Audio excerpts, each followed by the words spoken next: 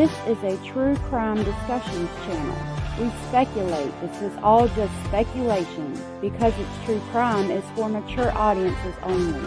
There will be no children allowed, no exceptions. Everything on this channel falls under fair use. Please remember to like, comment, subscribe, and share. It's free. Hey y'all, it's so good to see you on this Saturday. I was running a little bit late. I had to go get Basil some greens, some parsley and cilantro. I got him some from outside and he was not eating it. And I was like, I ran all the way to Walmart at like 12:30 and it takes 30 minutes to get there. Like I had no time. I'm running in the Walmart like a mad woman, getting his parsley and his food before today's live. So I was a little bit late. I don't think I was that much late. Thank y'all for being here. He is so spoiled. Hey, Sue, Annabellis, Sarah, Anders, Bazard. Thank y'all for being here. Y'all are so awesome. Indie Girl, Tony, good to see you. Trixie, hey. Hey, Sandra. Hey, Diana. Hey, Miss Kimmy, good to see you. Diana, good to see you. Serena, Rachel, Hazel Eyes, Beach Bum, good to see you. Thought I saw All Things Serious in here. If he's in here, I want to say hey to you too. Make sure I don't leave anybody out. Hey, Helen, Sandra again, Sarah.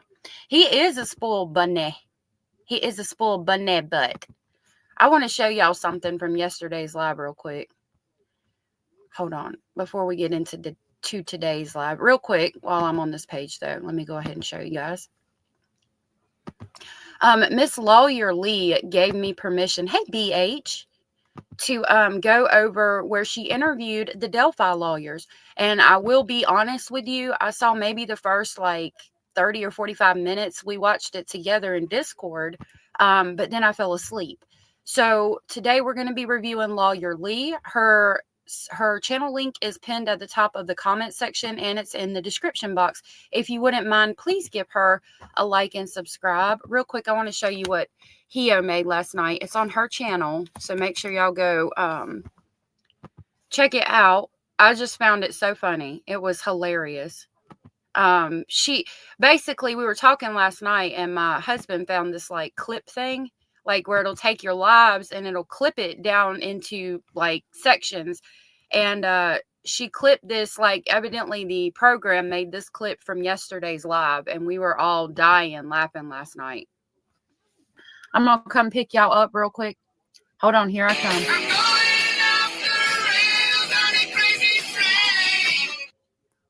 No, ma'am. All right. Those of you getting off got to tuck and roll.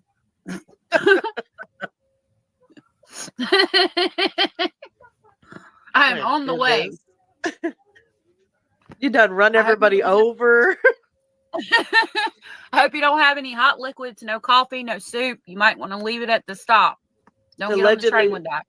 The whole allegedly speculating family running in to put Jen in handcuffs. I'm going to come pick y'all up. I just found that just so hilarious yesterday. Hey, BH, I saw that you came in. Teresa, good to see you, love. All right, so we're going to go back to Lawyer Lee. So again, I'll say it again. Please give her a like and subscribe. She's pinned in the comment section and she is in the description box. So the thing about this, right there it was. The thing about this interview is, I think it was the end of December, the gag order was lifted. Okay. I had a chance to see each of these lawyers in.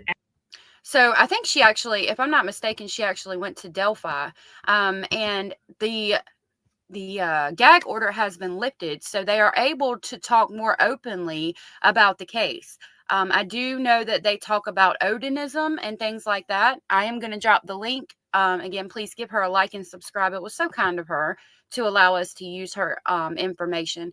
Any of you that have a channel out there, I'll tell you, you get a lot further with creators if you just will ask permission to use their stuff and make sure you give them credit. Because this way I don't have to pause it every 30 seconds and still worry about a strike. You know, a lot of times they'll be nice enough to let you use their stuff. So, yeah, make sure you do that. I'm going to play this and drop the link. Hi, y'all, and welcome to tonight's live stream. Tonight, we have a very special live stream. For those of you who have followed the channel through the entire month-long trial in Delphi of Richard Allen, the three people I have with me do not need any introduction. You have. So that's the link if you want to come up. And Lawyer Lee's comment is pinned at the top of the chat box again. We will be talking about Madeline after this. I know Sunday I've got something I've already figured out. Sunday and Monday what we're going to do. We're going to talk about the Madeline Soto case. So today we're talking about Delphi, but we're going to jump right back into Madeline Soto tomorrow. Tomorrow, Abella said, hello, everyone. Tomorrow is our Anders mom's birthday. Party at Anders in Stockholm, Sweden. I believe that's where Stockholm is. Please make sure you give a shout out to Anders right here. And I hope that your mother has a good birthday. That is so sweet. I've got to get a better birthday song for you guys. All right. So we're basically having a watch party. We're going to watch this together and talk about it. You have heard about them. You've heard their names and what they did through the trial. But I do, for those of you who did not necessarily follow it, I want to introduce the people that I have here. Now, the Delphi trial was in Delphi, Indiana, and I traveled up there, stayed there for a month, so I had a chance to see each of these lawyers in action. So with me, I have Andrew Baldwin, Andy Baldwin. He's a board-certified criminal trial specialist and founder of a law firm, the Criminal Defense Team. Jennifer Auger grew up working in her father's law office, and she went to Emory and then back to Indiana and practiced with her dad, and now she has her own law firm. Brad Rosie is a partner in a Logansport, Indiana law firm. He's got a master's in criminology as well as his JD law degree. He's actually been a correctional officer and a private investigator before he became a lawyer. So now he practices law with his father-in-law. I am Lawyer Lee, and my passion is... That is really interesting. I had no idea that he was a correctional officer. And what's interesting about that is how they talk about Richard Allen's treatment at the prison and how it's weird that he was taken from county jail straight to prison. Because like I said, that's not normal while you're waiting for trial. I used to live a very different lifestyle. Thank God I am saved and have been out of that lifestyle for about 9 years now. But I did do some time in county jail, never went to prison, never had a felony. But there was girls in there that would be there. You know, they had been there for 2 or 3 years waiting to go to trial and things like that. So it's definitely weird that he was sent to Westville. I think it's Westville. And it's interesting to hear that Bradley was a correctional officer and he found it weird as well. I understand that they did it for like safekeeping, but you sent him to the worst prison, like one of the worst prisons in the whole entire state for safekeeping, and there was no attorney-client privilege. Like they weren't allowed to talk to him alone. There was always a camera. Like it's a bunch of weird things in this case. Is leveraging my Harvard Law degree and my 30 years of trial practice to help break down the cases that everybody's talking about so that they're understandable. So I have a question, and I think I'll throw this one out to Brad starting right off. The general perception was, I think, that there was a lot of animosity between the defense team and Judge Gull, but that is not how it always was because Judge Gull actually appointed you, right? So tell me a little bit about how you got appointed to the case. Yeah, that was a long time ago, it seems like.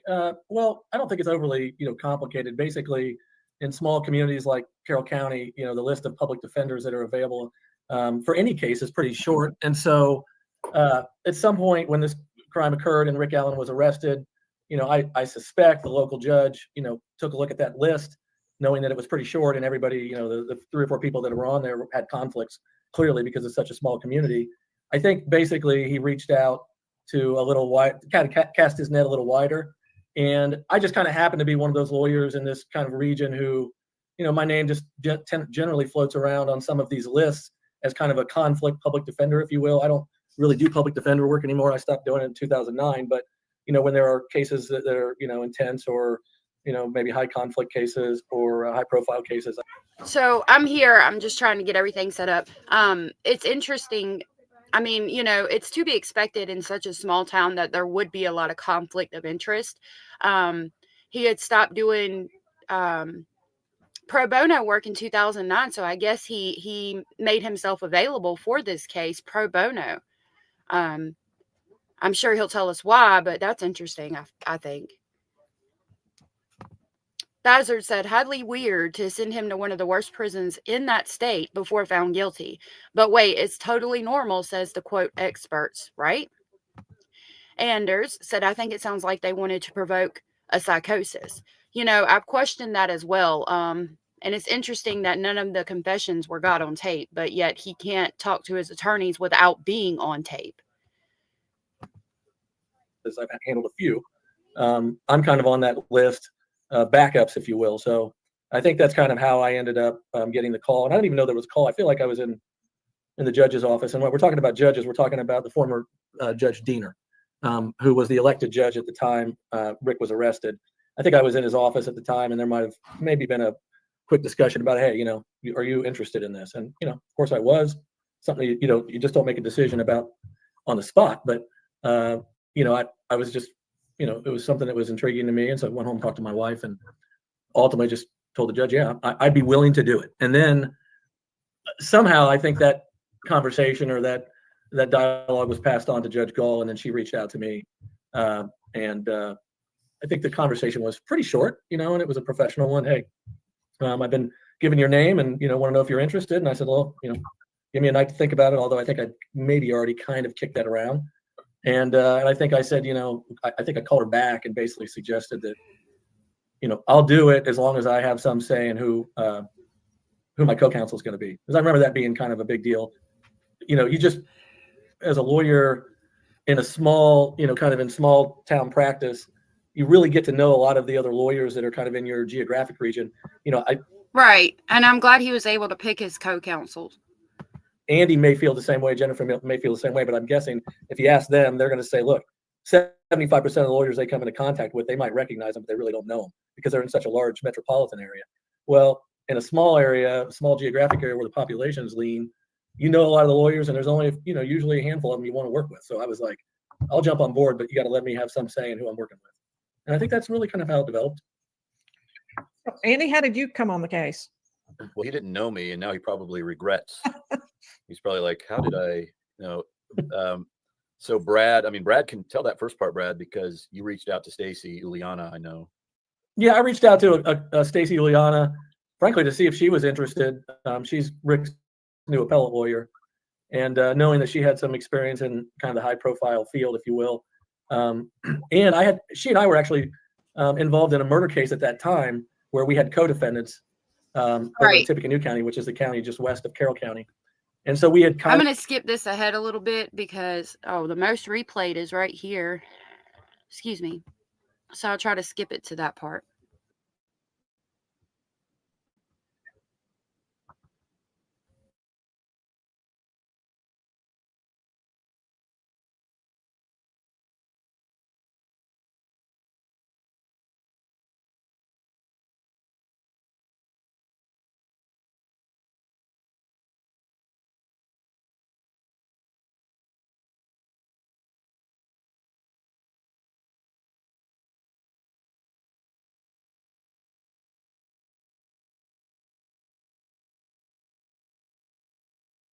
well, okay, there's two people. I'm 2 for 2 here. And so I called Andy, and, you know, again, there's not a real sexy process. Basically, I called Andy and we had a brief conversation, and he might've said, hey, I'll call you back and let you know. But I think it was pretty much, yeah, let's rock and roll. Yeah. So the timing is everything. In trial work, timing is everything. Sometimes you end the day with a terrific cross exam, and that's how it ends, and the timing is great. Sometimes it's not. Okay, I'm going to skip this ahead just a little bit to get past that part. Basically, we would print off. We would get these hard drives, and Matt Hoffman is an old high school friend of mine, and Matt had reached out to me after our November 22nd hearing, and he saw a funny sketch of me where I looked kind of Asian on a courtroom sketch, and he's a real funny guy, and he sent me a real funny email, and I hadn't talked to him in years. He said, hey, if you needed any help, he was a former fire chief in Carmel, Indiana, and he said, if you need any help, I'm retired. And I reached out very quickly, and I said, I don't know what I'm getting myself into. I may need you to help me, get things together, and we started getting all those tons of evidence in, and So I think this is a good place to kind of start from. Anders said, I heard someone say it was a violation of human rights. Yes. So what the violation of human rights is that he was in solitary confinement for an extended period of time. The state says 15 days. I think the actual prison says it's supposed to be only 30 days. And he was held in solitary confinement for months. Like, I think it was like over 6 months, if I'm not mistaken. It was indeed a violation. You can't keep somebody in solitary confinement for, I mean, I would say more than 15. They say more than 30 days because you run the chance of driving that person into psychosis. And that's a big issue in this case. The question of psychosis. So, yeah. Donna says, I'm not trying to change topics. Plunder posted a deposition list of names for Stephen Stern's homicide trial, just for your information. Yes, ma'am. We went over those deposition lists. We actually put them up right when they came out. It's on the live from the day before yesterday, so I think it's Thursdays. We covered the list of depositions. Hio, I think it was Hio and Cara pulled the list for me while I was live. We had went over the first list, and then the second list I put out while we were on that live. Hey, Bazard, thank you for coming up. Oh, no problem. How you doing? Good, how are you? Pretty good. Just getting freshened up. I was mentioning in chat I'm going to a party later on tonight, so I want to get a little early. Yeah, nice little shindig, as they say. So Well, I hope you enjoy yourself. thank you. But yeah, I definitely want to pop up on this because this is going to be a good one. I already know that. Yeah, for sure. That's awesome. I'm really happy for you. I hope you have a good time. Thank you. Donnie, thank you for being here. Says 18 months. So yeah, that's how long he was held there. See, that's a lot. That's Yeah, way. he was there for pretty much a whole year, over 2 years almost. Yeah, and if he spent that, I think he spent that whole time in solitary confinement. I mean, again, you don't do that because you risk running the person into psychosis. October. Sorry, love. Go ahead. And no, I was just say, and I know there's probably going to be people popping up that disagree with this particular video, but like I always keep saying, if they want to chat with me about it, just you can come on panel and just. The only thing I'll ask is, have you ever personally heard of any other case where someone accused of a child murder is sent to prison before they're found guilty and placed in solitary confinement? Just all I ask. Anyone who wants to come up and challenge that, I'm all ears. I want to be learned. There's a case recently, or at least in the 21st century. Let's just say that has happened before. Right, because as somebody that has unfortunately made bad life decisions and been in county jail, I mean, again, girls were there for 2-3 years waiting to go to trial, and then they go to prison after trial if they're found guilty. So yeah, I mean, I agree 100%.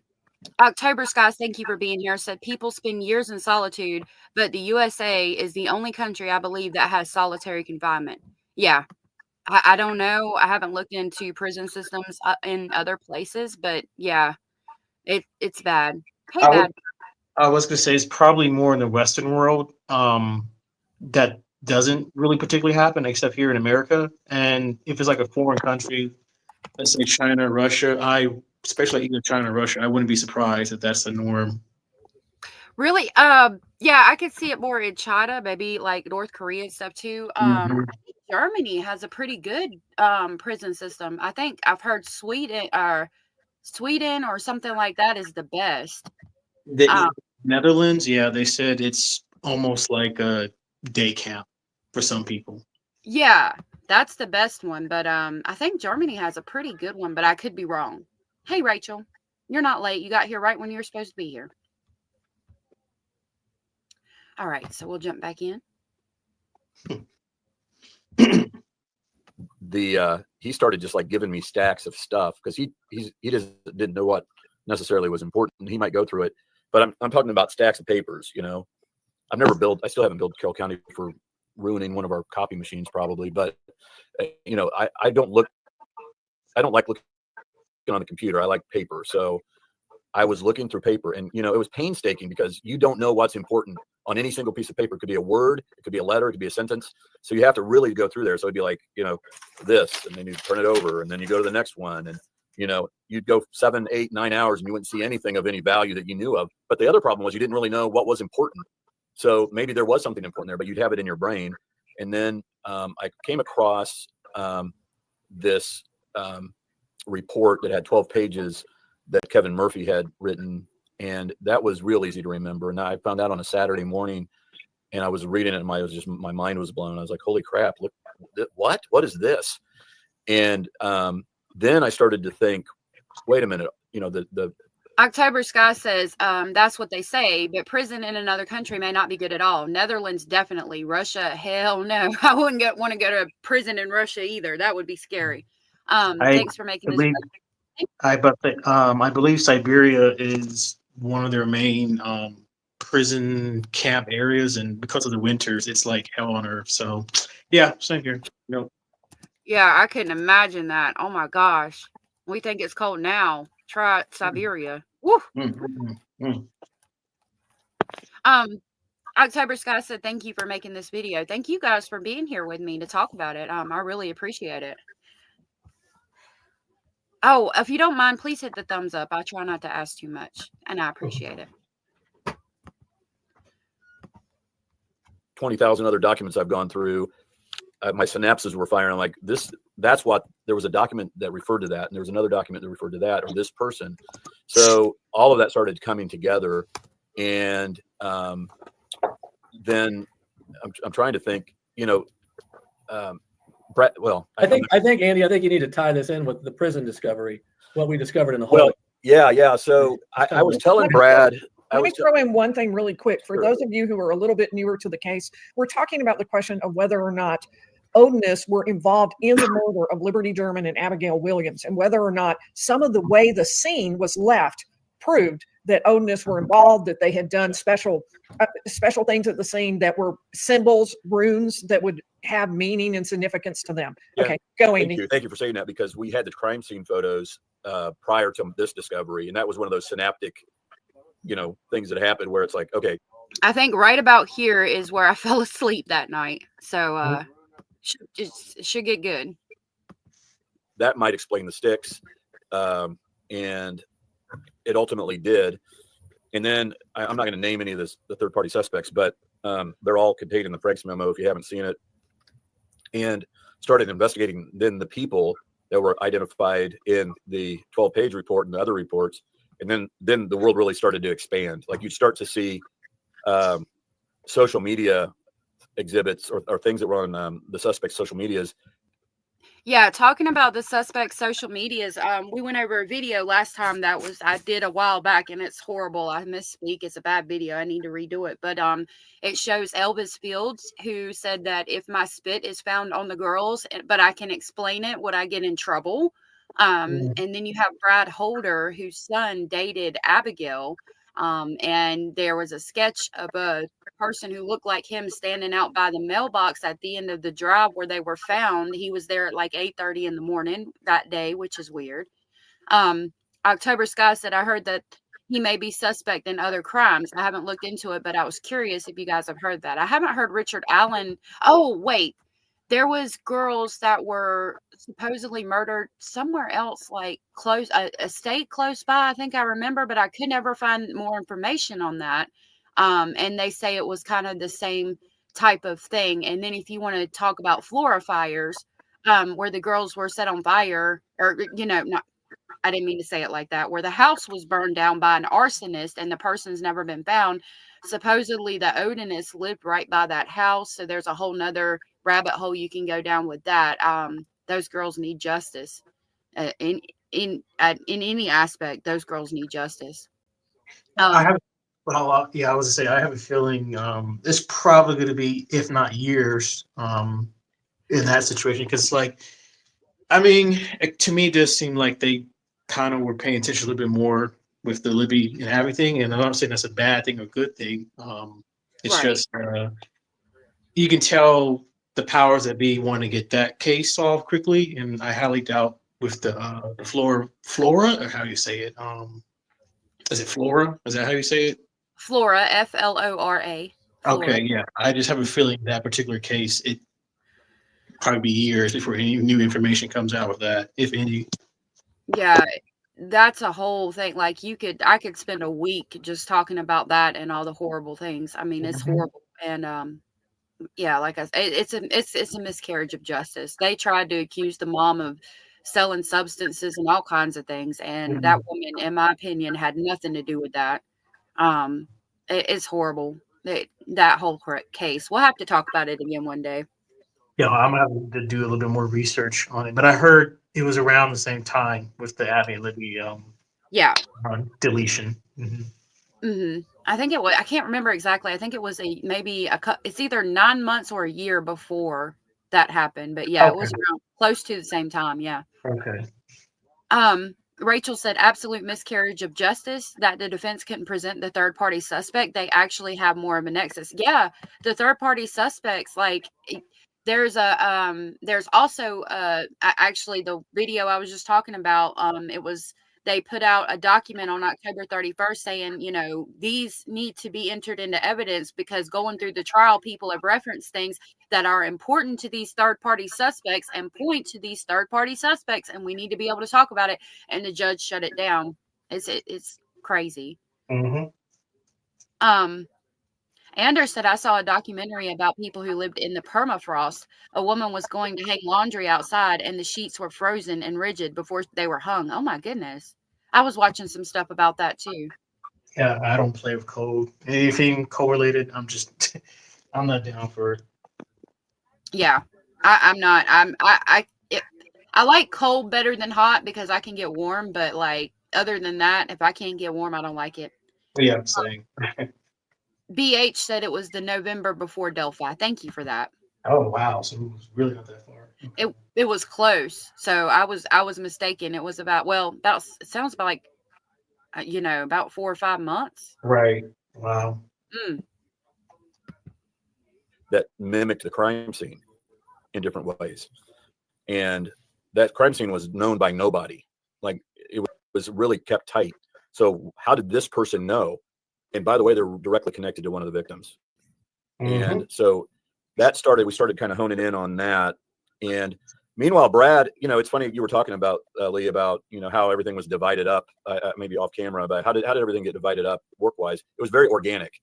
Brad ultimately ended up with the real hard work of dealing with the watching all the prison videos, which was just emotionally, had to be just terrible and troubling, and also the ballistics. And that was just a ton of work. And so I would call him while he's working on all that. And I'd say, hey man, there's this thing, there's this Odin thing. And, Brad is definitively not a conspiracy theorist. Okay. He's the exact opposite of a conspiracy theorist. So I appreciated, he and I had to do a little dance for the first few months. Like, it'd be like, hey, I'm thinking about filing this motion. What do you think? I don't know. What do you think? And so we would be like, and then finally, I think one of us said, if we think that it's right, we know we're good lawyers. Let's just file it, make sure, unless it's very controversial, the Frank's memo being one of those things, let's make sure that I get to see that before you file it, Andy. But otherwise, let's, trust our instincts and each other. And so that happened, fairly early on. It's just part of I don't know if y'all read the Frank's memorandum, but that's interesting. Hey, Ashley and Rubber, good to see you. Thank you for being here. Rubber said, just saying hi. I can't stay. Hit the like. Thank you, Rubber. Thank you for dropping in. Rachel said there's not so good happening right now as well. A certain YouTuber involved in the case is getting transcripts before Richard Allen's defense team. It's all just wrong. Oh, goodness. I was trying to get those transcripts, but I haven't heard anything back. Yeah, Anders, a good point. Anders said the police were investigating the Odinism, so it's not like the aliens killed them. Yeah. Now the Frank. I'm sorry. The Frank memo was the one that was suggesting that. Was that the one where they're saying the Odinist prison guards, or it was just the Odinist suspects that the police or the FBI were having an eye on at the time? I know it brought up Odinism. I can't remember if they talked specifically about the prison guards. I think they did in that one, but I'm not sure off the top of my head. But I do know that's where the Odinism was brought in. Okay. other than the police making the task force to search for Odinism, and they weren't allowed to talk about that at the trial. Mm-hmm. The romance of getting to know one another, if you will, and we have no more romance, by the way. We know each other pretty well by now. You know, and so he was not really buying the Odin stuff, but he was appeasing me, you know, because he knew I was kind of passionate about it. Then this is totally true. I mean, and I don't know if Brad remembers this. On April the 3rd, which was a Monday, we had driven to see Rick, and that was a few hours after he started, you know, the so-called confessions. It was right after he had gone, you know, mad, and we were waiting for the Rick to be brought to us, and they had taken us to a weird place that we had never been to. So already things were a little bit different. We had usually gone to this one room with a long conference room table. I think it was the captain's office, and they put us in this kind of smaller area. And they said we were waiting for them to bring Rick to us. And I said, "What?" Kind of the down comment while we're waiting. I said, "Brad, I'm telling you, man, this Odin stuff is really. There's so much stuff there." And he's like, "Yeah, you know." And again, I think trying to appease me to some degree, but maybe sparked a little bit of interest. Then when they brought Rick, I looked at the guards, and I saw the "In Odin We Trust" patches on each of them, and the triangles, that interlocking triangles that is one of their, you know, signs. And I was like, am I really seeing that? Am I really? So, because it's odd, right? Like after the Odinism aspect is brought up, and then you see it on the prison guards. Donnie said, if you haven't read the Frank's memo, I would say read it. I have read it. If you haven't and you want to know more about this case, definitely read it.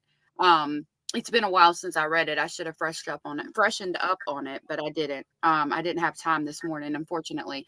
But yeah, you should definitely read it. It has a lot of information, and you understand this case more as a whole and why they needed to talk about some of the things they weren't allowed to talk about. Yeah, I'll have to. I mean, I remember it like you. It's been a minute, but I mean, there were other things I paid attention, and it was kind of more like skimming to a degree, you know, certain things. But for the most part, I got the gist of what the defense was going with, and then of course, the state was easy to figure out what they were trying to go for. So. Mm-hmm. Yep, absolutely. Really seeing that. And I remember I whispered to Brad, I don't know if he remembers it this way, you've got to look at their patches. You've got to look at their patches. And I had a camera with me, and I was like trying to videotape it because I figured that, you know, nobody would believe us, you know, and I did capture that on video. And we, you know, Brad, we walked down to the captain, and I was like in a total freak out mode. Like, what are we going to do about this? Well, while we were there, so yeah, I had just told Brad about Odinism. I'm like, and then there it was. So, and Brad and I wanted to go. Rick was in such a bad way.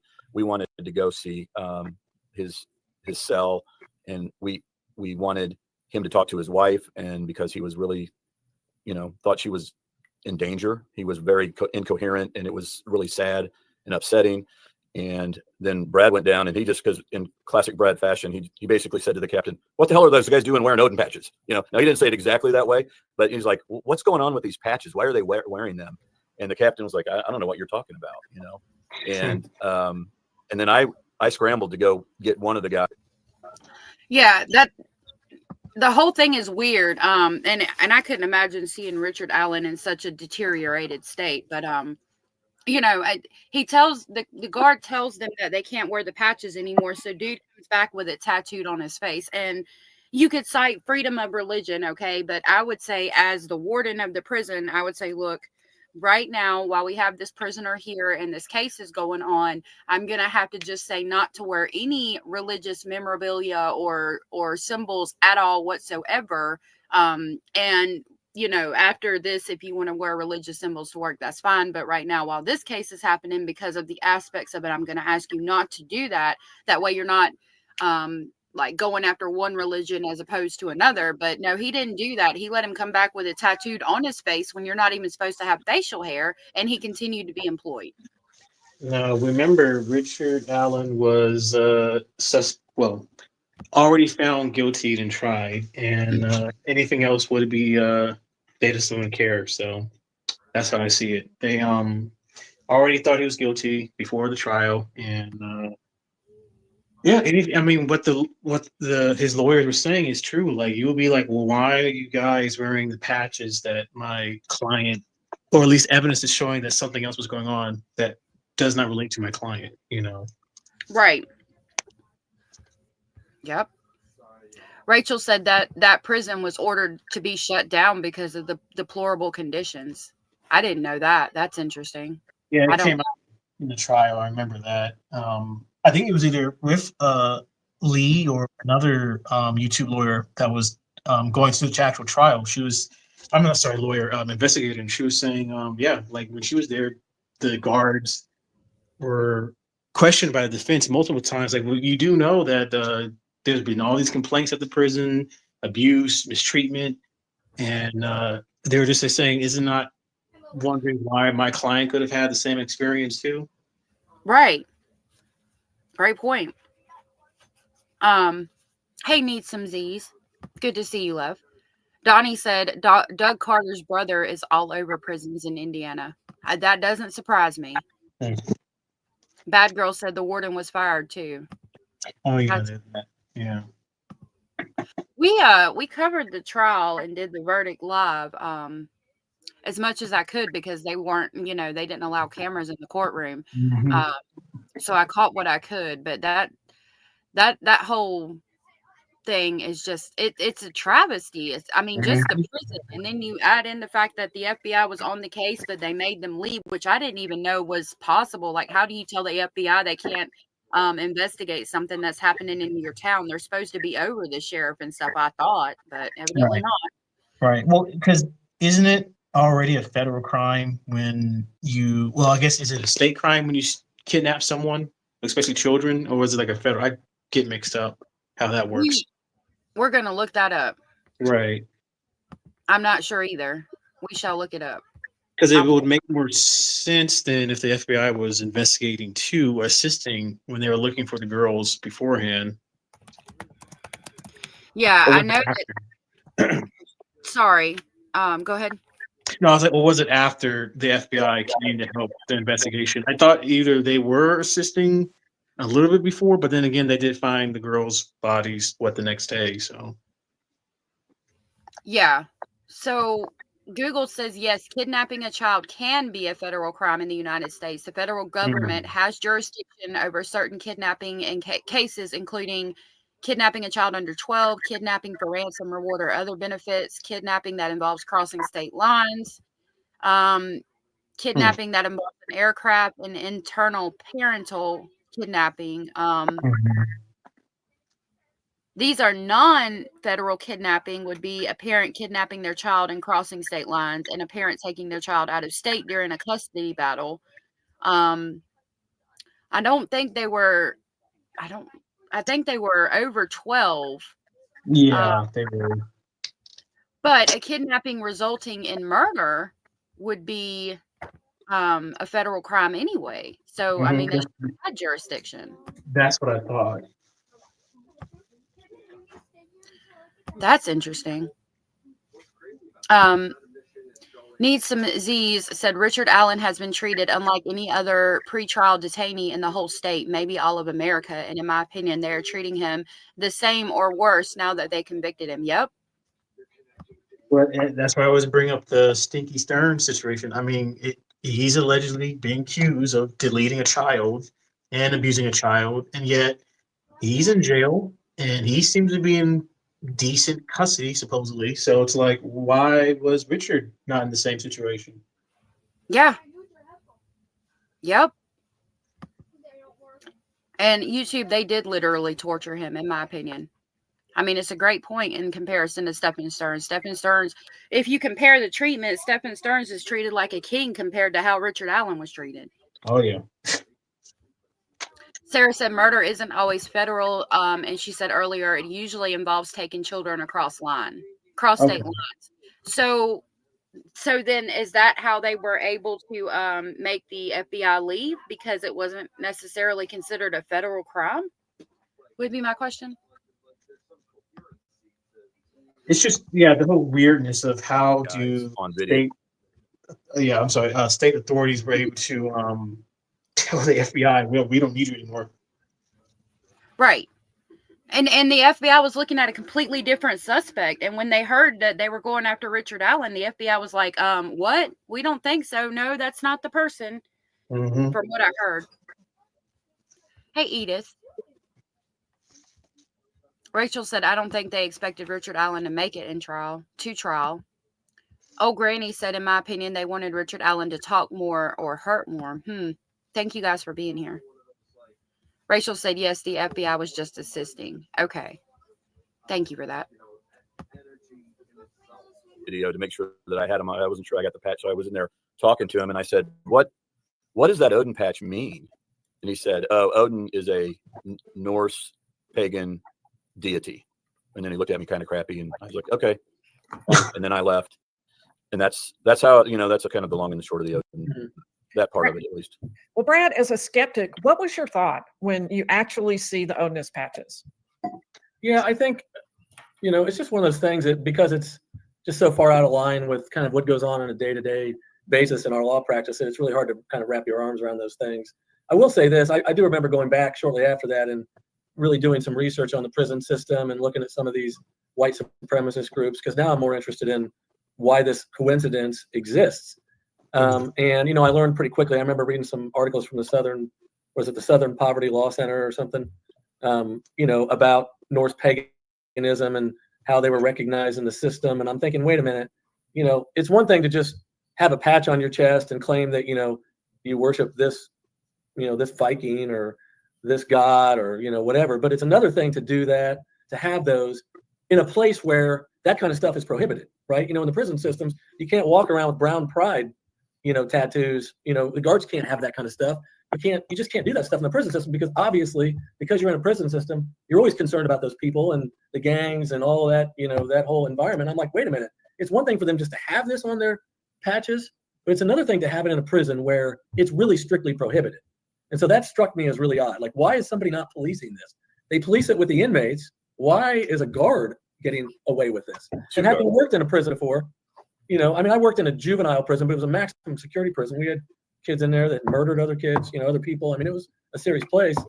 But that kind of stuff was just not part of the policy. You know what I mean? So that's when I really started becoming, I was more convinced at that point that maybe there's more validity to this. So, that's interesting because, if you can't even do it at a juvenile prison and then you take into account you're in a maximum security adult prison where a lot of times you have to be initiated into some kind of gang or you're going to get, you run the chance of being seriously injured or even killed. Okay. And you're not allowing patches and things like that to be in a juvenile prison where you're taking care of a bunch of children. That makes it even worse. Like it does. I have lots of questions about that because that would make me think that again, like we've wondered in the past, is the warden involved, referencing Donnie's comment, Doug Carter's brother, and all of that. Like, how in the hell are you allowing gang affiliated COs in an adult prison where there's obviously going to be gangs and the white supremacy and all the other stuff. And then you also run the risk of the COs getting initiated into the gangs because that happens. And that's how they're able to get substances and money and all of the things into the prison system. They get a CO on their side or initiated with them. They pay the CO brings the stuff in and then they sell it and distribute it to the other inmates. Yeah, that's why I heard something recently. I could be getting a little bit wrong or mixed up, but they were saying how at least the current American prison system is so corrupted, and that explains why so many. Every once in a while you hear it, but there's a significant number of guards getting arrested or found to be involved in some sort of gang activity with the prisoners.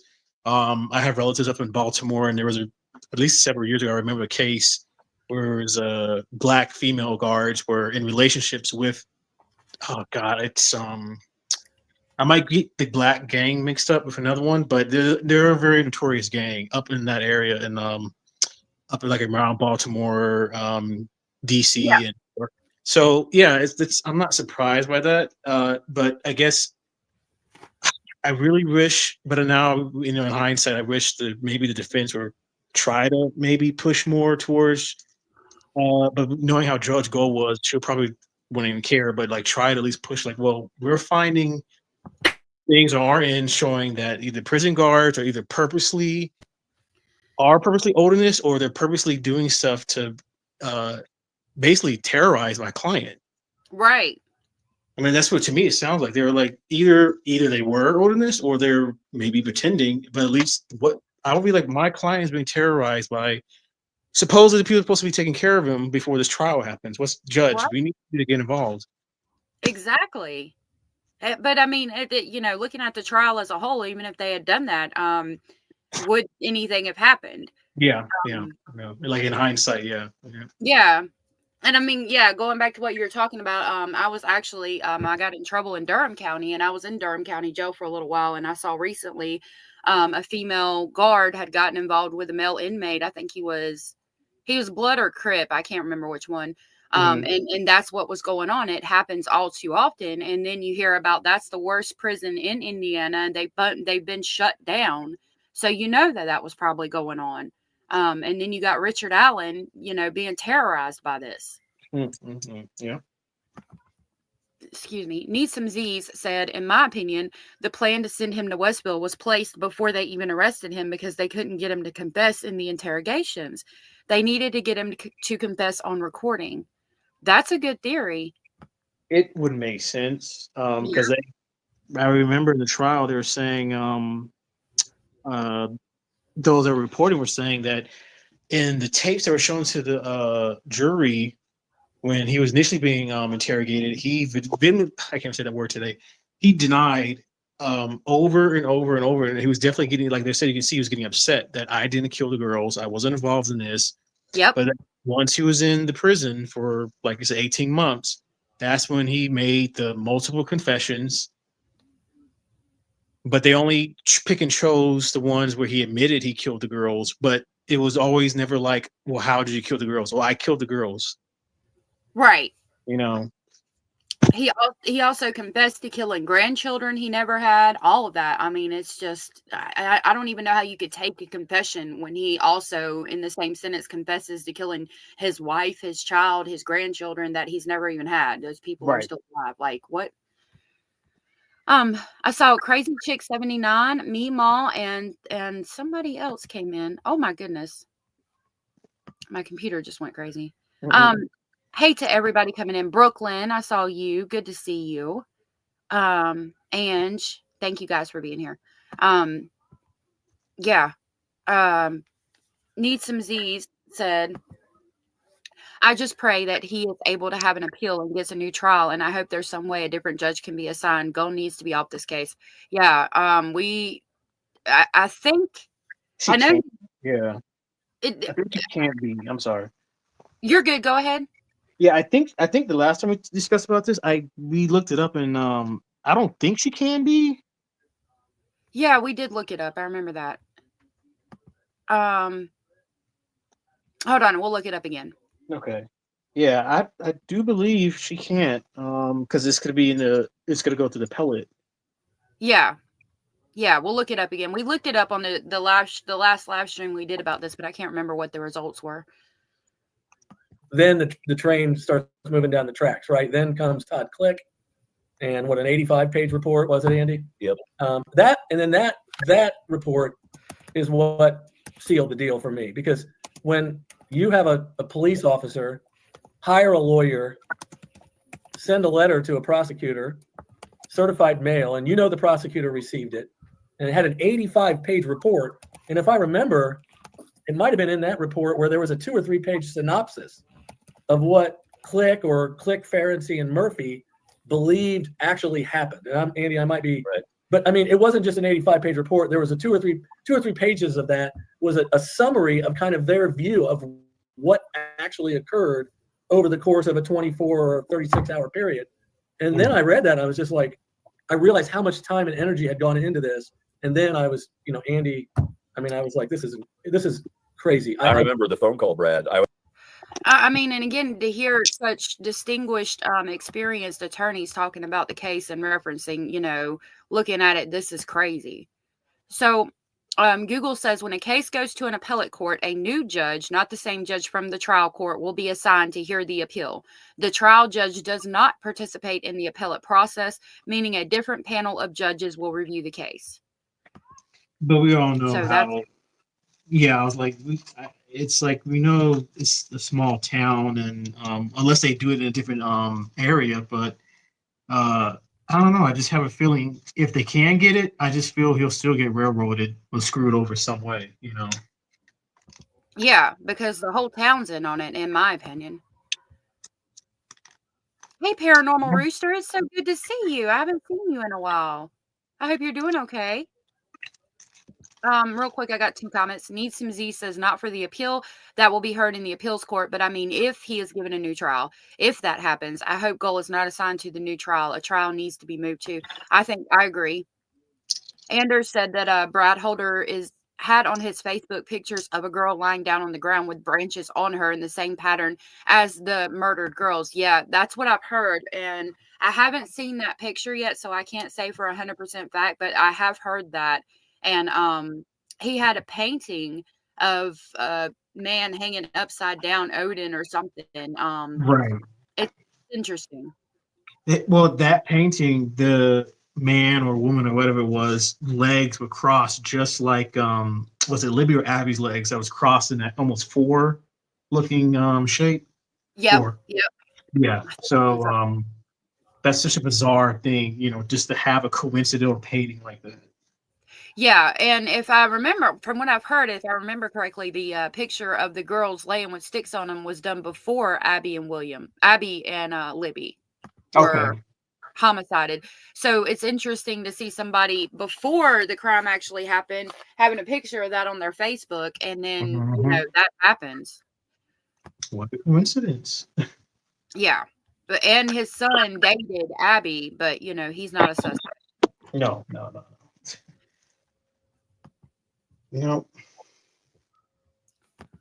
I had been out walking and trying to get rid of some energy, and Brad called and he said, I just got back to the office. He said, you may want to have a seat. You're not going to believe what I just got. And then he started telling it to me, and I was like, holy crap. So, yeah. Yeah. So, I mean, for me, just because I don't have a creative mind, those things take time and I need proof.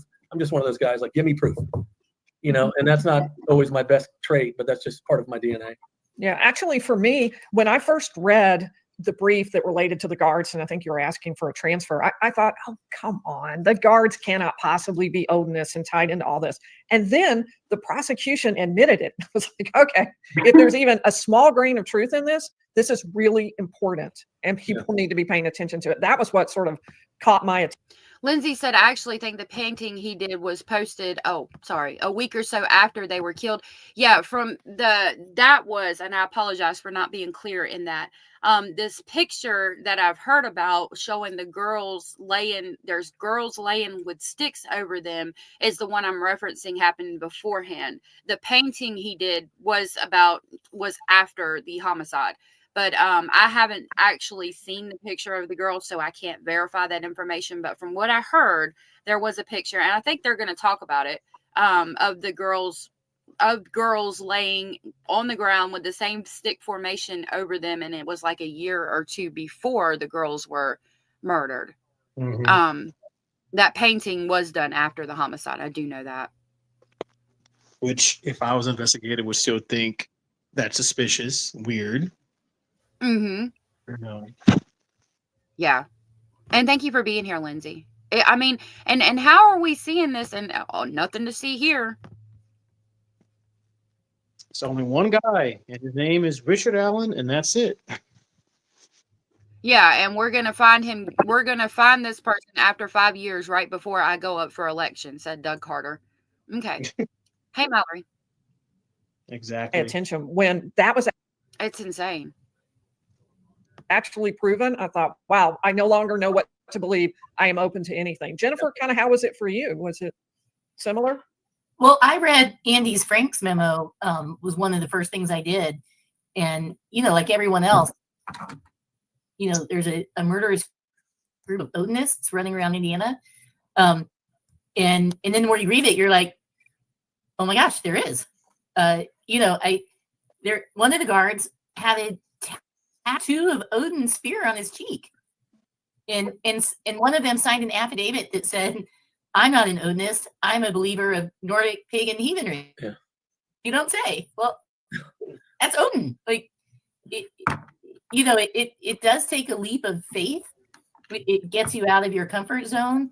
Sarah, I just dropped the link for you, love. Well, what interests me about this is how is it that you can have the Epstein situation, which is, I'll say in a similar sense with children being abused, but it's like, how is it that you can have that where many people were saying that was a conspiracy theory? But I would say I've listened to Alex Jones and stuff like that for years, and I've always heard of stuff like this, of like bizarre child ring sort of stuff with elites. How is that considered a conspiracy idea? But yet the idea that you have bizarre people in a little small town that are into weird paganist or esoteric sort of stuff, allegedly, with what I think was probably the reason why those girls were killed. And then it's like, but that's a conspiracy theory, to me, it mind boggles me, Yeah. A lot of people won't go with it if it sounds even somewhat sus. I believe in aliens personally, because I think it's selfish to think out of the whole entire universe. Our planet's the only planet with life. I'm sorry, I don't believe that. But, you get these people out here that are like, oh, that's not possible. It's just not possible. You gotta, my advice to them is always expand your mind and look into things that you might not think are real, because you can find that they might actually be real. Exactly. Yeah. Hey, Sarah, good to see you, love. Hey, good to see you too. I agree with your alien sentiment. I believe in all kinds of crap, but yeah, it's a pretty crazy thing. Like, not saying people are crazy, but just to know how big the universe is and how many planets are like ours and could be like ours and sustain life, and not believe that there's life out there. But yeah, it's right. Blows your mind. It does. But yeah, somehow this particular, quote unquote conspiracy theory is almost impossible. Like, surely you don't believe in a small town there'd be corruption and maybe some weird, shady paganist or weird stuff is going on. There's no way. Right. It's absolutely possible. Yep. I again reference Letcher County, Kentucky, with the sheriff and the judge. You mean to tell me, like, again, that's an example of some backdoor stuff going on that nobody in the town knew about, corruption. That's a good example. Yeah, a real good example. All right. Let me know if you have like background noise, like wind or anything, because I'm outside and it's a little breezy. And I apologize in advance if there's any coughing. My boyfriend's coming down with something, and I did give him your homemade remedy, and I'm hoping that it helps him. Oh, good. I'm glad. It should. I think you have to take it like try to take it 3 times a day in the beginning. Okay. I gave him 1 dose so far. Okay. It is a little windy, but you're okay. What were you saying, Bazard? I'm sorry. I was just saying, hopefully he gets well soon. Yeah. Oh yeah, he's got to work tonight, and it is cold out. Ooh. He drives. I'm sorry. That sucks. Mm-hmm. He better be careful, because I think there's a winter storm rolling in tonight, or in the early morning hours of tomorrow. Well, thankfully for growing up on a tropical island, he handles the snow pretty good. I learned how to drive in the snow up here, and I taught him a few pointers, and he does pretty well.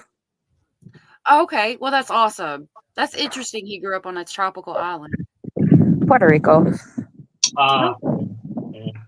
Yeah, born in Canada, grew up on Puerto Rico, so I say it's his Canadian blood that makes him so well acclimated to the snow and ice skating. This dude ice skated like once in his life, and we have this Olympic training style Pettit Center by us, and I took him ice skating, and he ice skates way better than I ever could. He'd go backwards, and the only time he fell once, hopped back up, and then the second time he fell, he was trying to catch me from falling, because I spent more time on my butt and my stomach than I did on the skates. That is like, funny. don't do it. Don't do it. You're gonna come down with me. Paranormal Rooster said, I have Nordic and Viking blood in my veins. Doesn't mean we all believe in Odinism. I have Viking and Nordic tattoos. Doesn't mean I'm out killing people. And I do want to reiterate that I actually used to make ruins and things. You know, I don't think that by any means that I have Nordic blood as well. And so I'm really into my ancestry. Actually, I'm Celtic, sorry. Or Celtic, however you say it. But and so it makes me study that. But yeah, I think there's definitely how would you say it? Like extreme. That's like an extreme, like low percent of that. Those people, you know what I mean? Like it would be like a 1% person would actually go out and do something like Right. that. Well, yeah, if you look at it, there's extremists in all religions, you know, even Christianity has extremists. Yeah. And for the most part, most religions, you know, a lot of them are peaceful overall. Even, you know, most people who practice Islam, you know, they're very peaceful people, but you've got the extremists that take it to that level, and that's anywhere. Right. That is You know, correct. even Satanism, you know, true Satanists that are like part of the Satanic Temple, they are just like they want to do no harm. That's one of their, I believe that's one of their beliefs. And then people will say, "Oh, I'm killing in the name of Satan," and it's like, no, that's not how this works. Right. That's Right. very true. Very true. Yep, exactly. Great reference there. I appreciate that. Mm-hmm. Hey, MI Passenger. MI Passenger said the difference between Odinism and this group in Delphi are tied to white nationalists. Yeah, and again, it goes back to the prison gang aspect of it and the prison guards wearing the patches, and then that would mean that more than likely they're tied in with the white nationalists and the Aryan Brotherhood of the prison, and that goes back to, again, like, you know, what we were talking about, them bringing drugs in and promoting those people. I don't know if you've ever seen, I was watching Mayor of Kingstown, and it talks about the prison gangs and stuff. That's what the whole show's about, and you have things like that going on. I know that's a show, obviously, but it's based on some things that have happened, and it's interesting. Oh, it's a pretty good show. Yeah, it has Jeremy. Is it Rayner or Rayner? I think they say his Yeah. name. I don't know how you say his name, but I've always thought he was kind of cute. I know you're talking about. Yep. Yeah, it's a pretty.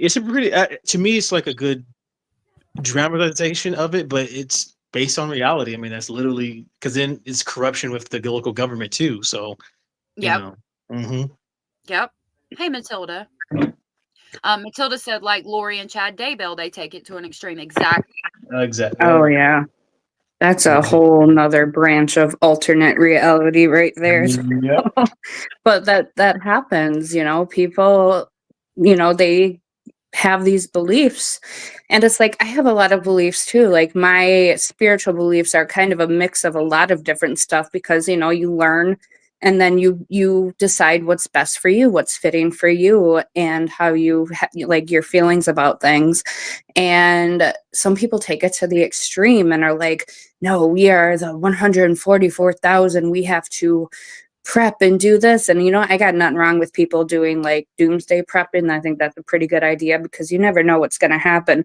Right. But when you feel like, you know, the world is going to end in 2 days and you have to lead this new group of people who survive, it's like, all right, well, I hope that if stuff hits the fan and the grid goes down, you know, some people aren't going to make it, but the strong will make it. You know, there's always something that's going to happen.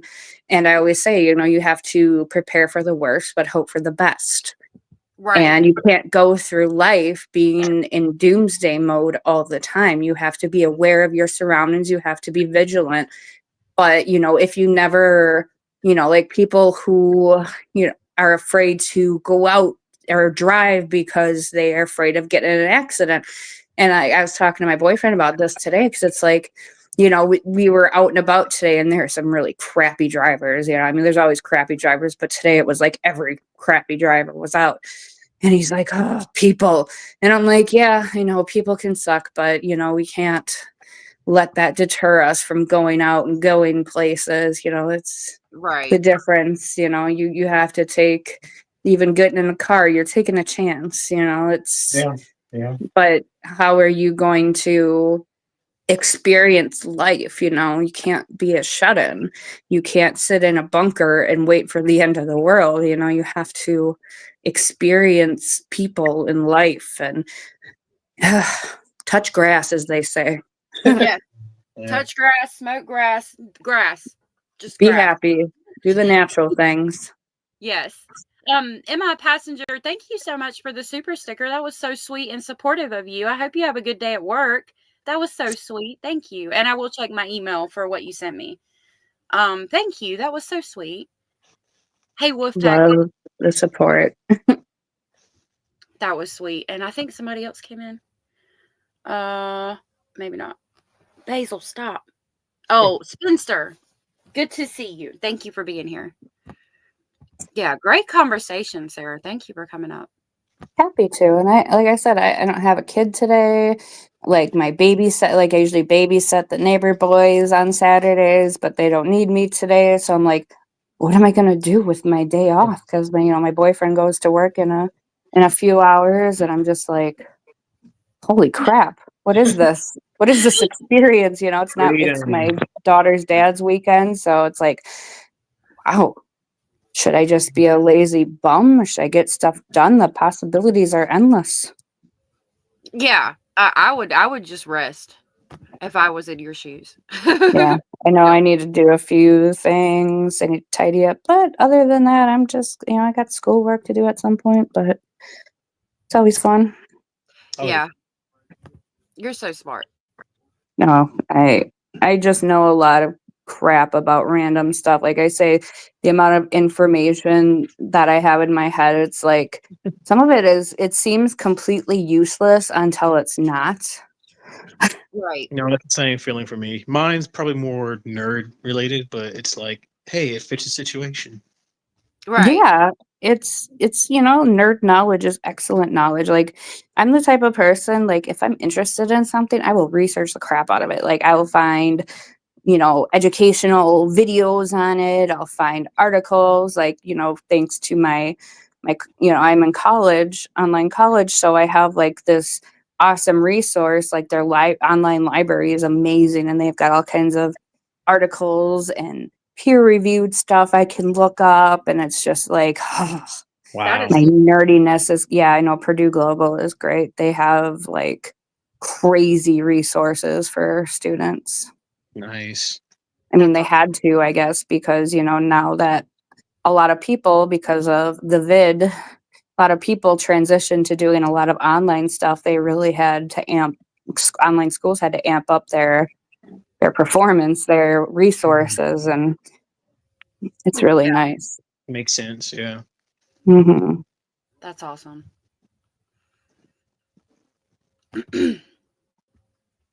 Hold on. Stay Just a curious. minute. But all the evidence was there. Yeah. Let me say something that just popped YouTube in my says mind. I stay think there's curious, also my friends.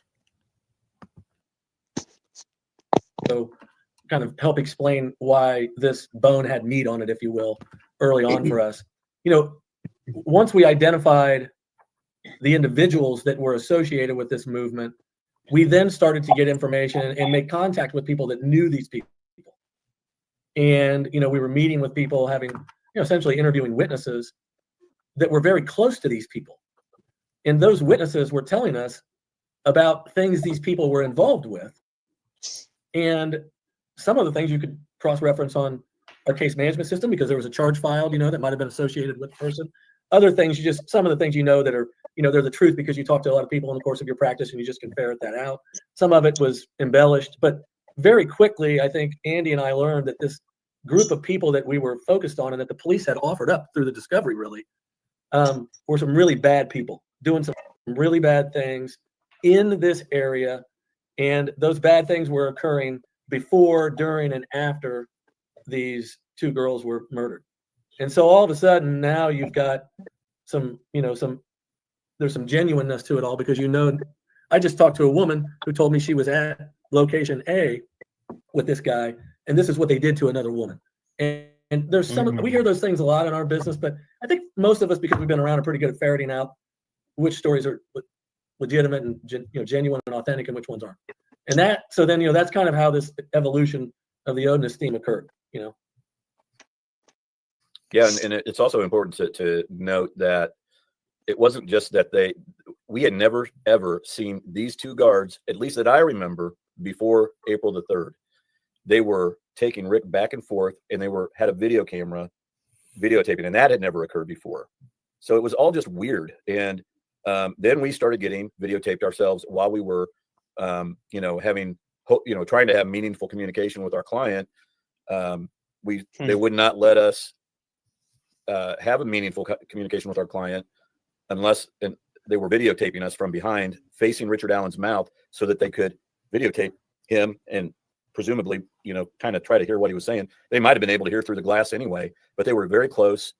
And these are guys with a camera, were the Odinists, and with the Odin patches. So now tell me another case that you've ever heard of where they're videotaping the attorney-client privilege of the inmates speaking with their attorneys, and it's the Odinist people that you've already got a problem with. I bet you can't.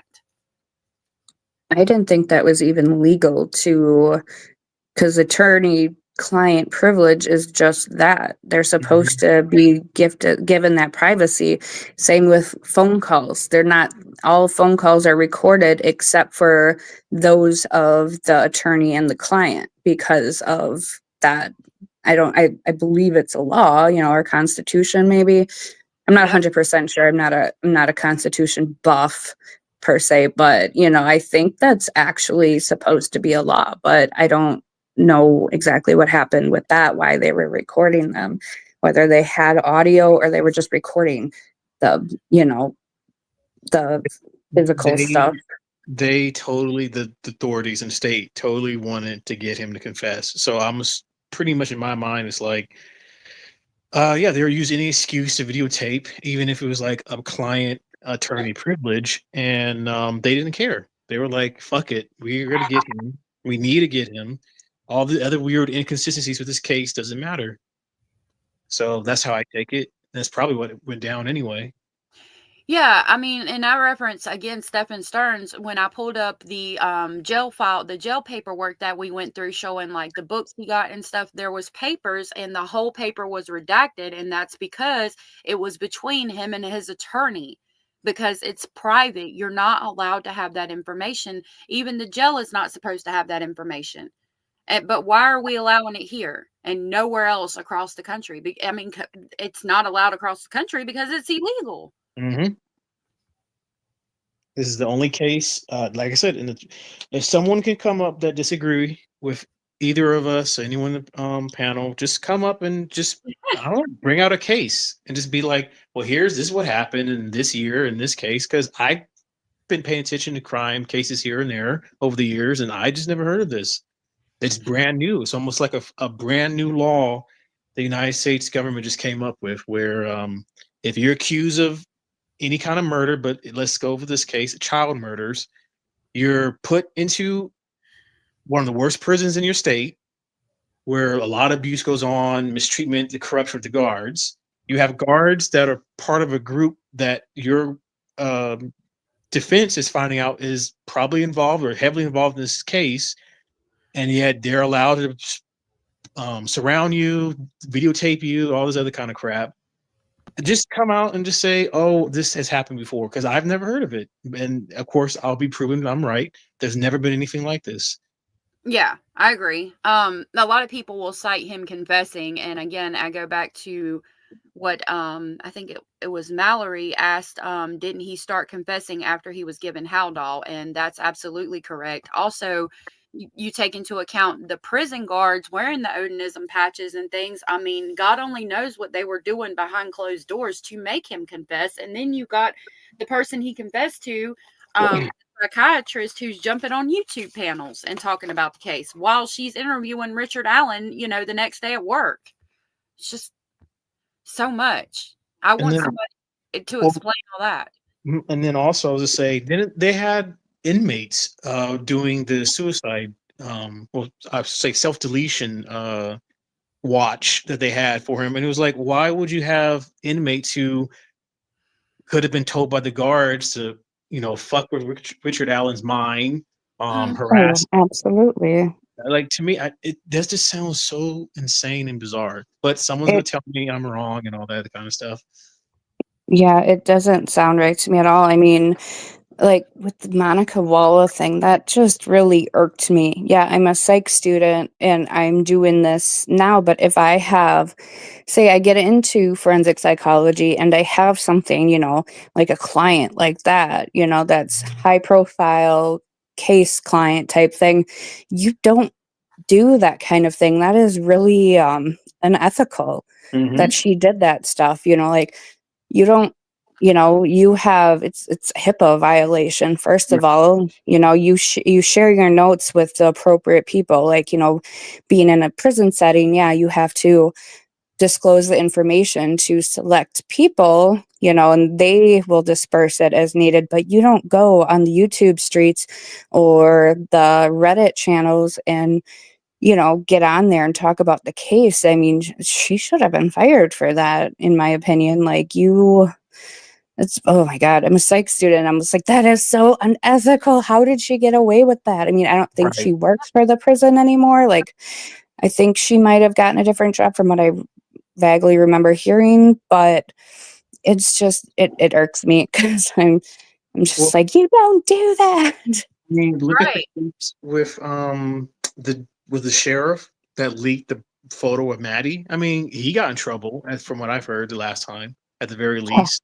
he got taken off the case. I don't know if Yeah. he got reprimanded any other way, but he definitely got taken off the case. Mm-hmm.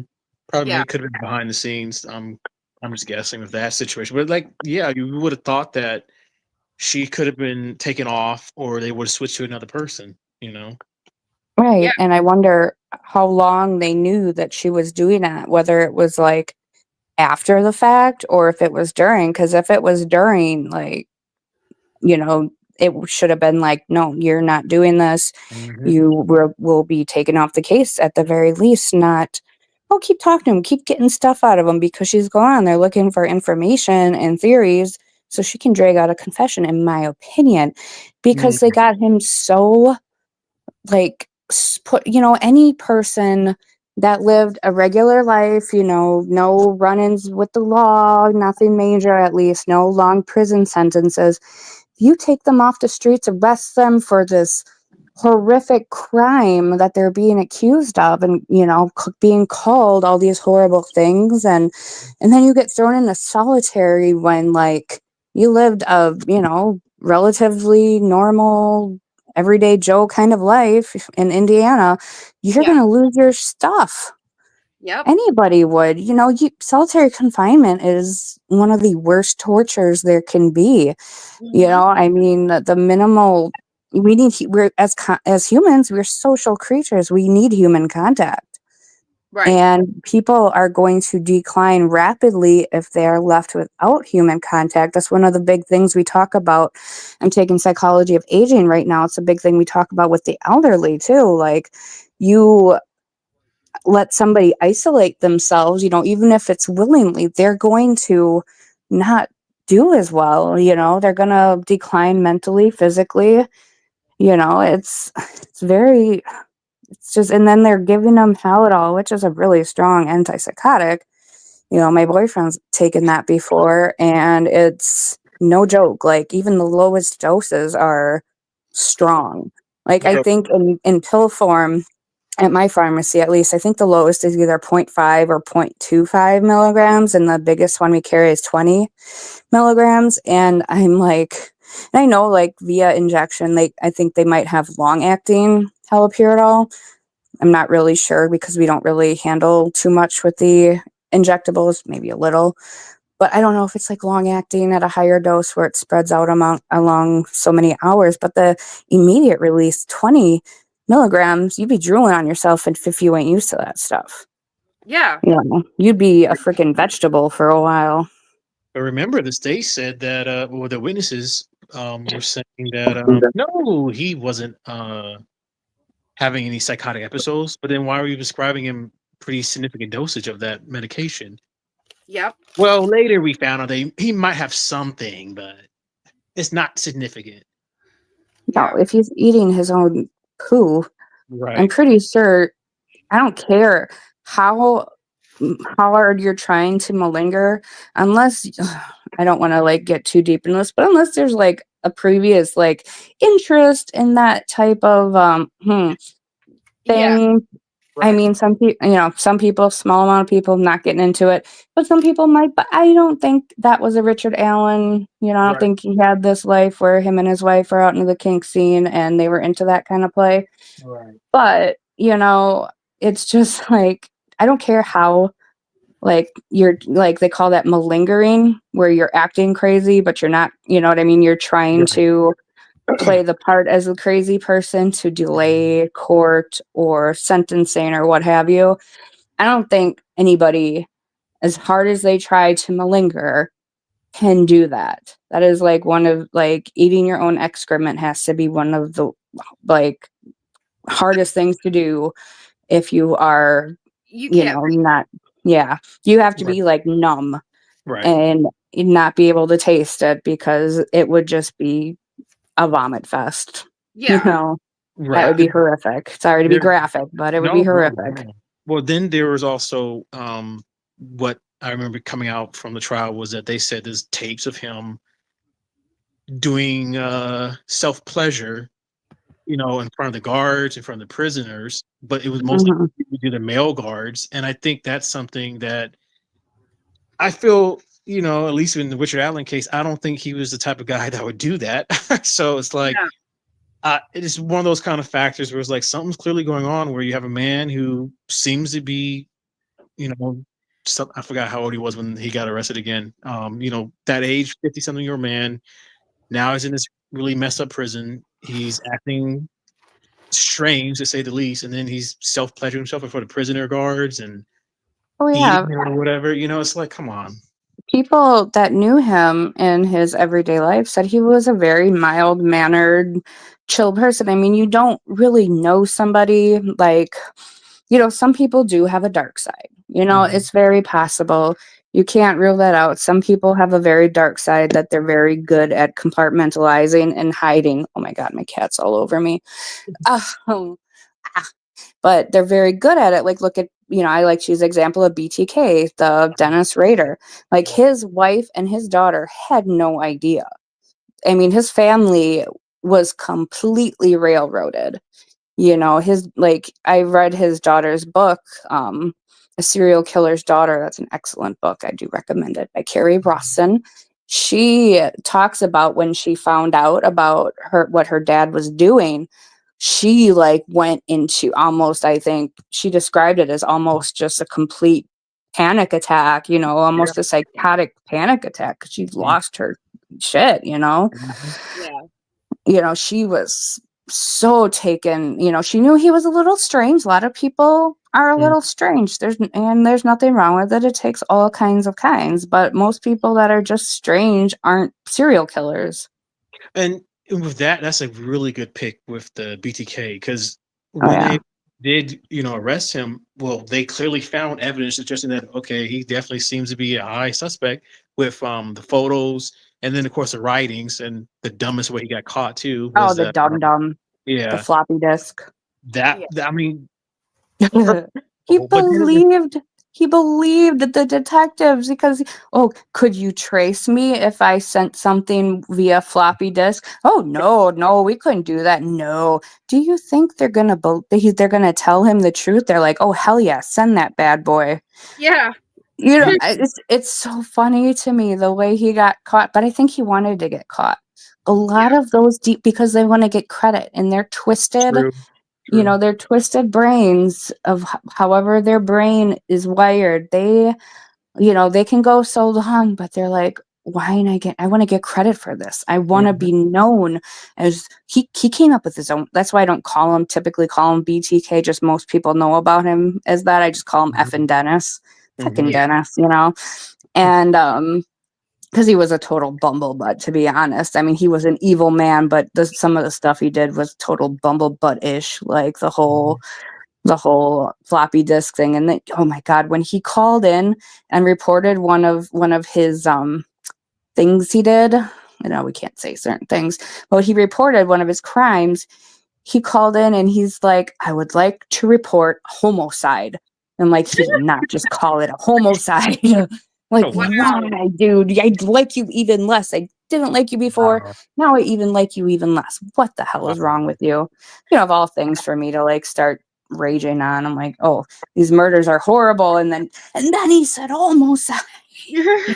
Homicide. I'd like to report a home. I don't remember. Unfortunately, I don't remember which victim that was that he called and reported. But then, yeah, and then he sat in this lady's closet. He's like scoped out her home. He cased it. Then he broke in and he sat there for hours and she never showed up.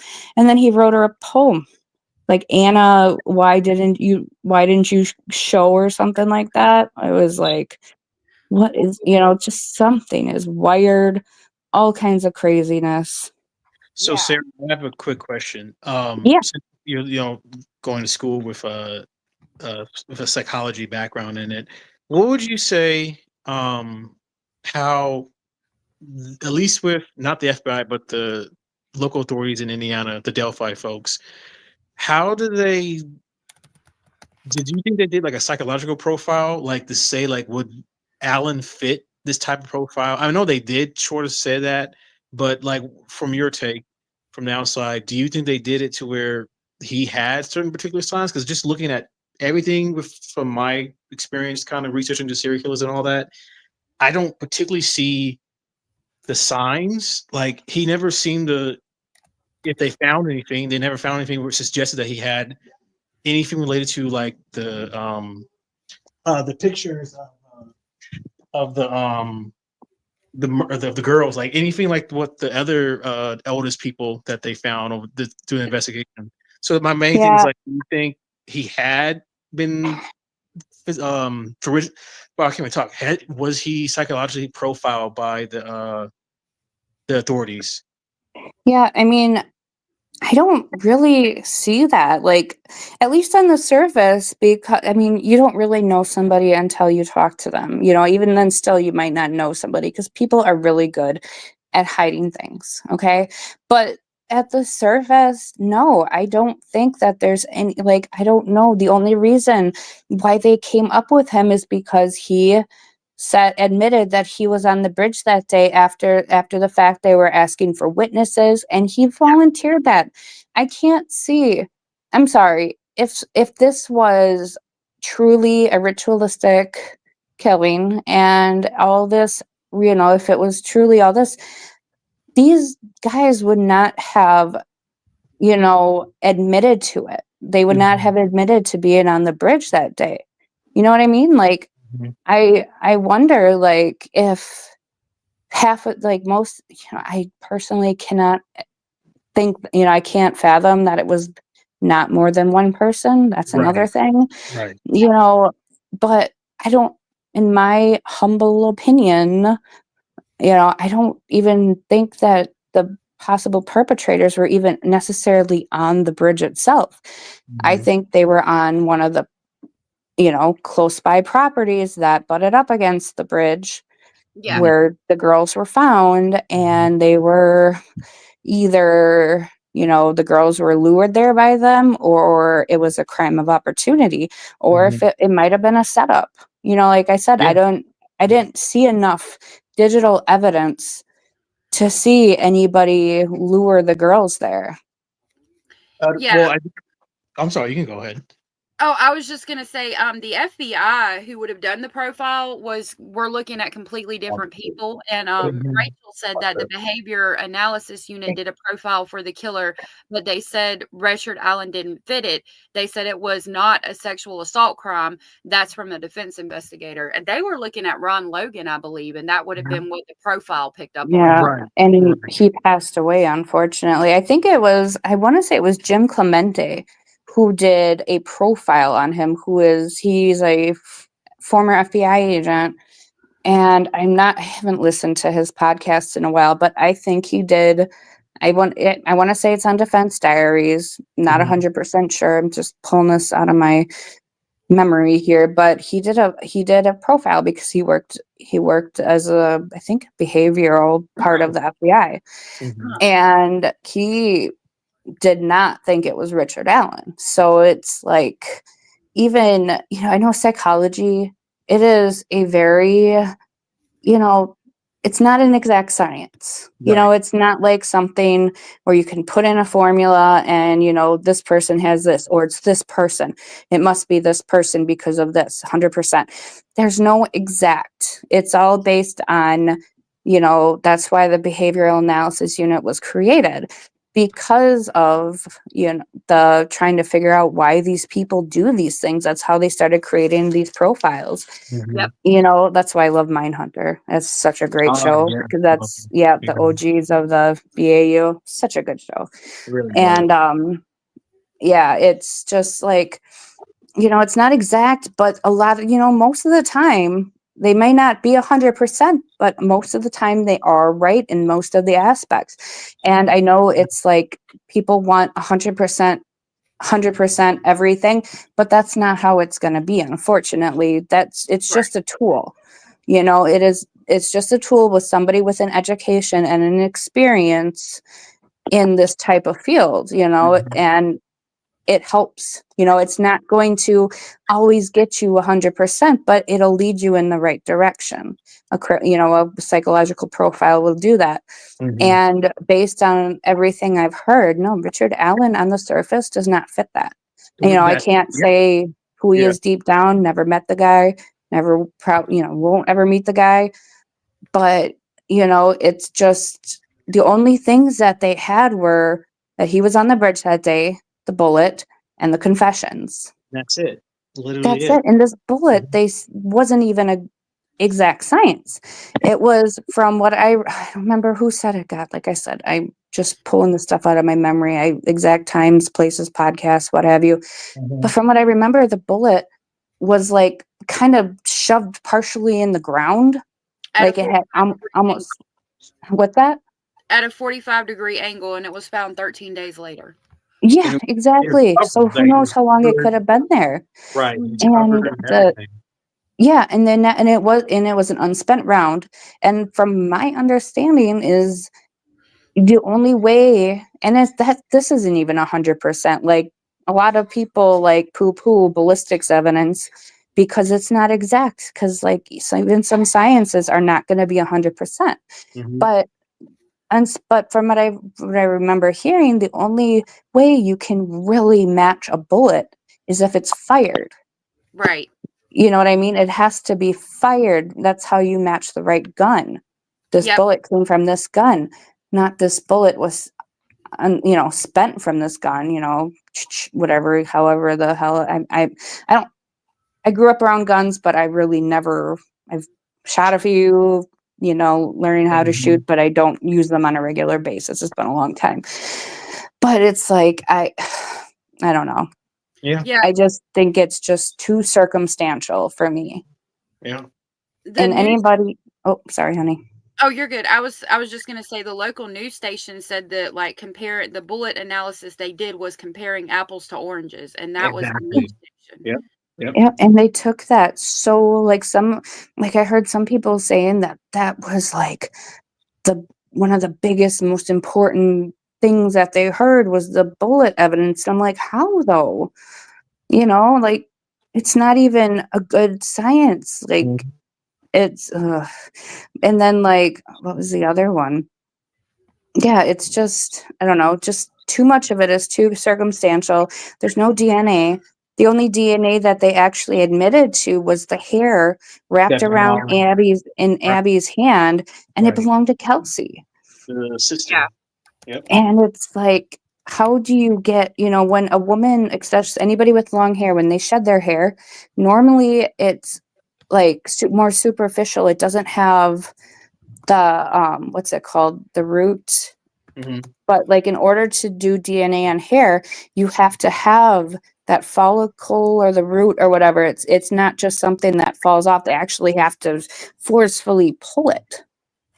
And I don't think something that just fell off onto a sweater is going to do that. And why would it be wrapped in her hand? I mean, I guess that could be a coincidence, but there's too much circumstantial stuff and too much quote unquote coincidences. Mhm. You know, just it just doesn't make sense. Yeah. And the timing of what the authorities said, how they believe the deletion happened. Like it, No. from I looked at it more and more, it just seems almost impossible that one person can do that in such a short time. They said it only took like what, an hour-ish for to commit the supposed deletion of the two girls. All that violence, all that undressing, all, Mhm. you know, undressing, redressing, the violence that happened.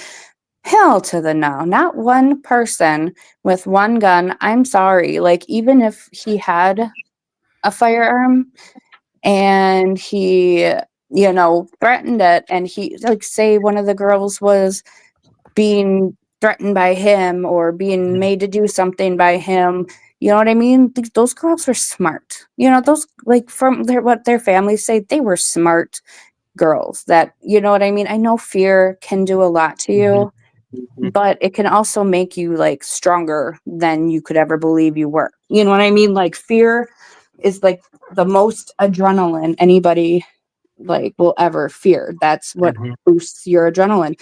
That's what makes people pick up cars off of their children.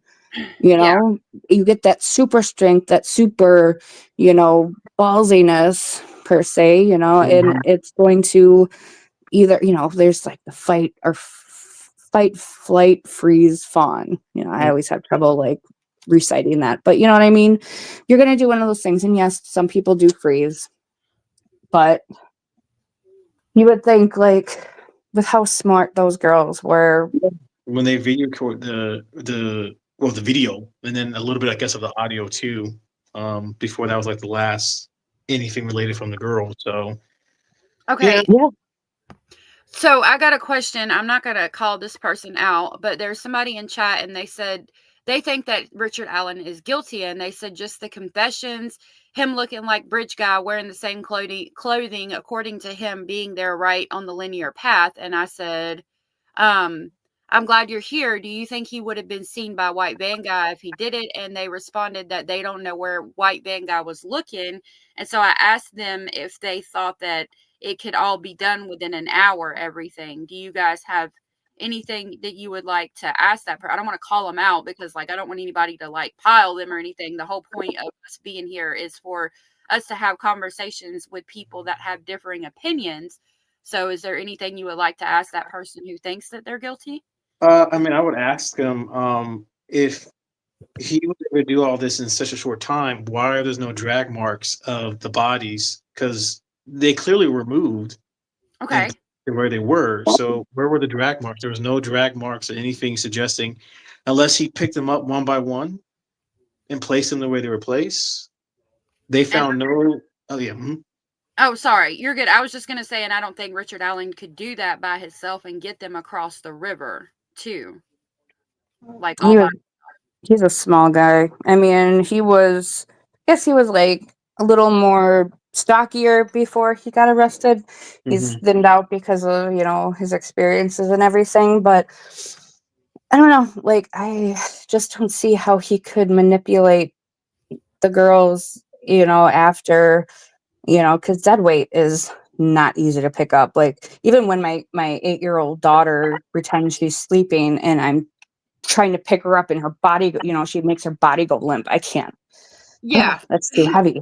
You know what I Right. mean? Like, I'm like, you're getting too big for this kid, but like, Mhm. I don't And know. Like, I just, after Annie just made a point, she just commented like, "Wasn't the video altered?" Like, yeah, me and Alleged discussed that the original the video that they have is altered because the original Bridge Guy is at least, I'm just guessing, he's 50, 60, maybe almost 100 feet away from the girls. The girls were almost towards the end of the bridge. It was either, I forgot, it was either Libby or Abby was technically the closest towards the individual coming on that side of the bridge, but they were still far away. He was distance away. So how did he count? And that, I've seen the bridge. That's a dangerous bridge for anyone, let alone an older gentleman. And how he was able to cross that bridge in such a short time to catch up to the girls. yeah, no, I ain't going on that bridge anytime soon. Yeah, I think it's shut down anyway, kind of. yeah. Because like I said, I've seen it. I've seen the videos of people reenacting, what they think would happen, or at least from what the official statement was. How did Richard Allen get across from that, like way across the side from the bridge? Catch up. Yeah, And they were that all towards picture. the end. Yeah. Yeah, it was AI altered, not generated, but altered. Did they say that in court that it was very altered? I don't remember. Yeah, it was brought out in court that it was AI altered because you could not see the person across the bridge with the naked eye, and they Oh, had to use AI to bring it up. Yep. yeah, that's So Annie, just too much. yeah. Yep. All right, I'll continue playing this.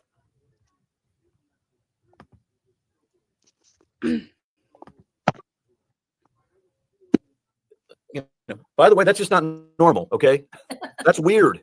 That's bizarre. We'd all talk about, what are we in a movie?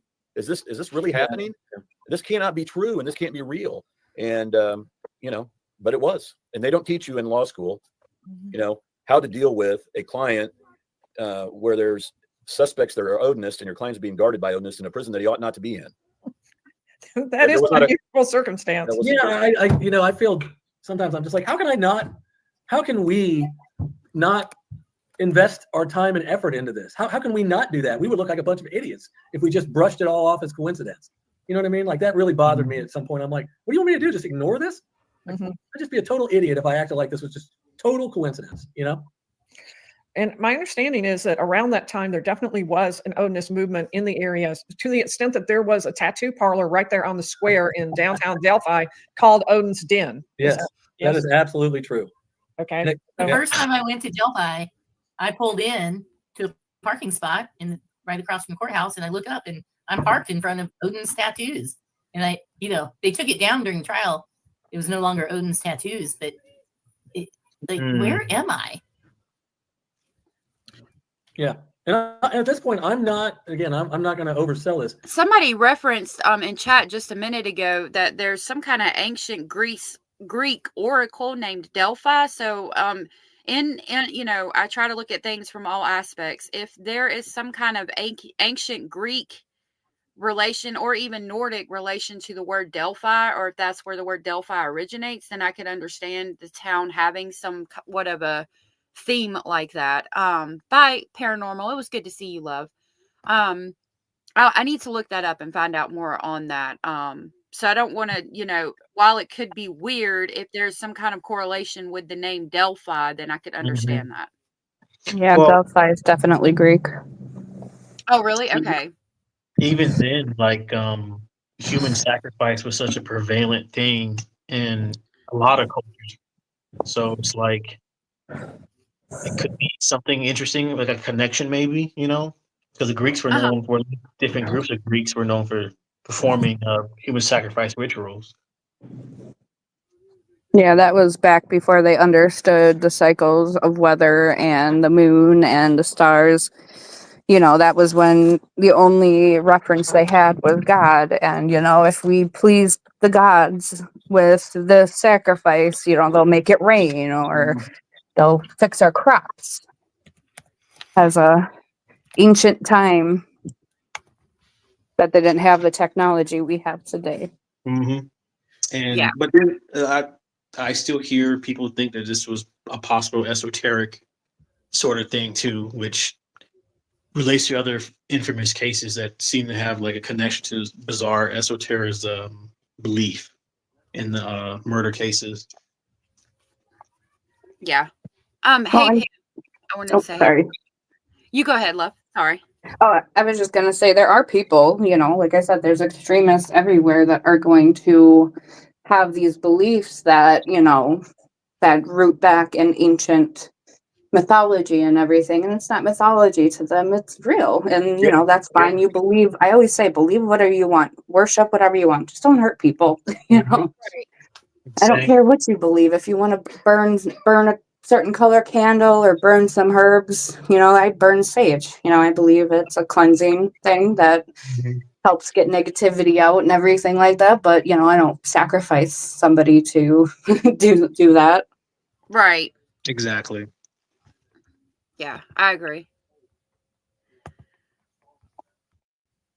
Andy will tell you, I'm looking at him, I'm like, Do you yes, wanna go we don't have any proof that these guards are, going into our guy's cell in the middle of the night and, squeezing him for information. We have no proof of that. And I didn't plead that. I didn't allege that in the hearings. That was not part of the dynamic or the fabric of those pleadings. But again, after a while, you're like, the coincidence is too great. You just can't keep telling yourself it's a coincidence. You just can't, and I think that's how it all evolved. And that's that, it was folks. I mean, exhausting time. The other Odinists that we believed the evidence was very strong. There was a strong nexus to the crime scene. I don't know exactly what you would want. I mean, as a human being, to think that there could be a connection. I mean, it's not required for third-party suspect evidence to come into a trial. It's not required that there's a home movie of the crime being committed by the people. You just need. Real quick, Anders said the Oracle lived in a cave where poisonous fumes were coming up, and Paranormal Rooster said, okay, so Delphi, yes, an ancient Greek city, also means Delphine, a girl's name in Greece, and a dolphin breed, but it also means group of people making decisions together. I think you said that earlier, and that's interesting that the meaning is group of people making decisions together. Hey, Stoic Dissension. Stoic says, yeah, absolutely. The Oracle at Delphi is one of the most important temple complexes of ancient Greek civilization. It has nothing really to do with Norse tradition, though. That wouldn't be correct. Thank you for that. I didn't know if there was some kind of correlation with the Norse stuff. Okay, sorry, I was trying to read this real quick. Yeah, I can agree with that. Some police sketches are not that great. Like, I wouldn't put much into that, to be honest with you.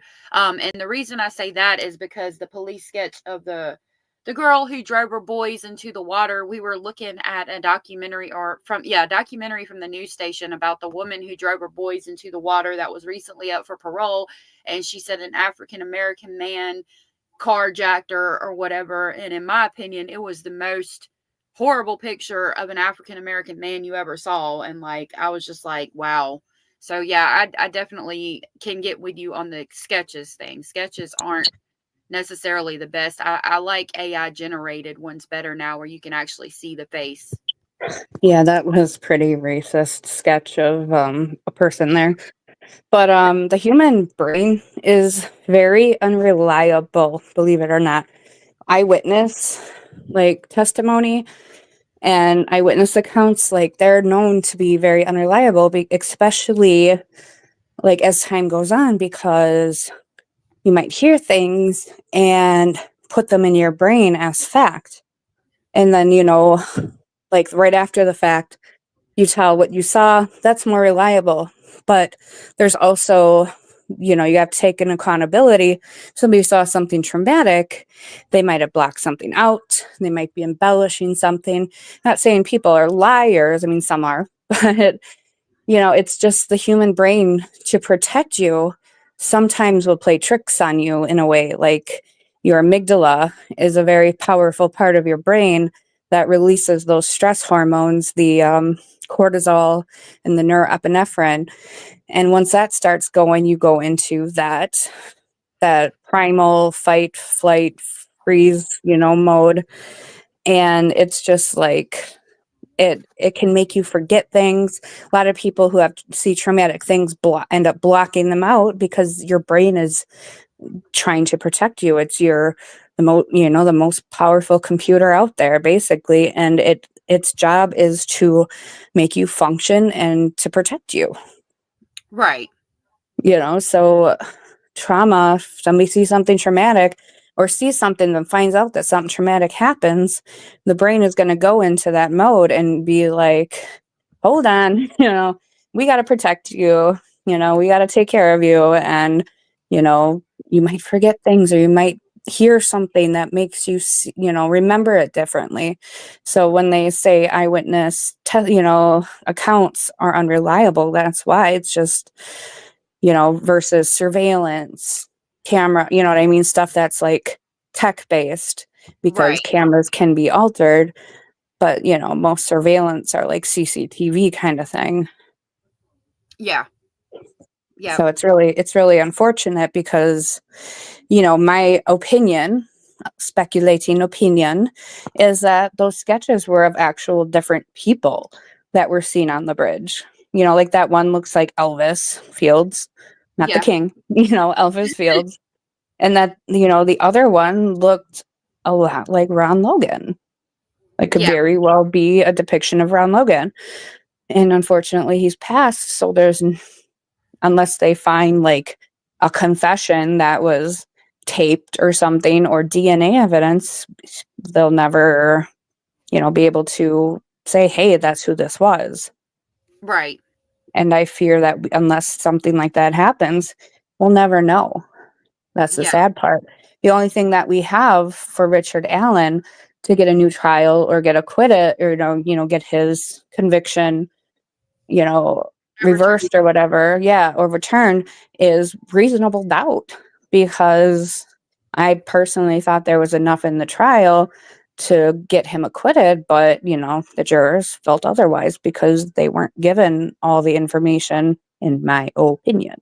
Right. And that's my biggest issue with this. Like, if Richard Allen had been convicted and the jury was actually shown all of the evidence and given all of the avenues to go down and look at, then I would still feel how I feel. But like, I would not be as adamant. I would say, well, a jury of his peers found him guilty. They saw the evidence, I got to leave it at that. And I wouldn't talk about it anymore. But that you can't expect somebody to make an informed educational decision when they're not given all the information. Yeah, and I understand if there was like salacious stuff and frivolous stuff that was kept out, stuff that was just off the wall. I mean, some people think the Odinist stuff is completely off the wall, but that Frank's memo, I mean, they wrote up a lot of very interesting, like, they didn't just say, I think it's Odinism because of this. No, this thing was like a book. And Yeah. you know what I mean? And they cited, alternative suspects and why, and like actual showing why, pictures from social media and stuff like that, and connections to the families. Like Richard Allen had no connections to these people.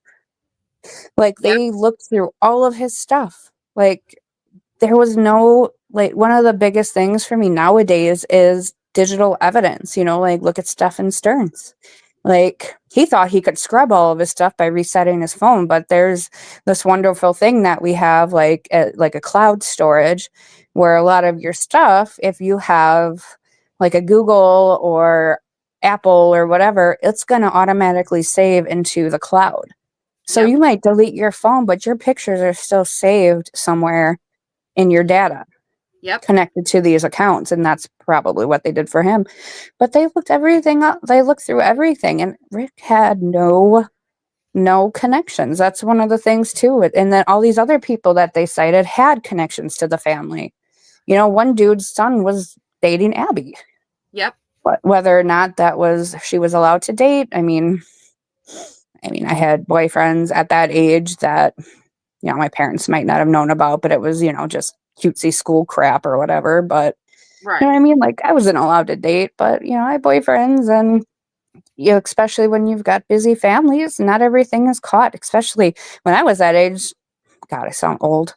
When I was that age, the internet wasn't like it is now, where everything is digital. We had the internet, but it was old school dial up. And it took an hour to download a damn song, if not more. That's the internet that I grew up with as a teenager. So it wasn't as easy to catch your kid doing something unless you actually saw them or walked in or picked up the phone while they were on the landline. Yes, landline. Yeah.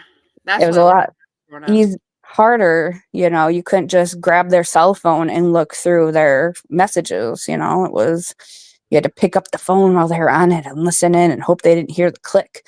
My parents said that to me once, so I use that as an example. Yeah.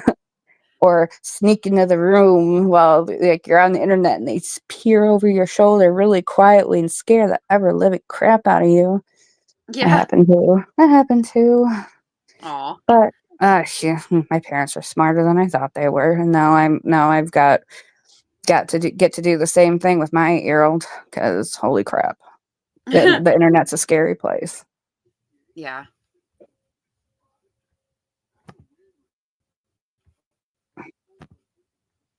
Need some minimal. It's a minimal bar, and when one of the people that's directly connected to one of the victims has a mimicked crime scene photo image on his social media page, and he's an active Odinist, and he has a buddy that lives, less than a mile or so from the crime scene, and they go down there all the time to this buddy's house, and Abby has been to one of these houses. Yeah. I mean, you just. So right now they're referencing Elvis Fields and Brad Holder. I did talk about them in the video on my page that's like Delphi. The information the jury wasn't given. If you don't know about them, I would highly suggest looking into that because again, it's just really, they're really close and more related to the case than Richard Allen ever was, in my opinion. You're just like, how is this not being investigated? And it was really bizarro world, like Brad saying, they're trying to tell us that we're, idiots for what's wrong with you guys believing in all this stuff. And we're at the opposite end saying, how can you not be investigating this? So then you jump from there. So you're kind of on the defense side, the way you're looking through our lenses. And then you start to do some discovery that's pointed. You're taking depositions and we're talking about how do we do this so that we don't just completely expose ourselves, or how do we do this so that it doesn't look like, we're putting all our eggs in one basket. There's strategy involved in that stuff. So we're taking depositions. And then in the course of that, you start discovering that their people thought these were legitimate, not just on paper, but we're hearing now officers testify to the legitimacy of this stuff in depositions. And so, you start layering on the credibility of this, the prospect that this could have happened to these girls. And, that's how the depositions started unfolding. And so then you're just it's kind of like a steam train. Now you're moving forward. And, frankly, Andy was driving the train and I was a little bit just along for the ride because, again, we were delegating, but I was taking depositions for sure with him. And, Officer A gets up on the stand or comes into the deposition and says, yeah, we spent hundreds of hours investigating this. And we took this body of work to Unified Command and said, look, you need to put more men, more resources down here in Rushville or wherever, because this stuff has legitimacy. And they basically were shrugged off. And so, we've got kind of the defense's discovery and our experiences, and then you start layering on the state and you're hearing it from the officers themselves. And then comes the professor, right? So again, the officers, the police department made task force. They looked into these suspects. They're talking about in the deposition is basically where you go and give your statement before court. And they're testifying basically in their deposition that, these are viable suspects. We went down those avenues. We spent hundreds of hours talking to these people, looking into that. And then it looks valid and it looks like they're more of a suspect than Richard Allen. And you politely ask the police like, hey, you need to get on this. You need to find out more information about this because this is looking like it might be your guy. Like, at least, spend some more time looking into it. And it's just shrugged off. And I'm going to read 2 comments and then we're going to hear what the law, I think it's a Harvard teacher said, or professor. Anne said, I've been disabled since 2011, documented. Now Googling my issues, seems AI has my hormones causing him hip pain. Oh my goodness, Anne. I'm so sorry. My advice would be to look into natural remedies. I'm really into that stuff and it could probably help you better than pharmaceuticals. October Sky says the world is rampant in different dimensions of evil. You got to be right with your soul and come what may. Feel more rather than think and let your mind explore things you would never think possible. Absolutely. Hey, Cara. Or Elijah, I'm going to get ready to head off. I got to take care of some business, but it was very, very nice to be on the panel again. I really enjoyed it. Yeah, I enjoyed having you. Thank you. And I really hope you enjoy your party. Oh, Yeah, thank you. Bazard, have fun. I appreciate that, Sarah. And for you, just like we said, relax, take it easy. I know it's a weird thought, but I will try. How many cats do you have? Just one cat? I just have the one and a guinea pig. Ooh, that's a good combo right there. Yeah, they're pretty funny. He'll sit by her cage and he'll stick his paw in there and try to paw at her a little bit. And then she'll flip her. She's got this little igloo that she can hide in. She'll flip her igloo like, That's why That I is love That's fur cute. baby. I love fur Yep, baby. But they're other than wonderful. that, everyone take care. See You ya, too, Baz. love. See ya. Thank you.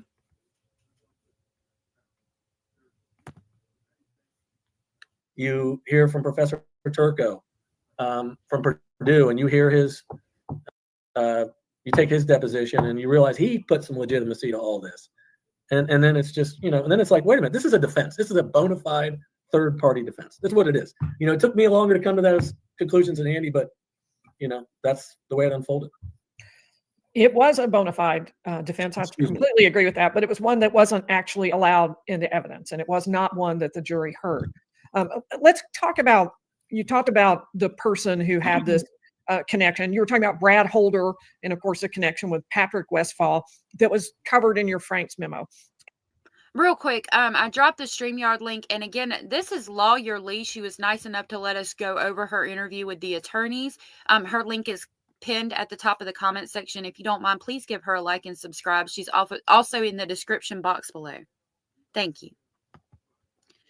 And my guess from the fact that you sort of led with that, talked the most about it, was that was maybe one of your lead pieces of evidence as far as what you thought was provable at trial. Is that kind of, tell me a little bit about the Brad Holder, Patrick Westfall, and sort of what your thinking was as far as evidence that you were going to be able to put in. Oh my, I wish I had the Frank's memo with me and all the exhibits. I've been not naming these people because I don't want them to be, I don't know how that all, you think a lawyer would know what could happen, but BH or whatever. So a lot of it related to him was what was on his social media page. It starts with the linkage that this person's son dated Abby Williams and was the last person presumably that Abby Williams was dating. So that it starts with that. So now you have a connection. Then you start looking at the social media on his. We did get ultimately we didn't get social media, I don't think, from the state. This was something maybe from internet sleuths that we got some of that stuff from. Hey, this was on Brad Holder's Facebook page, and this was on his Facebook page, and there would be like sticks that were formed in an F on the ground, and there. I can't even think of everything. There was weird. The most compelling thing was. Well, there's so much that was compelling. I don't even know how to narrow it, but there was a ton of stuff on the social media. The one thing that we did not get in discovery, in terms of, we didn't get a photo of this mocked crime scene photo. I want to talk about that for a second because I find it to be very important. So it was on a Saturday morning, and I'm reviewing some documents, and I see this from a Trooper Ryan Winters. He had drafted a report, and in it he says, "Hey, I'm Trooper Ryan Winters. Tonight I got a phone call from a guy named Ryan Boucher down in Georgia, and Ryan says that you should look at this guy's social media page. His son dated Abby Williams, and it's got a bunch of weird stuff on there. And this guy, by the way, Ryan Boucher, would not have knowledge of the crime scene. Okay, so that's important to know. And he says, there's this, and I don't have the exact verbiage, but there's a lot of weird images on there, including an image of two girls on the ground with sticks on them. And I'm like, now what is that? That's a mind blower right there, because that, for those that don't know, the girls were on the ground with sticks formed, in our opinion, in the shape of runes. R-U-N-E-S. Runes are the kind of the alphabet, if you will, of Norse paganists. And so when I saw that, I was like blown away. Like, is it possible that this person actually had on his Facebook page photos that mimicked the crime scene? And the guy, I think what Winters had said is basically, I've seen the crime scene and these are similar to it, but it's not the exact same crime scene.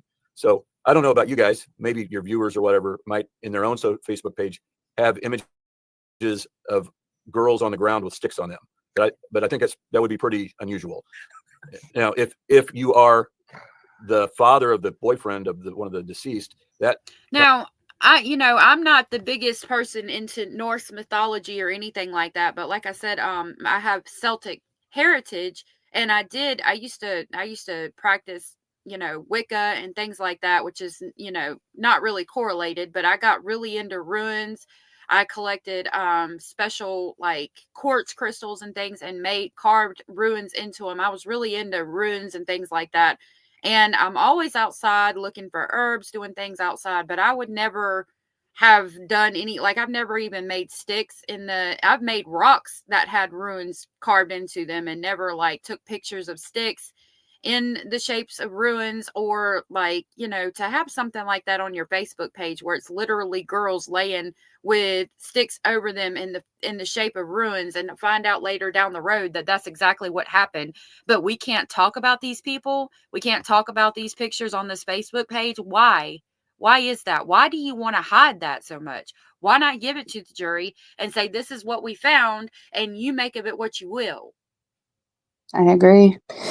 I mean, it just seemed like they had tunnel vision, which is really common in big court cases like this and big horrible situations like this, And also, like, I don't really, I'm a tarot person. Like, I'm into reading tarot and stuff. I'm not an expert, but by any means, but, Right. I enjoy it. But, like, the sticks and the girls, the way they were found were very close to a couple different tarot cards, the Magician and the Hanged Man. And, I don't know, it could be a coincidence, but it might not be. And that's the thing. It's like, life does have coincidences, but there's also a lot of weird stuff that happens that are not coincidences. And I understand in the courts, it's very information based and they don't like getting all woo woo on everybody. But if that is some kind of factor on why somebody did what they did, like it should be at least brought up. Right. You need to discuss it at the very Yeah. least. Because people do horrible things in the name of beliefs, in the names of religion or things that they practice. As I said before, like there are offshoot groups that still do horrible things and do it in the name of a religion or, a certain belief system. And it's definitely something that's more rare, but it does happen. And it's something that needs to be looked into as a theory, and just to have it completely scrubbed from the jury being allowed to know what it was about, it just doesn't seem right. Because the theories, there's going to be off the wall theories that are like, no, that wouldn't happen. But when the crime scene looks the way it does and there's alternative suspects that could very well have the knowledge to do things that involve that, it's definitely something that should be observed and brought up in court. But Miss Judge Lady, completely said no, not happening. Almost everything that the defense wanted, she shot down. Not everything, but a lot of the stuff. And it just didn't seem right. It's like, Right. how can she be so Biased? I know, yeah, and I know that overall the court system, they're pro-victim, which is great. You want victims to get the justice they deserve, but convicting the wrong person is not justice. Nope. Just having tunnel vision on one person, or, like the West Memphis Three, or, Rick Allen, that's not justice if they didn't do it. I know Rick Allen, like I said, I don't know. He could have done it, but there's a lot more evidence, in my opinion, showing that he didn't do it than showing that he did do it. Like, there's no evidence that he did do it, just that he was in the vicinity. Yeah. And there's a found bullet that may have come from his gun or a gun like his, and getting him completely, in a psychotic break, and him confessing to doing this. But he also confessed to all kinds of other stuff that wasn't possible, like murdering his grandkids. He don't have any grandkids. Right. Like he has think they have one daughter, and he don't have grandkids. Like, no. Right. So it's just, I don't understand. Like, even with what was brought into court, in my opinion, I think there was enough reasonable doubt to not get a, to acquit him. Yep. I think so too. Indie girl, I hope you have a good day, babe. And Lisa, hello. And to those of you that were talking about things you're going through in chat, I'm so sorry. If y'all ever need to email me, please feel free to do so. If you ever need somebody to talk to. Yeah, she's great to talk to. If it's home remedy advice, or just needing a shoulder, somebody to lean on, we got a great group and a great group leader. I don't want to make it sound like a cult, but but you are our leader. You created the channel, so the Discord's in your channel's name. You own the stuff, and you are a wonderful person that is on our pedestal. Aw. But it's funny because I feel like we're all kind of on a pedestal too. Like you make us all feel special. Yeah, you guys are special. And yeah, I do have Discord too. I'll work on grabbing that link so that you guys can come hang out with us over there too if you want. I should be able to drop the link. Oh, okay. Thank you. Rachel said exactly. There's no evidence that he did this. Right? Yeah, that was so kind of you. That was so sweet. You guys make this place great, and the Discord and all the places. You guys are what makes it great. Pam said you almost feel like you should be afraid to go outside, and definitely don't say you saw or were near a crime. Right. I'm with you on that. Thank you, Sarah, for dropping that Discord link. Kind of makes it a little bit more meaningful. Yet we didn't have the mimicked crime scene in any of the evidence. Now, to be fair, the evidence, it could have been there and we didn't see it. I later found out that it wasn't there because we had so much evidence to contend with.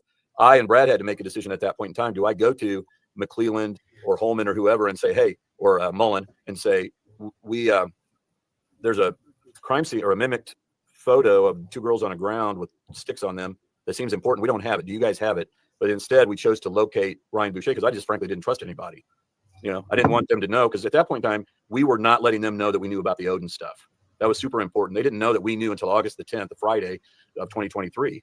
And that was the time that Jerry Holman found out. So up until then, we're trying to hide the fact because if they're all lying about it and there's something weird going on, like a cover up or something like that, we didn't want them to know so they could further cover things up if that's what was going on.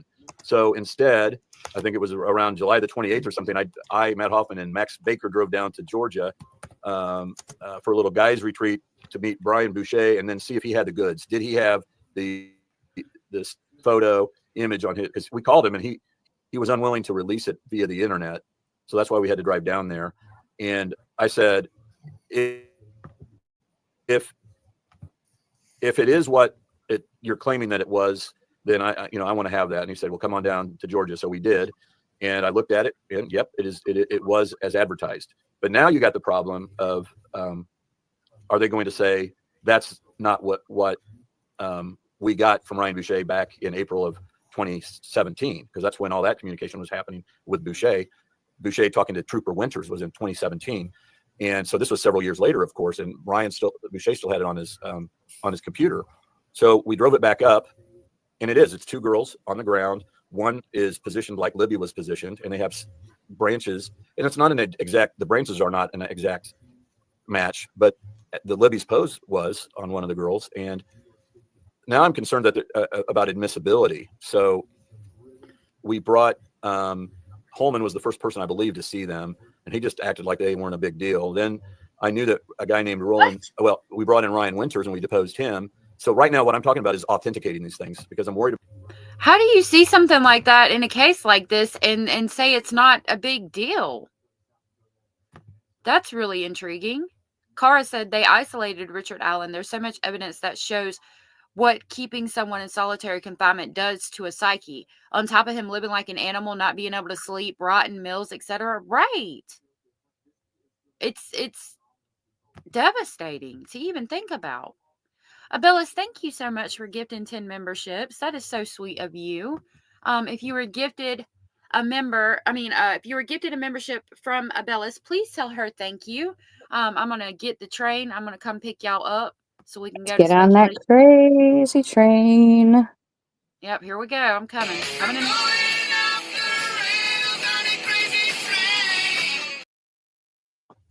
Yeah.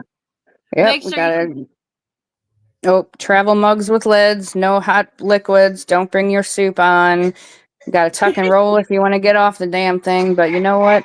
I'm sorry about that cough in the background. If you want to get off the thing, yeah, we gotta tuck and roll because this biatch ain't stopping. This train ain't stopping. None of us are stopping. we're coming in hot. Always hot. Thank you. Thank you, Abellas. That was so sweet of you. Thank you. Rachel said that picture was a good piece of evidence that the investigation just blew off. They are crooked and covering up for buddies, in my opinion. I agree, in my opinion. Worried about getting them into trial. And what I'm worried about is that they're going to say, yeah, that was never on Brad Holder's Facebook page. And so I brought in Winters, and Winters kind of did the, well, I don't really remember if it's that. And I'm like, well, wait a minute. You know, you're the one that you had the photos, right? Yeah. Where are they? We never received them. Well, I don't know that we can find them. You know, we can't find them. I said, what do you mean you can't find them? Well, we can't. There's a lady here and she left and she may know something about it. I'm like, well, this is a pretty big deal, you know? Well, that's how that went. Well, then thankfully a guy named Roland Purdy, a trooper, came in, and he, for a short period of time in April of 2017, he investigated, this guy. And I presented this mimicked crime scene photo to him. And I said, did you ever see this? And he said, yes, I saw it on Holder's Facebook page. And I said, oh, okay. So you saw this. Yeah. Well, that's a pretty big deal. Why did you not do anything? He said, it was kind of old. It had been on there since like 2012, 2013. And I said, well, what does that matter? You know? And he didn't really have an answer to that. And so then. Is that not even worse that it had been there for so long, like so many years before the crime even happened?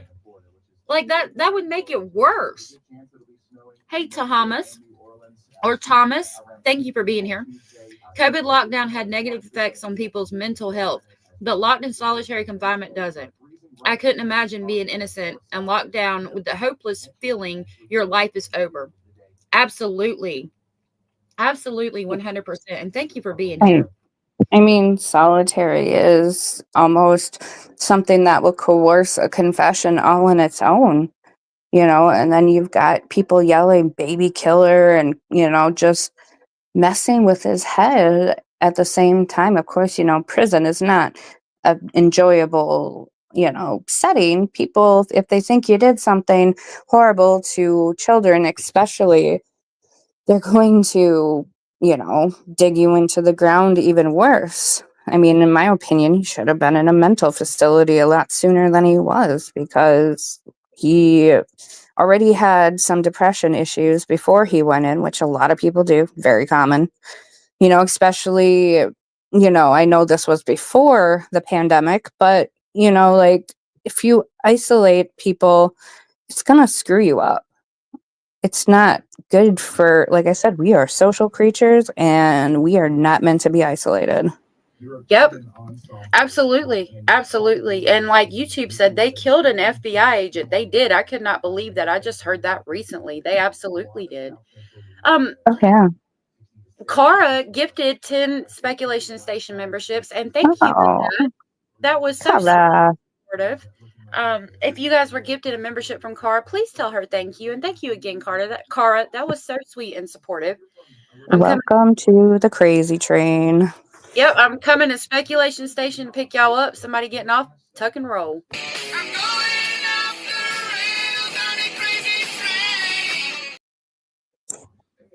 That train is crazy. That is a crazy train, but you know what? True crime, that's what you're going to deal with. Thank you, guys. That was so sweet. I really appreciate the support. What did you find? I just want to say that, so that at that point in time, it should be authenticated, right? I mean, this investigator saw it on this social media page. Then on the July 30th hearing, trying to get this admitted into evidence, we put, it was on a motion to dismiss, but we put Purdy back on the stand and asked him the same question. Was this on his Facebook page back in 2017? Yes, it was. And this is just one of these things that causes people to have distrust, what I'm about to tell you. 3 days later, we're having these big hearings, really instrumental hearings about whether or not this evidence is going to come into play, whether we're going to have third-party suspect evidence. And they bring Roland Purdy back on now for the second time in 3 days. And Roland Purdy gets up on the stand and says, yeah, I'm not so sure that was on his Facebook page now. I'm not so sure of it. Well, wait a minute. I cross-examined him. In August of 2023, you swore under oath it was, yes. 2 days ago, you swore under oath that it was, yes. And now you're saying that you're not sure. You know, the way it looked like to me was they knew it was a problem. And now they needed to somehow inauthenticate this legitimate document. And that, by the way, you know, that was like the centerpiece, I think, of all the many things. But you could take, people have their thing that they think is most important. It could be and I know I'm talking a lot. I'm sorry. I'm super passionate about this particular thing. And, you know, we had evidence at trial and at the 3-day hearing that bodies may have been moved and there was no drag marks. So you'd have to have 2 people lifting the body to position the body, right?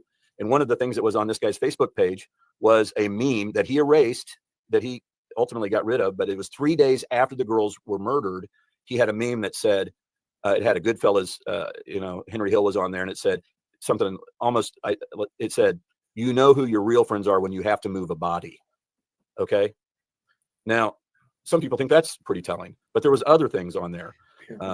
I personally, again, I look at things from all aspects. I remember those memes going around. I don't think that necessarily would be telling. I mean, if you told me somebody put that on their Facebook page, I would not take that alone and say, you know, well, that's really suspicious, you know, because I've put stuff like that on my Facebook page before. But when you take into account all the other things that were on the Facebook page, it's like, yeah, I don't know. That's a little sus. Hey, lovely. Yeah. I am going to hop down, but I appreciate you so much for letting me come on and chit chat. Oh, yeah. Thank you for coming up. Yeah, thank you. And thank you, everybody, for being amazing speculators with me. Yeah, I appreciate your input. You have such good input. Thank you. Oh, anytime. I might be in and out of chat, but I got some things I gotta take care of, like my handsome sick boyfriend here. Oh, I hope he feels better. Me too. He's down in the dumps because of the sickness, but we will get him through it. Okay. Well, I'll be praying for you. Oh, thank you. We'll talk to you soon. Okay, love. Bye. My brain just created a conspiracy theory. What if Richard Allen was an Odinist at one point, decided to leave when it was getting too much? The other Odinist has a sacrifice planned and decided to blame it on Richard Allen as punishment for him leaving. You hear all the time about gang retribution when people try to leave gangs. Yeah, I mean, you know, again, it's a speculation. I would say if I could find out that Richard Allen was involved in Odinism, then I would think he actually did do the crime. And again, I mean, yeah, it could be like some kind of gang retribution thing. But with all the evidence pointing to, you know, after going through his history and seeing that he was not even talking to anybody in no way, shape, or form, like any evidentiary value at all, like Elvis Fields and Brad Holder looking into the case and like their references from Facebook and things, I would say probably not. But it's a good speculation. It's, you know, I like all speculations and theories. Susie Q said, oh, it wasn't even bad. He was able to dim the lights. Well, according to the prosecution anyway, they kept saying he had a tablet and could dim the lights. I don't know. I remember that standing out. Yeah, you can't. There's always lights on. You can't make it quiet. You can't make the lights go off. It's horrible. It's a horrible place to be. And then you add on to that the solitary confinement of it all. You know, mental deterioration is adamant at that point. And then you get into the Elvis Fields thing. So I'll shut up now. I do want to cover some more on that later, but I also I want to pull Jennifer in because we've left her kind of sitting there for a while. And I warned the attorneys before we got started that because the trial's divided into sections, sometimes that happens. You're talking about a section where somebody was particularly involved, but there was a particular thing, Jennifer. You remember, of course, Monica Walla, and I hate to use these little acronyms, but it's a YouTube thing. So according to the confession that she took in, She said that Richard Allen said he was going to R the girls, instead decided to murder them instead. And it was all due to that white van. The white van became a really huge issue in the case. It seemed to me, just sitting in the courtroom and not knowing, that that was a surprise issue, that this was not something that y'all knew would be coming up. And then you tried to impeach that with somebody who had taken in a report from Brad Weber, because Brad Weber came and said, I, in fact, drove a white van directly by there. I was the person. It would have been at exactly that moment in time. And it seemed then to affirm the confession that Richard Allen had made.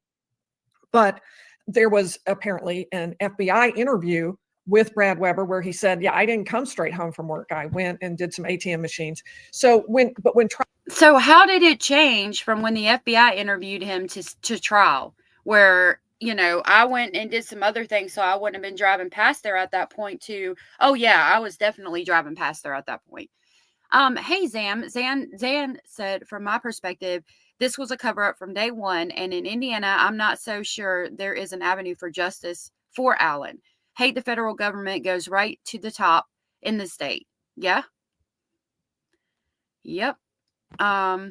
YouTube said, once different players in the case started to die off and the FBI agent getting murdered, you just know it was corrupt. Yeah, that stood out to me. Like, when I found out the FBI agent was murdered, I was like, how in the world are there still people out there who are not seeing the corruption in this case?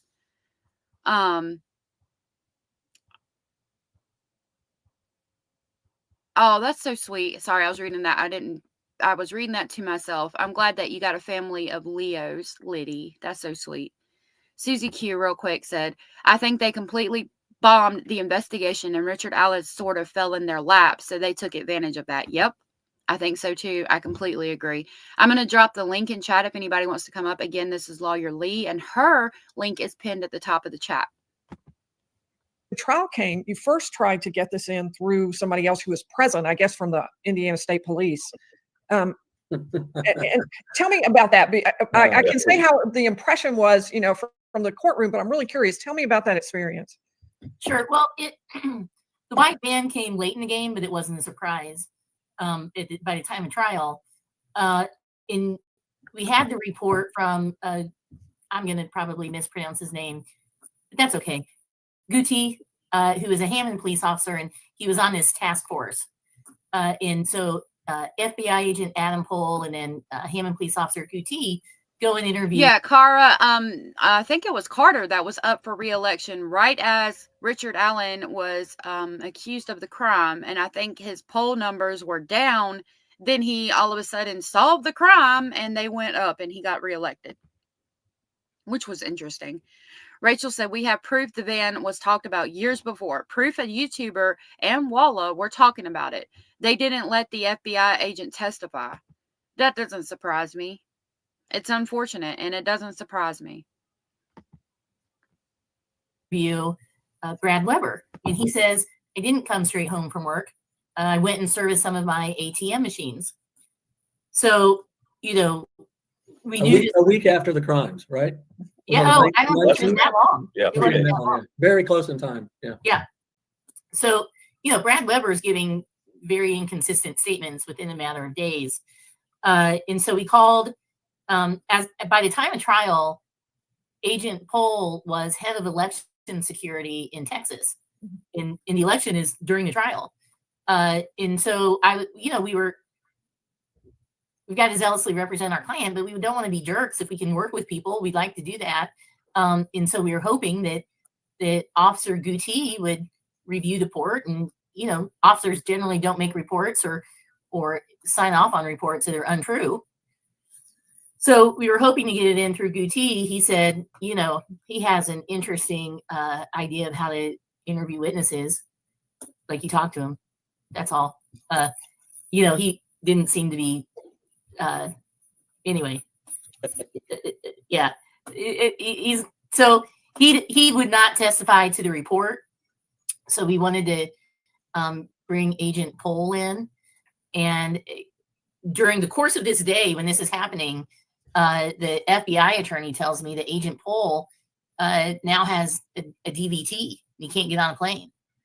You know, if you get on a plane, that's some serious stuff. So, you know, we immediately filed a motion or ask the court to allow him to appear remotely. And the trial rules call for that, for good cause. And seems like if you're going to die if you get on a plane, that'd be good cause to appear remotely. It was going to be short testimony. Is this your report? Did you sign off on a report? Is this true and accurate report? Is this what Mr. Weber sent to you? So that was really frustrating that one, Guti, backed off of that report, and two, that after trying to work with the FBI to allow this to come in remotely, it's shameful. Listen, I mean, yeah, and I'm with Baldwin. It is shameful. How are you not going to allow testimony to come in remotely when it's allowed in trial? And this man is going to literally die if he gets on the plane, but we can't allow that testimony in. And I mean, you expect me to believe this trial wasn't botched? Like, none of the things that are acceptable were accepted in this trial. Most of the motions were shut down from the beginning. And again, like Susie Q is saying, I've never heard of the death of an FBI and the agent being involved in a case. Yeah, I'll pull that up. We need to talk about that. Susie Q said, I've never heard about the death of an FBI agent related to the case. Were they investigating the case and died under suspicious circumstances? They absolutely did. I'll pull that information up. Let me find it real quick. Let's be honest. What UT did is shameful. I mean, it was in his report, and he got up there. Really surprised. Yeah, I mean, it's come on. You wrote this down, and now you're saying because he knows that it hurts the state's case big time. That's the key piece of their evidence now is this van. They're relying on it big time. And UT get up there, and this is what you hope your officers don't do. He did exactly that. Yeah, well, and we also had taken Weber's deposition, and we had created, we had discovered this fact scenario where, in fact, he did often leave work and run the traps, as I used to say, on these ATM machines after work. So we knew that there was authenticity with this. It wasn't just some facts that we were kind of creating out of nowhere. We already knew Weber had said that he had done that on occasion after work. And so his own words kind of corroborated what Guti and Pohl had reported that he told to them just days after the crime. So it was very good impeachment evidence, which, we learned today, maybe from some information that we received today, regarding one of the jurors that I assume there's some legitimacy to that information that I read, but regarding a juror who's now saying that this fact had significant weight in this case. And I'm going to let Andy and Jennifer correct me, fact check me here, but actually everybody's using the phrase white van. I think it was actually just a van. Yes, I agree with that. I agree with that. The guy that dealt with the statements Yeah. came out of Walla's reports. And in fact, the truth is, I know we all like to just throw around words and it's easy to kind of get caught up in all this, but really what Walla reported that Rick said was that he saw a van. And I'm not trying to be overly no, I think that's really important. I agree. And it got turned into a white van through the trial so that the white van became the big issue. Yeah, because it fits the state's narrative. If it's a white van, and I just think that's it's a good example of how psychology can kind of take over a case, whether it be a witness or an officer, that's investigating. I mean, just things like that. Just all of a sudden they become, there's a life that exists with all that, and that's not true. The statement that was in black and white was that he said he saw a van. That's what it said. Yeah. And can we talk about for a minute the statement that, the only incriminating statement that has any detail to it whatsoever comes from Monica Walla. Okay, it's on a video. The best place that I can show you is on a video, Susie Q. So I'm gonna pull that up real quick. This is gonna be from Court TV, and then we'll jump right back into this. I want to show you. I'm gonna try to show you just the part where she talks about it because I don't have time. It's only 17 minutes, but I don't think I'll have time to play it all today. We'll see. Hold on. It's called Richard Allen Case Explosive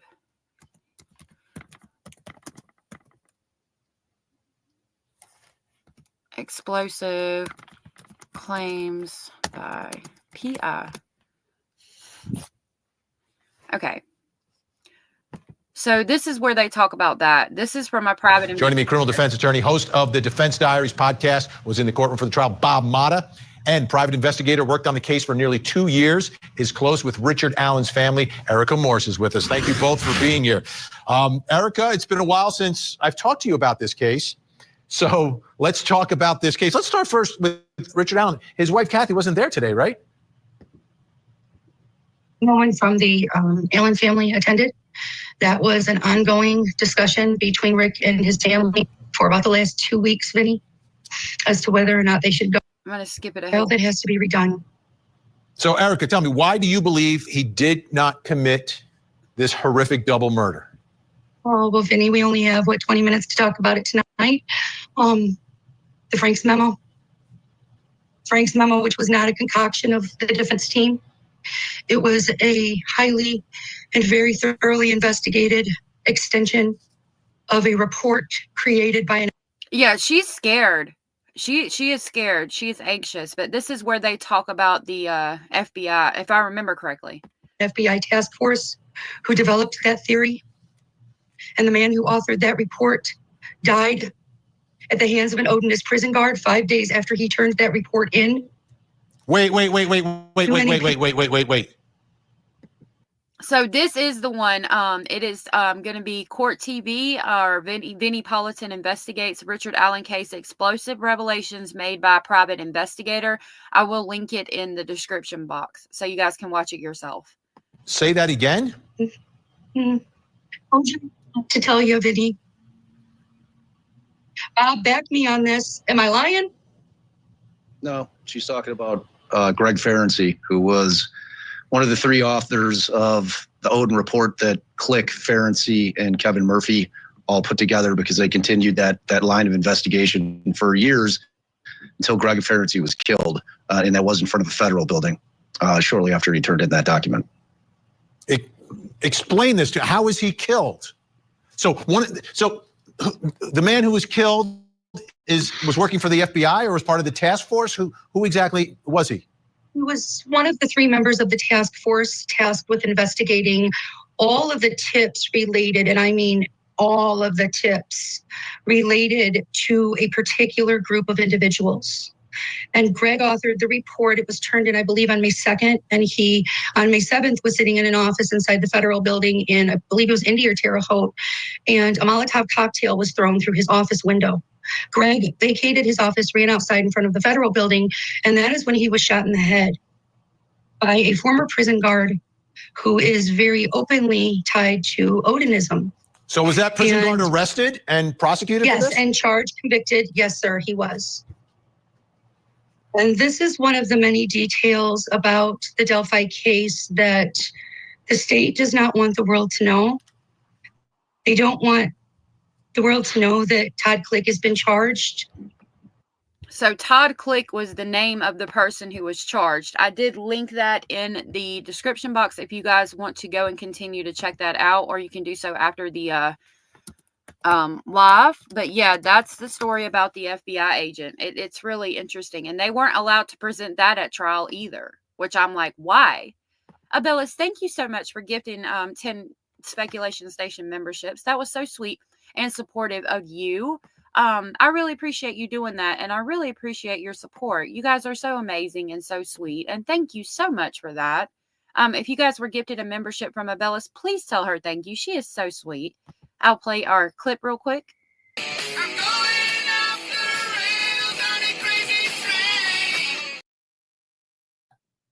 So, Rick Allen in a cage.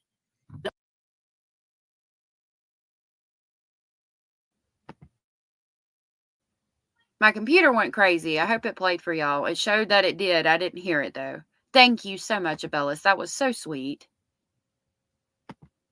Rachel says, it wasn't 5 days, it was longer, but it happened. They didn't want Pharisee to be able to testify. Yeah, my train where I lost the brake cable coming in hot. Okay, thank you, Abellis. And thank you for that. That was super sweet. Again, this is Lawyer Lee. She is linked in the pinned comment in the chat box, and she's in the description box as well. One of the rare times he's not videotaped, audio taped, allegedly says this to her. She writes it down on some paper, and point later, allegedly writes it down. Allegedly, and some point later, we have no idea when, if it was that day, another day, puts it into the EMR, the electronic medical record, and then shreds her notes. And so, did Rick recount this story at all, or did he recount it in a manner with a beginning, a middle, and end in some logical sequence, Or is she taking these things he says here and there and everywhere, and she's putting it together into some logical, statement that has some sequence here? Yeah, Dr. Westcott, How are we videotaping this man to the point that he cannot even talk to his attorneys in private? He's not even offered attorney-client privilege, which is the law. But we're going to take a confession that was somehow not recorded. It was taken down on notebook paper, and the notes were destroyed before anybody else saw it. Can somebody explain that to me? Like, I understand that people think Richard Allen is guilty. I get it 100%. But I need help understanding these things. Because let me tell you right now, if I was trying to prosecute somebody and I went to court and I said that, well, we recorded him when he was talking to his attorneys and we have all that. But his psychiatrist said that she wrote the notes down in his confession and I don't even have that to give to you because she destroyed it. They're going to laugh at me and probably take me, bar me from the bar. I'm not even going to be able to have a license anymore anywhere else. Why are we allowing it in this case? Susie Q said, I don't believe Richard Allen did it without knowing that just really solidifies my beliefs that Richard Allen is falsely accused. Yeah, all of these things for me add up to create a bigger picture or a bigger web of deceit, if you will, in my opinion. Investigate the investigators, said Bad Girl. YouTube said, hopefully, but really just being here is enough. You're all awesome. Aw, you're awesome. Thank you for being here. As you know, Jennifer quickly recognized when I was working with her, she's like, there's something that really feels unusual about the way she's reporting these statements that she claims he's making, because the rationale is the rationale that you would expect from a normal human being in terms of time, place, manner, sequence, those kinds of things, and logic. And she's like, but yet everybody acknowledges, even then, that this guy was in a state of psychosis. And you have video and audio and all these other things which literally demonstrates that he was not able to put thoughts together in a logical manner, but yet she's reporting the story like it was the Wizard of Oz. I mean, it was written out of some fictional, fairy tale. And she's like, if you were in a state of psychosis, and maybe the juxtaposition is, well, he wasn't in a state of psychosis. We were all wrong, right? Waller was wrong. Martin was wrong. Westcott was wrong. The empirical testing was wrong. But in reality, nobody really disputed nobody disputed the fact that he was in a state of psychosis, but yet he was able to sit down. So, yeah, how are you in a state of psychosis to the extent that you're eating your own feces? Like, I'm sorry, but you can't fake that. You can't be trying to fake things to the point that you could get an insanity plea or whatever. And, I don't care what you're looking at. I don't care how much you're trying to fake it until you make it. You are not going to be able to sit there and eat your own feces without throwing up. I don't care how good of an actor you are. You cannot fake that. But yet you're able to put together a Disney story of a confession.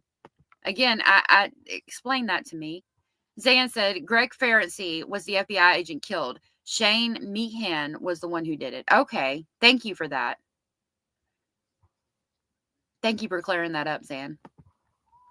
Sit down and provide this logical story about how all this unfolded. And Dr. Westcott was like, that just makes absolutely no sense to a psychologist who sees patients and understands the brain. Like none whatsoever.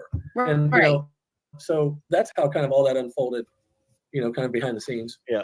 And Brian Harshman needs to be talked about right now too, because it could have been Walla, because she was a big time Delphi fanatic, and she could have been reading Reddit or the other places where it was talked about, and a van was talked about. Okay.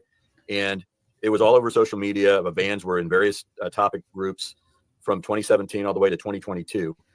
And so that's where Walla could have looked at that, read it, gone over to Rick and said, now, did you see a van? Is that what happened? Anything could have happened. And yeah, I saw a van. She may have made it up. She may have put that idea in his brain. All of these things are possible. And I know it sounds crazy, but it's really, really possible because of the unusual nature of Walla, being a fangirl of the Delphi case and actually watching Rick Allen. But then you get Brian Harshman, who's a state trooper, up on the stand, and he said, and guys, tell me if I'm wrong. I mean, he said there's no way that this was not out in the public. This van business was not on the public, so Richard Allen should not have known about it. Well, it was out in the public. There was 20, 25 strands easily found on Google. So Yep. Harshman just got up there, and this happened a lot during the course of the case, during the trial. They just said stuff, you know, and you know, Mullen said stuff when he was testifying. Oh, Rick admitted that he went westbound on 300 North, which is a key fact. I won't tell you why, too much minutia there, but I knew that wasn't accurate because it was not. Richard never said that in his statement, and it didn't matter. It's just like, oh, when we confronted him with it at trial, he's just like, oh yeah, I guess I was wrong on that, basically. And it's just like there's no consequences for any of this laissez-faire style. Harshman gets up. Well, the white van was never talked about, or the van was never talked about. Yes, it.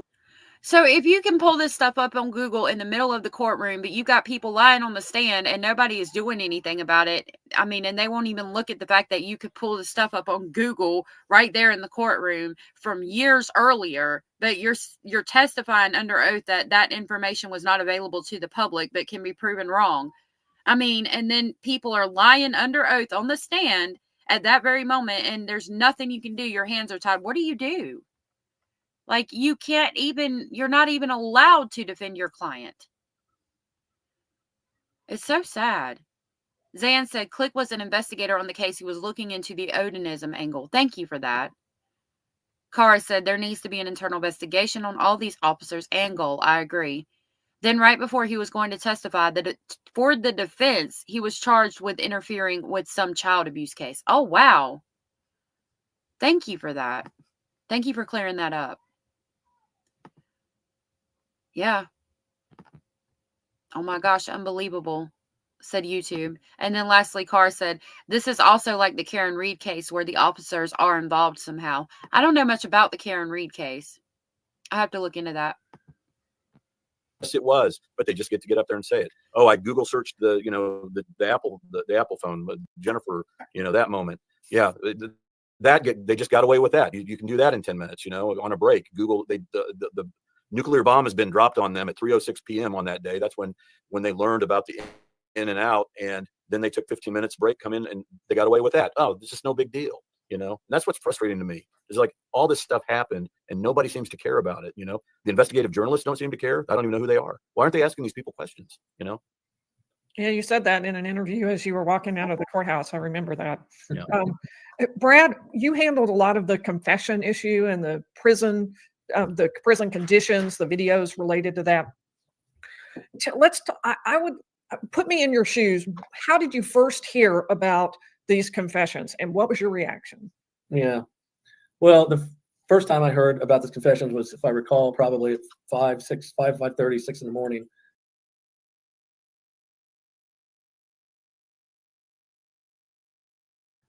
I was muted. Heo doing a drive-by. It's good to see you, love. Thank you for driving by. Pam said people should be protesting and petitions circulating. Yeah, I agree. But I mean, what are we going to do if the lawyers defending their client can't even get things to happen differently or go differently in this case? What are we going to do? We could petition the crap out of them, and I doubt anything would ever happen. When I got a call from your Rick's wife, and you know, when you get a call that early, I actually think I was on my way to work.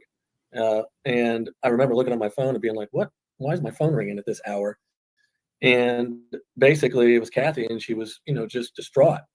And she acknowledged to me that he was saying things that, you know, that frankly she didn't want to hear and that didn't make any sense to her. And he didn't seem like him, and that he had been acting strange in the weeks leading up to this. And, you know, things just, it wasn't the husband that she had been married to for, you know, 20, 30 years. And, you know, he basically almost turned into a therapist during that phone call, because you're just trying to console somebody who's, you know, clearly distraught. And so I reacted to that by, you know, taking a breath and figuring out, okay, you know, how do we deal with these things? You know, I don't really have any really good direct information, because I'm just getting it through somebody who's really upset, and it's fragmented. And so drove to work and eventually called Andy, and we had some discussions, and then went to Westville and really started to, you know, discover kind of, you know, that was really at the time when Rick had kind of walked off the cliff, you know, psychologically, emotionally, physically.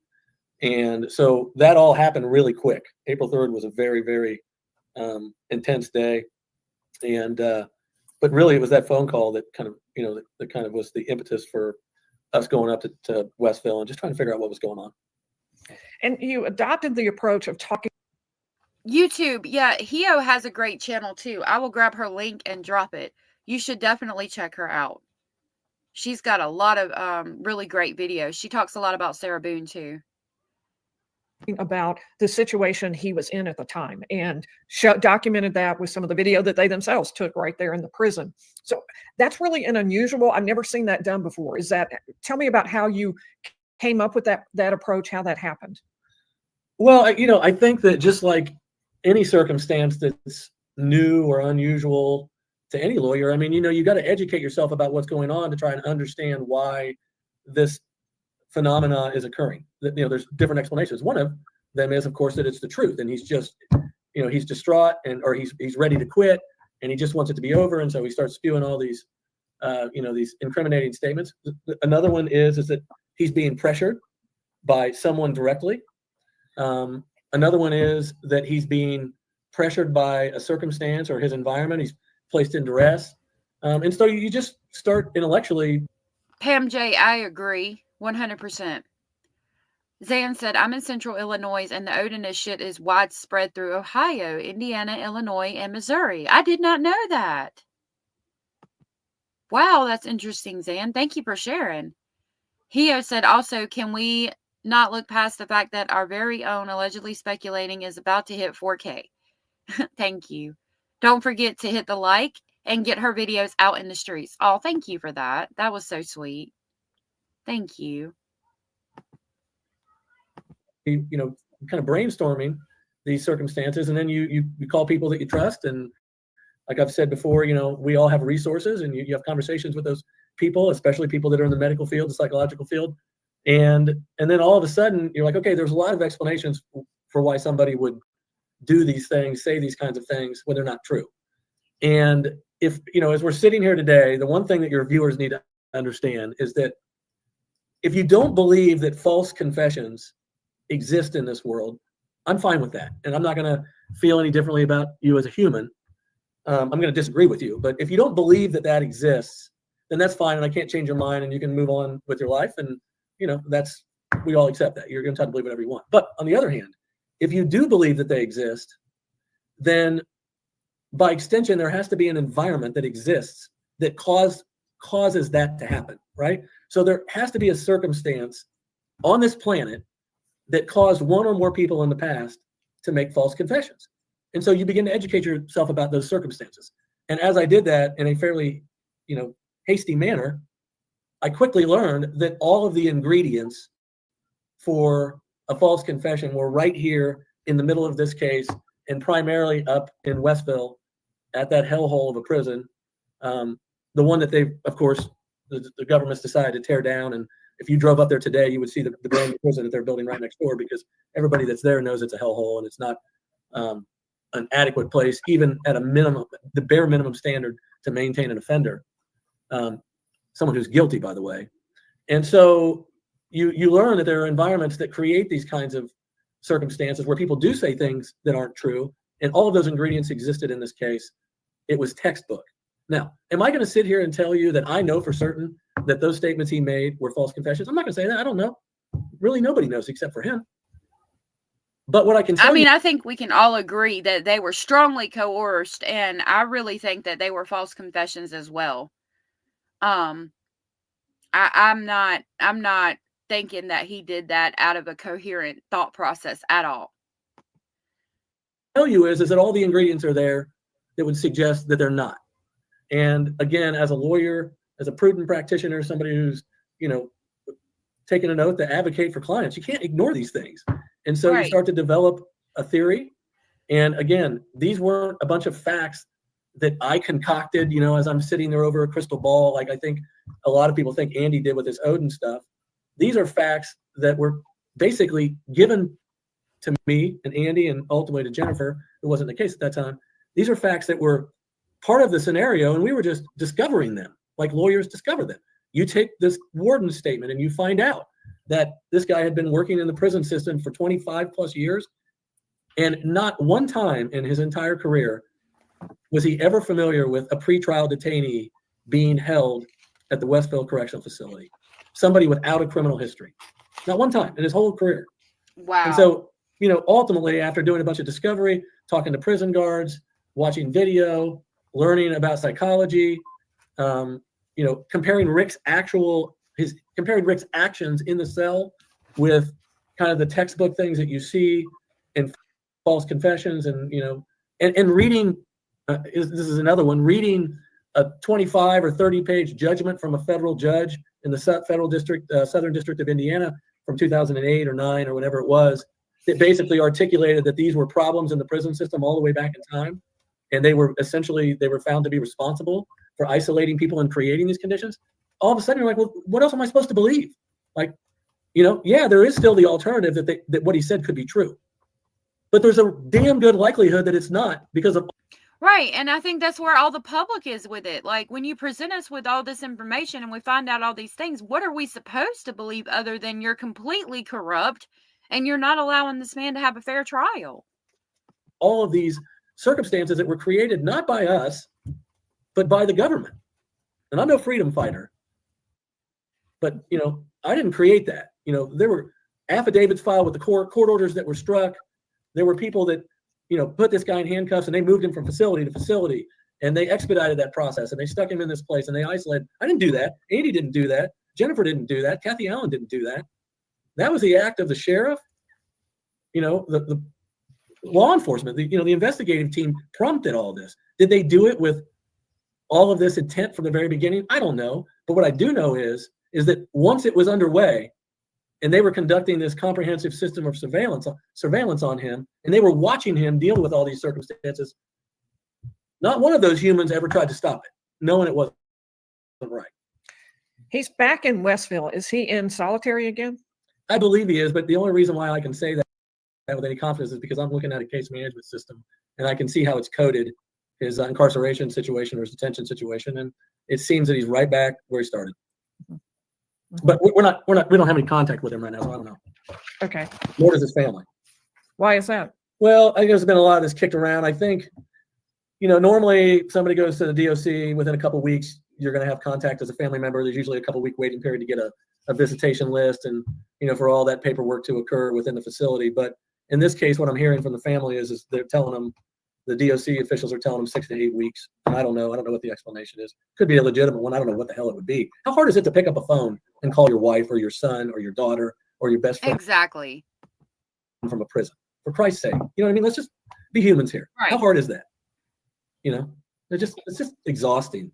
It is. Exhausting. I think the DOC regulations say that once they get to their, landing spot, they're supposed to have access within 2 weeks. Yeah, I mean, I think that's kind of the norm of what I understand to be the norm from dealing with other clients. Our county jail, I believe, is the same. There's a 2-week policy. You get to make a call. And he's been isolated for 18 months, I think somebody said when they came in. And he's still continuing to be isolated even after the trial, and after he's been convicted, they're still making it impossible. We looked for a way to contact him and send him letters of support or try to help with his attorneys, like, with small monetary donations. And it was hard for us to find things. Right after the trial, it stated that he wasn't allowed to receive anything because he was in solitary confinement or basically on suicide watch. You call, day one when you get arrested, but in terms of when you've been convicted and sentenced, if you're doing a 6-month sentence, I think there's about a 2-week waiting period while you include people on your visitation log and all that. So that doesn't strike me as unusual. 6 to 8 weeks, it's negligence is what it is. At least maybe recklessness or intentionality. The prison system is a joke when it comes to the administrative side. Andy and Jennifer and I visit those places often. I love the people that work there, most of them, not all of them. But you go in and most of them are really kind to you. But they're all part of a system where there's a ton of turnover and there's not a lot of continuity. The rules change daily. And I don't have a ton of sympathy for people that have been convicted and are serving crimes. I'm just, I'm kind of a hardliner in some respects. But there's nothing wrong with affording somebody the ability to contact their wife or their child by phone or tablet. It doesn't take 6 to 8 weeks. For Christ's sake, somebody's watching this podcast probably right now near the base camp of Mount Everest. Exactly. That girl said they want Richard Allen to commit suicide, in my opinion. Case over. Right. Like, a lot of people have said even if he'll have his appeal if he makes it that long. And that's an accurate statement to make, because there is a question of whether he's going to even make it to that point. You know, I mean, that's where we are technologically as humans. Yeah. But 6 to 8 weeks in the prison system to make a phone call. So do you see this as a conspiracy against Richard Allen, or do you see this as just an administrative issue? You mean with the DOC? Yeah. With his detention circumstances? The entire set of them, not just this moment in time, but the fact that he was kept in solitary, the fact that he had Odinist guards, all of that. Well, he's certainly not been treated like anyone else. He's not been treated like any other pretrial detainee that we've ever heard of in the state of Indiana. And now back at Westville in record turnaround time from RDC. Clearly they didn't, you know, I have a lot of questions whether they did what they're supposed to do at RDC. He gets out of there in 6 days. Now, against their own regulations, again, they're telling Kathy it's going to be 6 to 8 weeks before she's going to hear from him. They're consistently treating him like no other pretrial detainee or now inmate in the state. And it's kind of hard to come to a different conclusion. Yeah, well, part of the problem is, you know, we just did an interview with a local news station, and we were talking about, I was getting on my high horse about being videotaped, Brad and I being videotaped while we're trying to have meaningful conversation with our client. And it's just that it's insane and how crazy it is, and the Odinist patches, and then these other things that we're talking about. And I looked at the journalist sitting across from me interviewing us, and I said, have you bothered, for example, to reach out to the superintendent of the Department of Corrections in Indiana and ask him anything about this? And she's like, yeah. And so what I would say to that guy, and I don't even know what his name is, you're a coward. Come out of the woodworks and start answering questions about why this is all happening. You're a coward. You get paid by taxpayers in Indiana to do a job, and getting called out. Zan said they want him to go completely bananas, and I agree. I mean, I don't know how we could come up with any other conclusion. YouTube said maybe if we started writing letters of encouragement could make a small difference. That's where we were at with it right after trial, and we looked into it, and it was stated that you can't send him letters, you can't send him mail.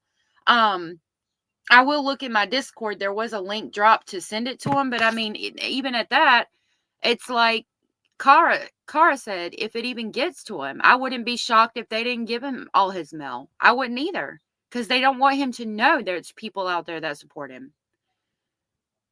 I'll see what I can find. There was something dropped in the Discord about how to contact him. I'll see what I can find real quick. And there's lots of questions right now that are being raised, and our client suffered dramatically because of these unanswered questions. And why are we being videotaped? I want answers to that. I want to know why you're allowing Odinist patches on DOC uniforms. Don't be cowardly. Be a man or a woman and get out there and go have a press conference, or stop denying the reporters that are giving you phone calls and saying, hey, can we talk to you? Now look at the carnage now. We've got Dr. Walla, who they sent packing the day after we had a hearing in Delphi. They put a gate closure on her the next day when she went to work. She's no longer there. Gallipo got demoted. He can say whatever he wants. He got demoted. He got moved from a maximum security penitentiary, basically, of 30, I don't know what it is, 2,500 to 3,500 inmates, to a girls' school in LaPorte where there's about 60 teenagers housed. That's where he ended up. And then he got fired after that. Dr. Martin, he's retired somewhere down in Florida. He's totally out of the loop. And then I deposed the executive director of behavioral health, Dr. Dwenger, who was very kind and was very, much willing to have a conversation with me about the psychological effects of solitary confinement on a human, and acknowledged that all of these things that this federal court judge had said and determined in her court ruling were true, and that this can be very damaging to somebody's brain, and it's not a way to detain somebody, and it's against their policy. She's gone. She doesn't work there anymore. And I must have asked 5, 6, 7 different people in high positions with the DOC, why was it that he got moved from Westville to Wabash Valley on December 5th, 2024? 23. Was it 23? Sorry, thank you, Andy. Under the cover of darkness, without notice to anybody. I mean, Jesus. I mean, we were all on their radar at that point, but still, they put him in a car and essentially moved him under the cover of darkness, 200 miles south. Hell, it was almost a 4-hour drive for me, door to door, to go talk to my client with any sense of confidentiality when they moved him. A little closer to Andy at that point, but nobody could tell me who made that decision. Why did that happen? What was the rationale? Nobody. And these are the people that are getting paid, some of them, most of them, 6 digits plus in a public, position, a job, Can you believe that? Absolutely insane. I dropped the list in the description box. It's a Reddit post that says they'll get the letters to him. Whether that's accurate or not, I don't know. A state-based job where that's a lot of money, for somebody who's working in one of those positions, and nobody can tell me why he was handled the way he was handled during the entire course of his incarceration. And I'll say one more thing. Jennifer keeps talking about no pretrial detainee's ever been treated like this. No convicted offender in the DOC gets treated like this. Exactly. Yes, there are people down the hall from Rick who are spending extensive amounts of time in solitary confinement, but they're not under suicide watch a majority of the time. They don't have cameras on them 24 hours a day, an in-cell camera, and they're not, videotaped when they're being moved around the facility. Those people were convicted. And most of the guys that are, that he's his neighbors, if you will, we're talking about, individuals who have been convicted of things like murder, rape, robbery, and they've gone to prison, and then they killed somebody else while they're there, or they've assaulted a guard, or a doctor or whatever that was treating them. Those are the kinds of people that he's living with. And, his detention circumstances are so unusual and so medieval. And I'm not saying that for effect. I'm just saying that we used to treat humans like this, in 1300 and 1400 and 1500. We treated humans like that, even maybe into the 1600s. And the idea that we're still doing that is exhausting. It's insulting. And frankly, it's sickening. And I'm not, and I'm not one of those guys that really honestly to sit here and just try to embellish these things because I'm trying to advocate for a client. It's just, that's what it is. It's the truth. It's torture. If you look at the Mandela rules of the UN conventions, they define anything more than 15 days in solitary as torture. DOC, by its own regulations, you can't keep someone in solitary for more than 30 days. And then they get around that by saying, well, he's here on a safekeeping order, so he's not convicted, so our rules don't apply. So the person who should have more rights, he's innocent, according to the... Right. So the person who should have more rights, you're saying can be detained longer and the rules don't apply to him and he can be held in solitary confinement for longer than is even allowed by the rules because he's not been convicted. Like, how make that make sense? The math is not mathing. Like Rachel said, there needs to be an outside investigation. Absolutely. Federal and state constitution at that time. I had a question about that. Even if he had not been sent to prison, if he had been kept in jail, wouldn't he have been kept in the solitary anyway? Yeah. Because they were arguing that it was for his own safety, right? Yeah, that's a good question. I think it's a valid point, and almost certainly any local sheriff or jail commander that's running one of the jails in Indiana is going to isolate him at least for a period of time, just because naturally he's got a target on his back, and I respect that, and I would probably want that. But the difference is the conditions in a county jail, in most county jails that I practice in, are far better than the conditions that exist up at Westville. Number two, you're still going to have access to more humans, other inmates around, trustees, things like that. There's just more human interaction. Number three, when you do get out of your cell, when you are able to move around, when there is some freedom offered to you, it's not box shackled, leg shackled, belly chained, and even at times he had hoods on his head, things like that. It doesn't involve all that. And over time, that would break any human down. I'm just telling you, you might be able to deal with that for a day or a week or a month. And if you're a Green Beret and you're tough and you've been trained to be a prisoner of war, maybe 6 months or a year or whatever. But after a while, a normal human is just going to break down. Just psychologically, you can only handle that type of restraint and that type of isolation for so long, and your brain just becomes spaghetti. And that's what the doctors will tell you. What was it that changed? Because you had no confession saying he's innocent. And I thought your decision, by the way, to play that initial interview was a really wise one, because I thought he was very persuasive about how he was not guilty. But okay, you got not guilty, then you've got confession, and then you've got not guilty again. What changed? He's still in isolation. He's still kept in a cell all by himself. So what's different at that point that causes him to stop confessing? Yeah, that's a good question. So, one of the things that there was some nuance to it, but it is the truth, and it's part of Dr. Wall's medical records is that actually if you read her medical records, starting in late February, March, and then obviously into April, he was starting to deteriorate. And she was documenting that, he just was not acting the same. He was a little bit more removed, a little bit more isolated. And so, there was actually, this didn't happen overnight. I mean, there was a progression of his deterioration. And the one thing that I don't know, and I don't know that anybody knows, is, how they were handling his medication regimen, how often they were giving him meds, how often he was eating, whether or not he was refusing meals, whether or not he had contract. How much do you want to bet there's probably not a record of it? How much do you want to bet that it was probably never even recorded? Any viruses, anything that you could get in the prison system, just because, people get sick there, just like they do anywhere else. All these things are going on in this environment, in addition to this continued isolation. And your brain, essentially, when you're not stimulated, the way I understand this from talking to the experts, when you're not stimulated, your brain just essentially starts to harden. It just, the synapse that, that exist in our brains when we're connecting thought A with thought B just stop. Those things stop, and you become delirious. Yeah. And so you get into this stage of psychotic delirium, and it doesn't happen overnight.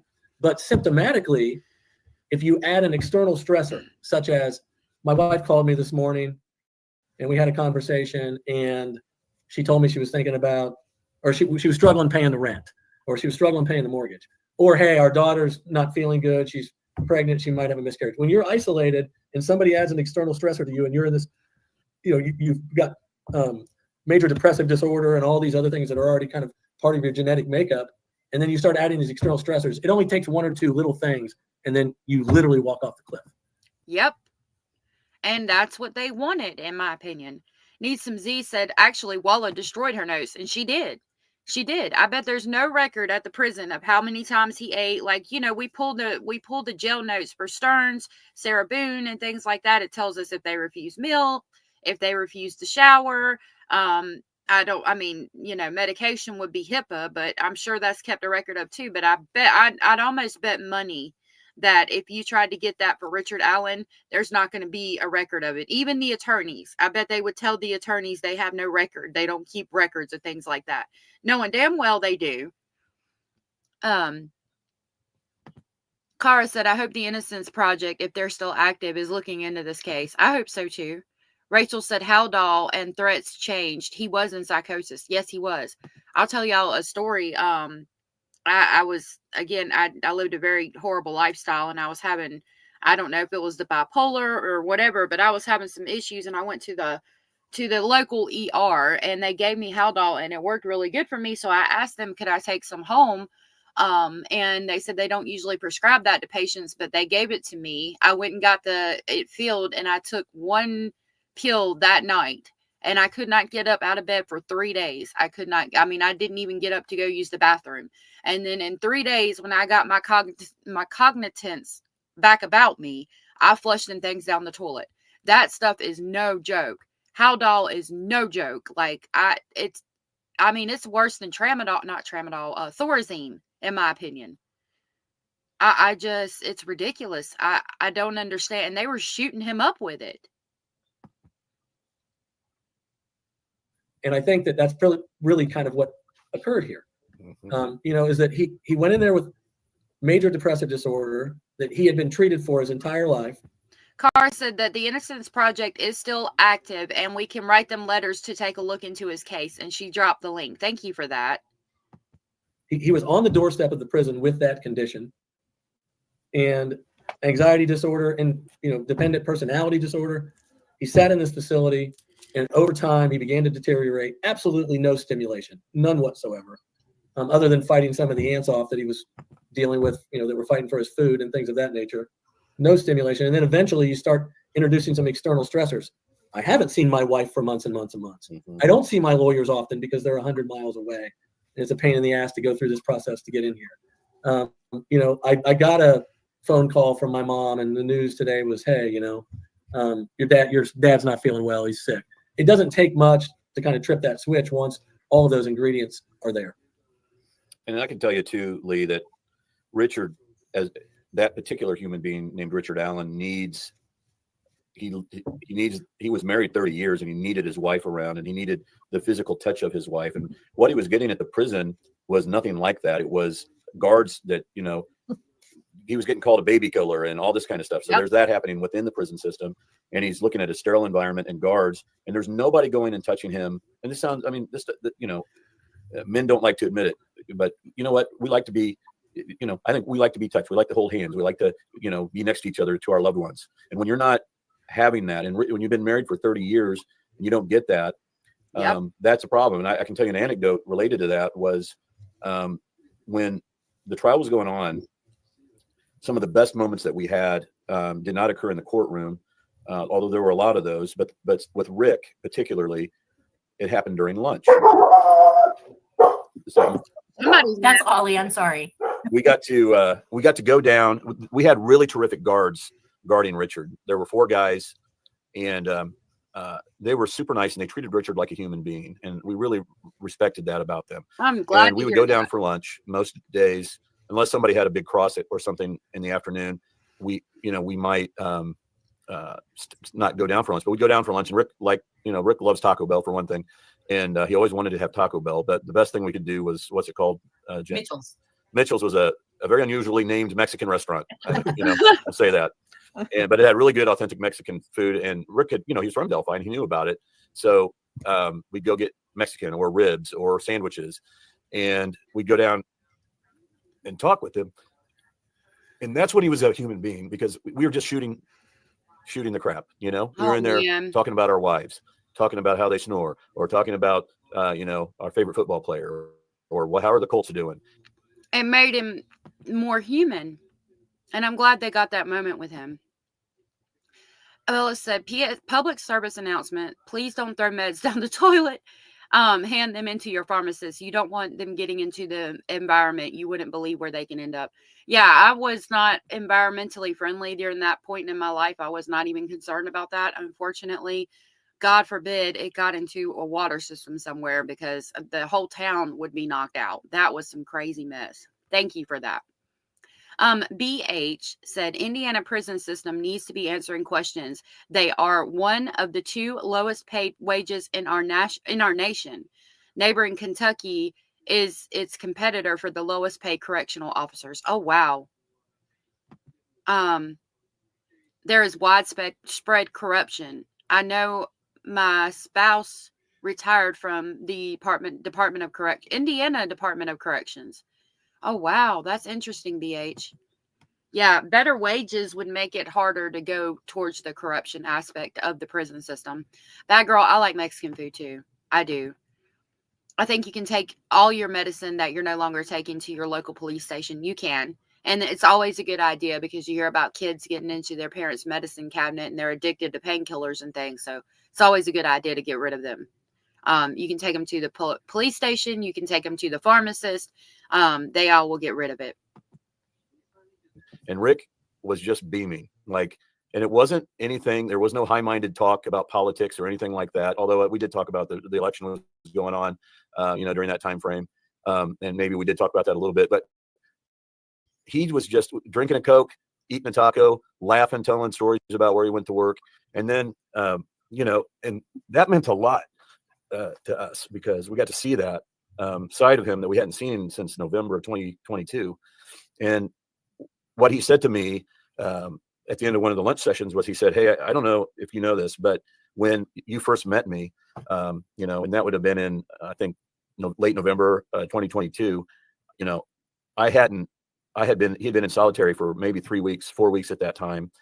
And he said, you came up and immediately hugged me. And I didn't remember doing that. But he said that touch meant so much to me, because he hadn't felt that from anybody, from his wife or anybody. And just a simple hug from somebody meant the world to him. So imagine that. That's 3 weeks in, right? And now we're in April, and he's not getting to see anybody. There's nobody that loves him that he gets to see on a regular basis. I mean, other than his lawyers with cameras behind them. Okay. Mm-hmm. So that anecdote might give you a little clue into who this guy is. We are human beings. We need that interaction. I cannot imagine not seeing my wife, on a regular basis. It would drive me crazy. And Brad would be the same way with his wife. And it's so anyway, and they've been married 30 years. I mean, this guy, no criminal history, 30 years married. And well, Rick had an interesting, dynamic with his family in that he really didn't have a real, what I would call involved social life. And the doctors and his historical medical records reflected this, that, really he had 3 people in his life that were super important to him. And one was his wife, of course, the other was his daughter, and then the third was his mother. He had a stepfather, really his kind of de facto father, that he also loved dearly. But I mean, the 3 closest people to him, his pillars throughout his life, were women. And he, at times, and I mean, going back to the, a lot of people, like, if you just look at the statistics of known serial killers, a lot of time they have a lot of disdain for women. And we're talking about Richard Allen having a lot of women as pillars in his life, the women he looks up to. And I'm really glad they got to have those moments with him that made him more of a human being. And I'm really glad that Richard Allen got to feel, just a hug from him. And that, like they said, that was only 3 weeks in. Can you imagine 18 months? I mean, it's hard to even think about in our position. And then you put yourself in his position. And my God. Hey, Saffron, thank you for being here, love. From what I learned, and I kind of did the deep dive into his background, looking at his photo albums, kind of parsing through all those and reading his medical records and talking to his wife and his mother. And what you learned about him is that he really depended on those people when things weren't going well for him. And when I mean not well, he struggled with depression. So there were times in his life, he managed a Walmart. I don't know that people realize, like, Rick Allen has a brain. He is a functioning, competent human being that at one point was running the Walmart over in Kankakee, Illinois, or wherever it was. He was managing a serious, big time business. And because his depression was so significant, at some point he just couldn't do that anymore because, 1, he was suffering from the depression, and 2, he was isolated from his wife and his daughter because he had to drive physically over to Illinois to work. So eventually he just lived over there during the week, and he just couldn't handle that because he was separated from Kathy and his daughter, and he was such a dependent of theirs. And that's just the way he lived. I mean, that's the way he either chose to live or that's the way their life unfolded. And to go from being that dependent on your loved ones to this, I mean, you're already going to risk a high possibility of having some kind of mental side effect or even possibly psychosis. And then you add on all this other bullshit. You're looking at a murder charge. If you're legitimately innocent, all of the things they're doing, how could we expect any different than what happened than for him to go into a deep psychosis? Hold it. There's nothing wrong with that. But so when they separated him, when he was separated by his arrest, that's one thing. But when they isolated him in Westville, it isolated him from everything that he had ever known that was comforting to him. And that, I think, is just the compounding toll of that on his brain, in addition to all these other things we've talked about, was just overwhelming. And again, I'm not making this up. This is what the experts are telling me. How can you make up? They're experts. How can and also experts. They're experts. Not Exactly, just ours. Yes. Dr. Walla and Dr. Martin. The people, and I don't necessarily put a ton of credibility in everything those 2 people said, but if you want to believe their people, that's what they're telling us. And how can you make up? How do you make up the story that the psychologist that's watching him is a Delphi fanatic? Yeah. And that's just, it's like out of a movie or something. I mean, she's aware of the case. She knows what's going on. She's been to the bridge. 2-hour commute to work, 2.5, 3-hour commute to work every day. And she said she listened to podcasts. Probably you, Harvard. She's probably listening to you. Well, and she's directing people to podcasts where they talk about white vans. So, Jennifer, what's the solution then? I get what you're saying about the UN, and I certainly understand what y'all are saying about his particular need for this. But if somebody is in fact in danger, what's the solution if it's not solitary? Well, first of all, there was no evidentiary finding that he was in danger. Yeah. Thank you for saying that. Let's start there. Yes. Let's start holding the prosecution accountable. Let's start holding the courts accountable and making them have the hearings that need to be had to and go through the process the way it needs to be heard. The statutory requirements are met, and that I don't think happened here. Number 2, so he gets sent off under the safekeeping order with no evidence, none. And then he's sent to RDC, and supposedly they do a quick analysis within, I don't know, Brad, you know better than I do, a couple 24 of hours. Yeah. And they say that he's, this is a high profile case, so he should be, he's a danger. But there's never any nexus, right? There's never any nexus between what he's thinking, what he's going through, and what the standard is. So, I've had high profile cases before, people allegedly killing their children, and they were safely kept in their county jail. Yeah. I represented a man one time who killed, let me count, 1, 2. See, and how are you supposed to, given all the information, how are you supposed to think that it wasn't a setup when this has never been done before, and we're all of a sudden just moving this prisoner because it's a high profile case and, because he needs safekeeping, when, again, I've been locked up with girls that killed their children, and they were in county 3-4 years later waiting to go to trial. I mean, I don't understand. 3, 4 people and stabbed another one 60-something times, and she survived. And this happened over 25 years. And when he killed his last victim, they kept him in a county jail right across the street from me. And I walked over there, twice a week and met with him. I mean, it was a pretty high profile case.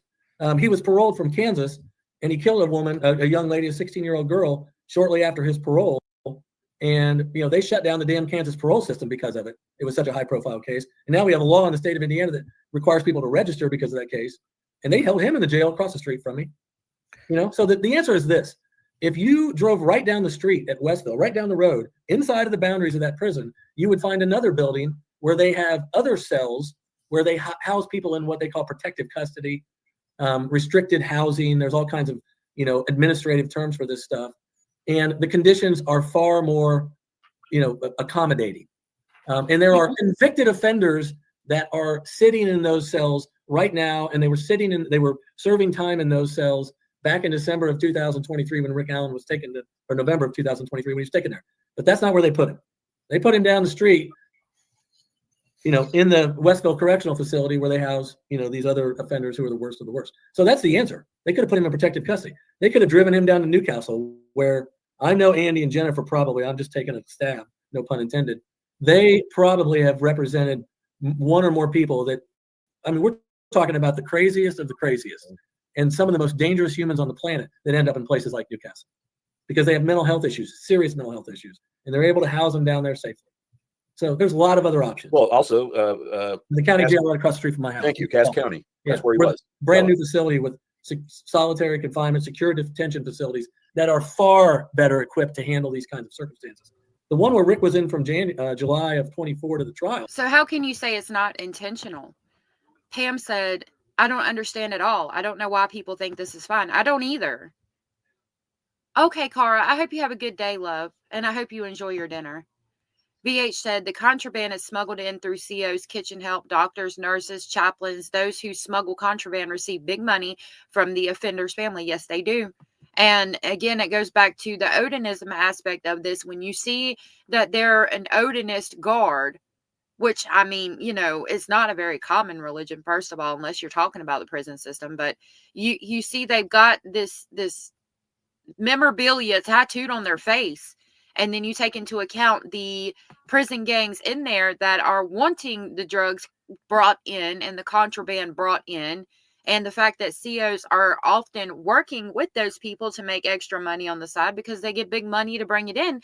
And then you take into account, like you just said, Indiana Department of Correction is the second lowest paid job in the state. The only thing I can come up with is, they're working together, allegedly speculating. But I don't think it's far out of the realm of possibility to think so. Zan said, I remember people were outraged about his housing from get-go, but Gold just said, my word is the law, the end. Did she really say that? That's interesting. Yeah, everybody was outraged from the beginning, but just like with most aspects of this case, we're just told to sit down and shut up. Hey, Thomas, including his damn attorneys. Rachel said, I think a federal lawsuit is needed against this to expose the corruption. I do too, but even then, would it expose it all the way? I have questions. Trial was a cell where there was at least 2, if not, I think there were 2 bunks in that cell. And then that door opens into a waiting area, a day room, if you will, where there's a table and a TV. And then you can talk. There's other people as part of that pod that are housed there, and you can talk to them, but they don't let you all out in the day room at the same time. They kind of open the doors and close the doors, but there's interaction with humans, and you can watch TV and you can do those kind of things. So we're plenty equipped in this correctional system that we're in to deal with these kinds of things. To send him to Alcatraz, to Shawshank. And I'm embellishing a little bit here, but just to make a point, that's ridiculous. It's ridiculous. DOC needs to seriously review their policies. This is not something that should happen in any civilized society. He's walking around with a black hood on him, like we treat terrorists in Guantanamo Bay.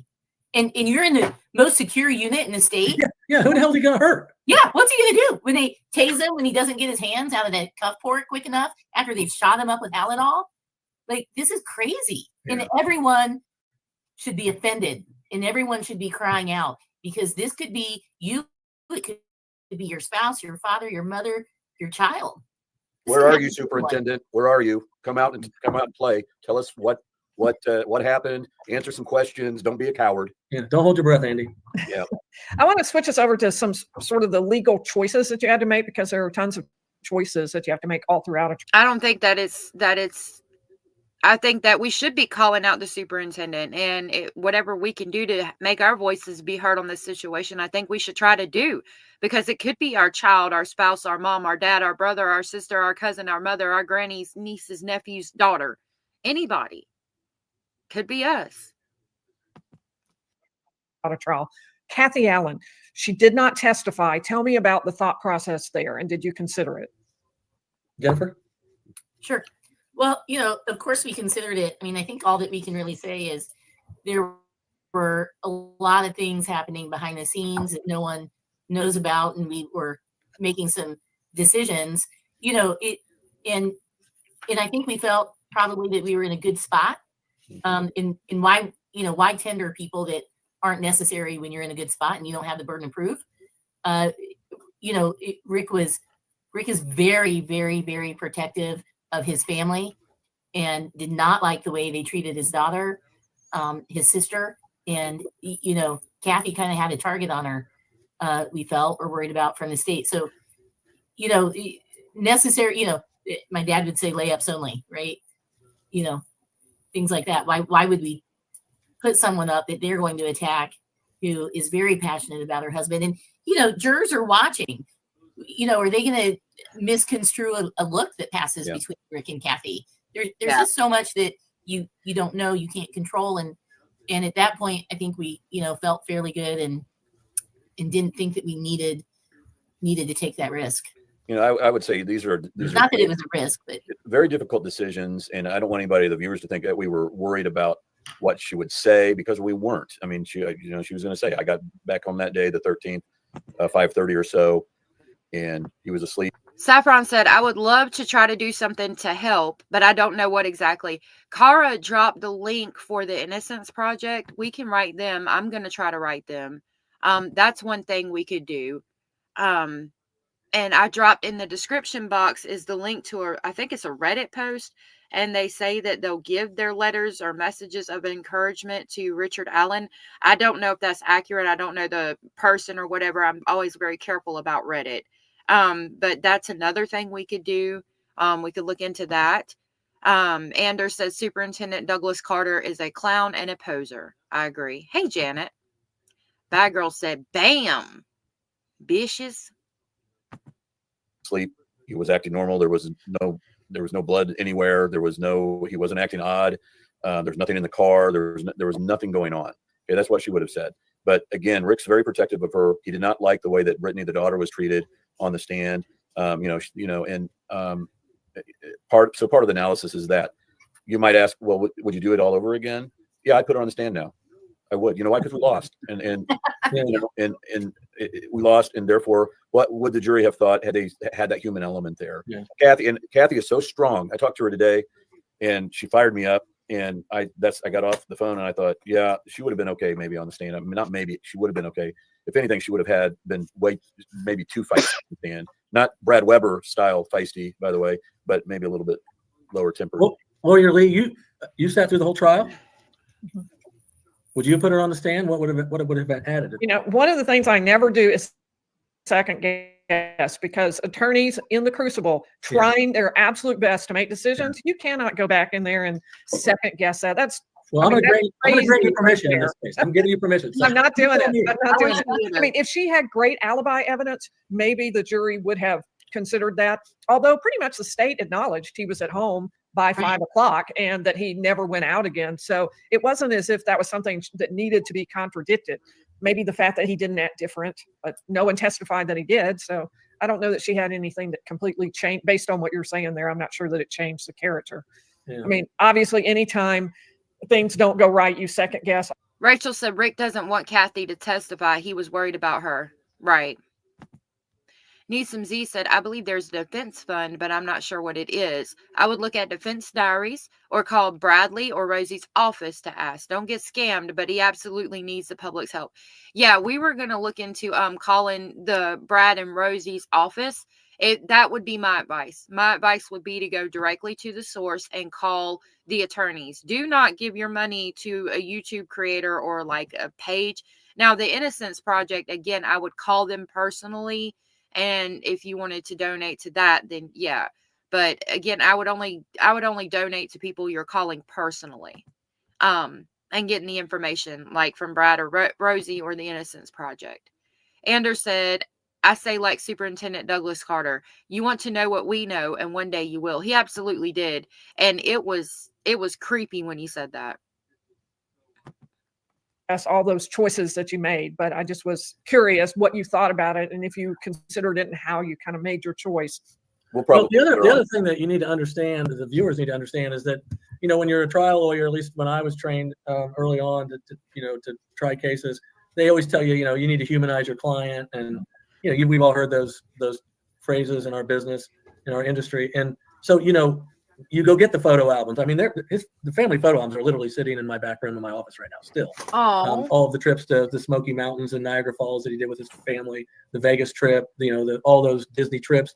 You go get those things, you become familiar with your client, and then through that process, you essentially then try to humanize your client by putting them on the stand and conducting a direct examination. And that's all good. But the rules of evidence in Indiana don't really necessarily just permit you to throw a spouse up there and just let her start talking about how good of a guy her husband is. Right. Because there are very legitimate objections to that kind of testimony. And then there are pitfalls sometimes with opening the door to other things. And I think that is something that the general public just can't understand, or it's hard to wrap your arms around why we couldn't put Kathy Allen up there and have her talk about, you know, the first.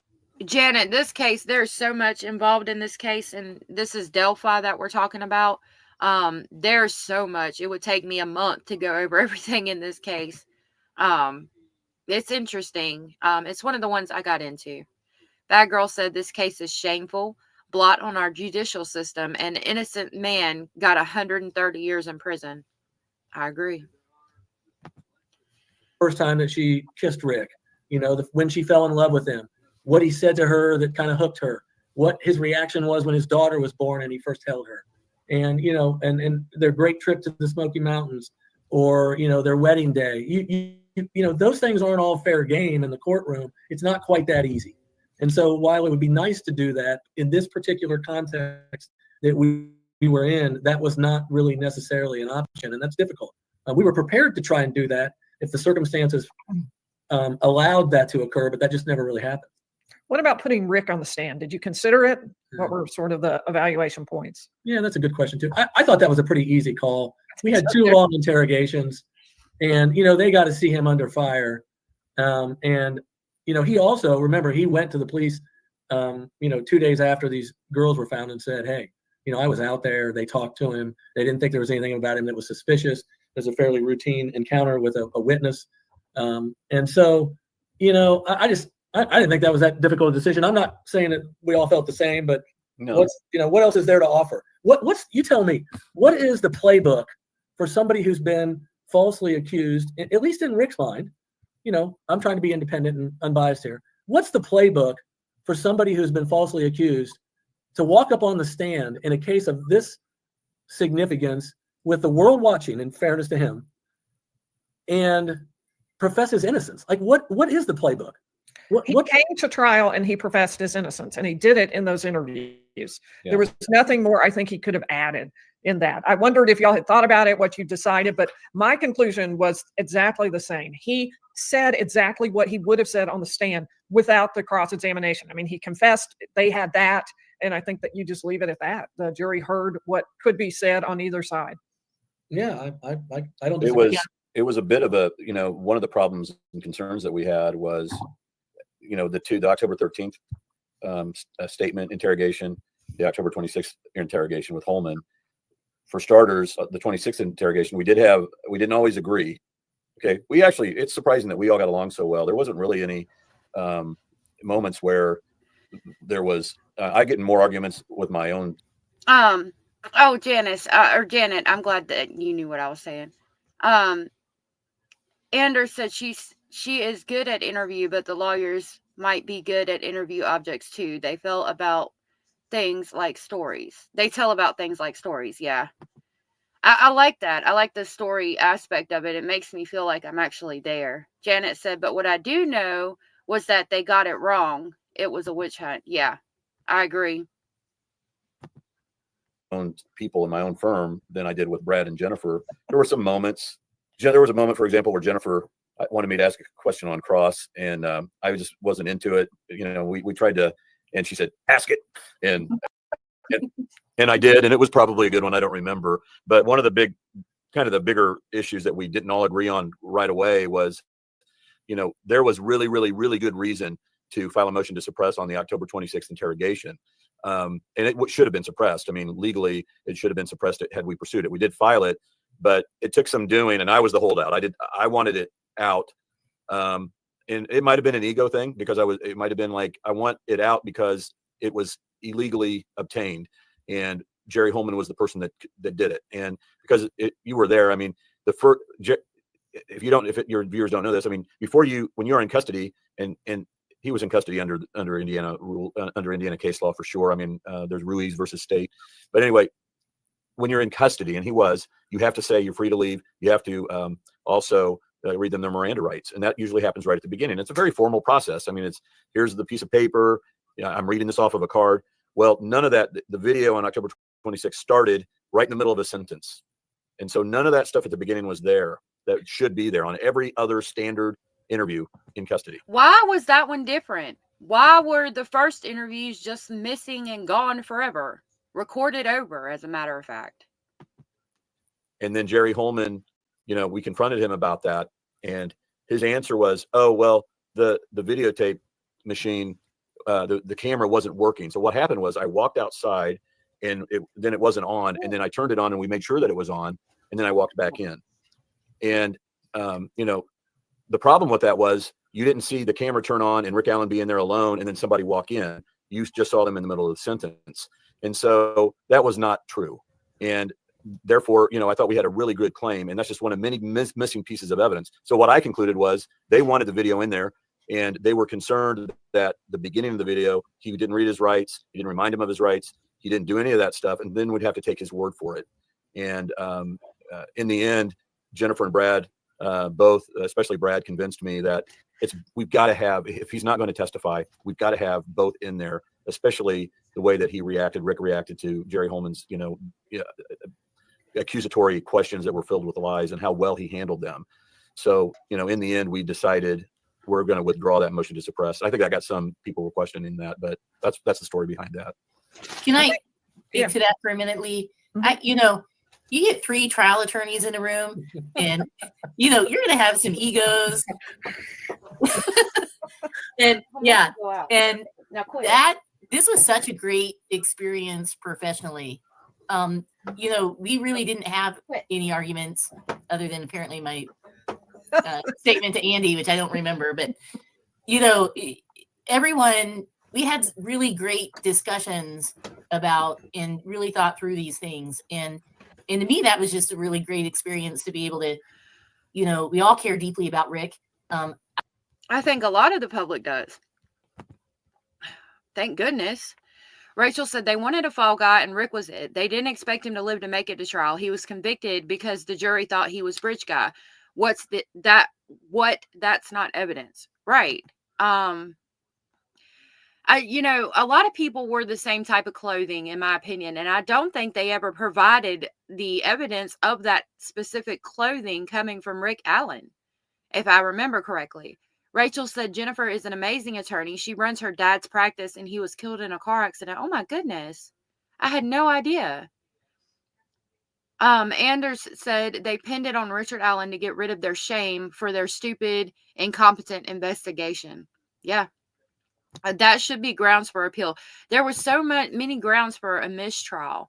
There was so much reasonable doubt. I'm surprised it went this way.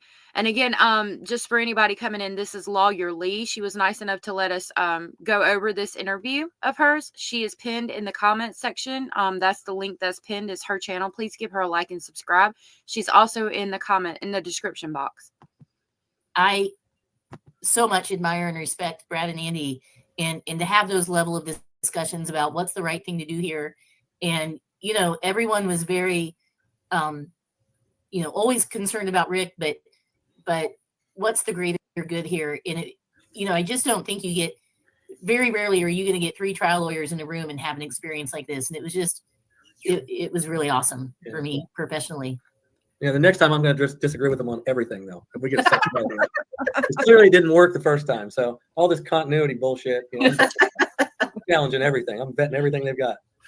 Well, when you see me looking down, it's because I have so many questions. The members helped me formulate a bunch of questions, and I'm going, dang it, no time. So I'm trying to pull it down to just like the last few. Andy, I have a question for you. In opening statement, you told the jury that you will see with your own eyeballs that the ballistics doesn't match. Mm-hmm. Tell me what happened there, because we never really came around to that. Was that the expert who got excluded, or what happened there? No, I mean, I thought that did happen. I mean, maybe Brad would disagree with me, but Zan said the defense should have shown downtown surveillance footage of any Midwest town in February. There would be a ton of men and women dressed exactly like Bridge Guy. Yeah, that's what I've heard. Maybe if they had a chance to do things differently, they would have done it like that. Anders said the YouTuber who was in court couldn't even see Bridge Guy in the original state. Yeah, they had to use AI to even show what Bridge Guy looked like. Rachel said, remember another fact is they had huge searchlights at the park from the fire department and didn't see them. I don't think they were there that night. I don't either. They said that area was searched and they were not there that night. And then they were there that morning. Somebody came when they called off the search and placed the bodies there. Rachel said, exactly. I live in Idaho and Carhartt jeans is a common attire here. Right. If you don't quit, I think that did happen. And we're talking about all that tension that was going on about the photos that Brad explained it.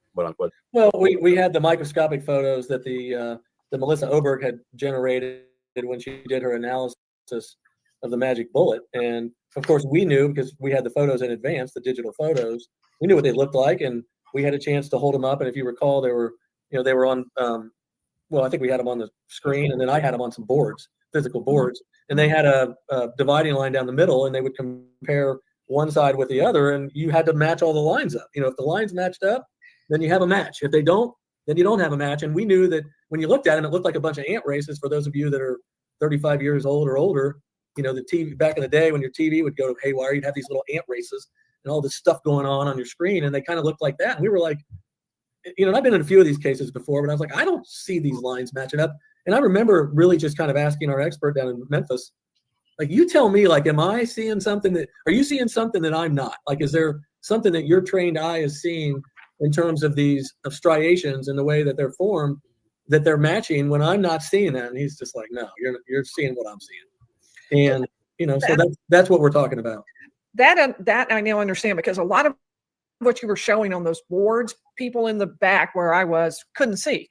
So that explains it. I wondered, I had assumed the local news channel said they were comparing apples to oranges.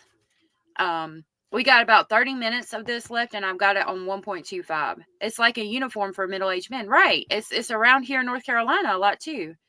Zan said, right. And Libby's phone was manipulated after midnight. If Richard Allen did that all the way from his house, he's got skills, no doubt. I mean, and it's not allowed to be brought up or talked about. Abella said, I keep repeating myself, but millions of American men of that age group look and dress like Bridge Guy, down to the goatee. Yeah, my husband has a goatee. He wears Carhartt pants, Carhartt jacket, all of those things to work every day. It's not enough. Could be boards like that, and I never saw them. So you're saying the jury did see that, so the jury was informed about that. That was a good Yeah, question. I think Andy, I'm of course, and I'm guilty of this. If you want to lock me up in Westville in solitary confinement, I'm guilty of this, and that is over-analyzing things. I tend to beat a dead horse. I know it's not a good character trait of mine when it comes to work. Andy kept telling me, just look at the damn thing. Just use your eyes and your ears. Like, stop with all this, this intense, what's the word I'm looking for? Just stop intensely focusing on all the deeper meaning here. Just look at it. Like, any human is going to look at that and be like, it doesn't match. And it was hard for me to get to that point because I'm thinking, well, the state's witness is not going to come in here and just say, well, just look at it. Because clearly, if you just looked at it, it didn't match. So they're going to come in and say something else to try to convince the jury that they should believe that those lines matched up. But Andy's just like, those people in that box are normal humans. They're not, they're not forensic analysis. They're not, firearms experts. And I struggle with that a little bit. Again, I'm kind of thick-skulled. Yeah, I had a trial in March, an attempted murder trial up in northern Indiana, up against one of the best alleged ballistic experts. And my own associate lawyer who I took up with me prepped that cross. And that was basically where I came up with that, idea for Brad. And he did, by the way, his cross on Oberg, their ballistics expert. I told him afterwards he needs to get the transcript and then sell it because it is the prototype cross that they need to use for any ballistics expert in the future. But that's where that came from. We basically confronted their guy and just said, hey, this doesn't match. It doesn't look the same. And then on closing, it was like, it doesn't work. And the jury afterwards, they said, yeah, their expert, they shouldn't use him again because that didn't work. And so that's, that's a good thing about all of us have a deep trial experience over the course of many years to draw. If that expert didn't work, then why was that part of the basis he was convicted on? I don't understand that because a lot of jurors reference the bullet evidence. Zan said, and the artist's renditions were never introduced and nobody except an agent identified Richard Allen. Yeah, I think the FBI was looking at Ron Logan. Abella said, plus the video voice was added later, which I didn't know until recently here with allegedly speculating. That's sweet. Yeah, and the voice doesn't match up to the lips. It sounds like somebody else is saying it, like from behind them, from what I've heard from the people talking about the trial. From that's a deep well, and so that I drew that from that well. I pitched it to Brad. He did way more than that, by the way. It wasn't like he ultimately did that. You were there. I mean, it was a day-long ballistics extravaganza, and Brad just tore it up both with his own directs and the crosses of their expert. So let me ask you about social media. How much did you know about the social media that was happening during the trial? And I know for Andy, your answer was like nothing. You had no idea, right? Same during the trial or during the entire case? I'm thinking more during the trial. I would have not much. I had people send me clips of commentary from you, Andrea Burkhart, and so I knew that people, I knew that stuff, and it was nice things. It was complimentary stuff that my friends and family would want me to see. I didn't see all the bad stuff that other things were talking about, I'm sure, but it had, that was it. It was like, we'd be at night and somebody send me a text and they say, hey, look at this. And I'd click it on. I'm like, oh, okay. It'd be like a 10-second, 20-second clip. And that would be it. So, yeah. I didn't have time to look at any of it. Mm-hmm. I mean, you know what the trial's like. Yes. It's 24/7. You wake up at 2-3 in the morning and, right. You just don't have time. In hindsight, maybe that was a mistake, not to have someone monitoring that more. But not only that, but a lot of it, it was so distracting. I mean, so many late nights, looking at an email someone sent or, something someone saw on social media, and you're like, oh, that could be something. And, 2 in the morning, you're like, okay, that was a dead end. And, yeah, it's a lot of rabbit holes, a lot of distractions, and you can't do that during trial. I may have answered some emails that people were sending me because I still have all that hope. We're still to this very day getting tips and I got 4 or 5 emails today, literally with substance to them. Yeah, that had attachments, and it's exhausting. It is. We had a lady. I love these people because I know that they're invested in our client. Yeah. But I'm also I feel somewhat guilty just because I can't respond to all of it. And you just have to draw a line. We're all humans. We have schedules and lives, and it was overwhelming. But I also didn't pay really any attention to any of this stuff during the trial or even before it. I don't mean to be insensitive to you personally. I had to actually tonight when I came home about an hour before we came on, and I had to Google your name and your podcast because I had to see. I knew that you were at the trial because my wife told me you were there, and I just needed to put in kind of a name with a face.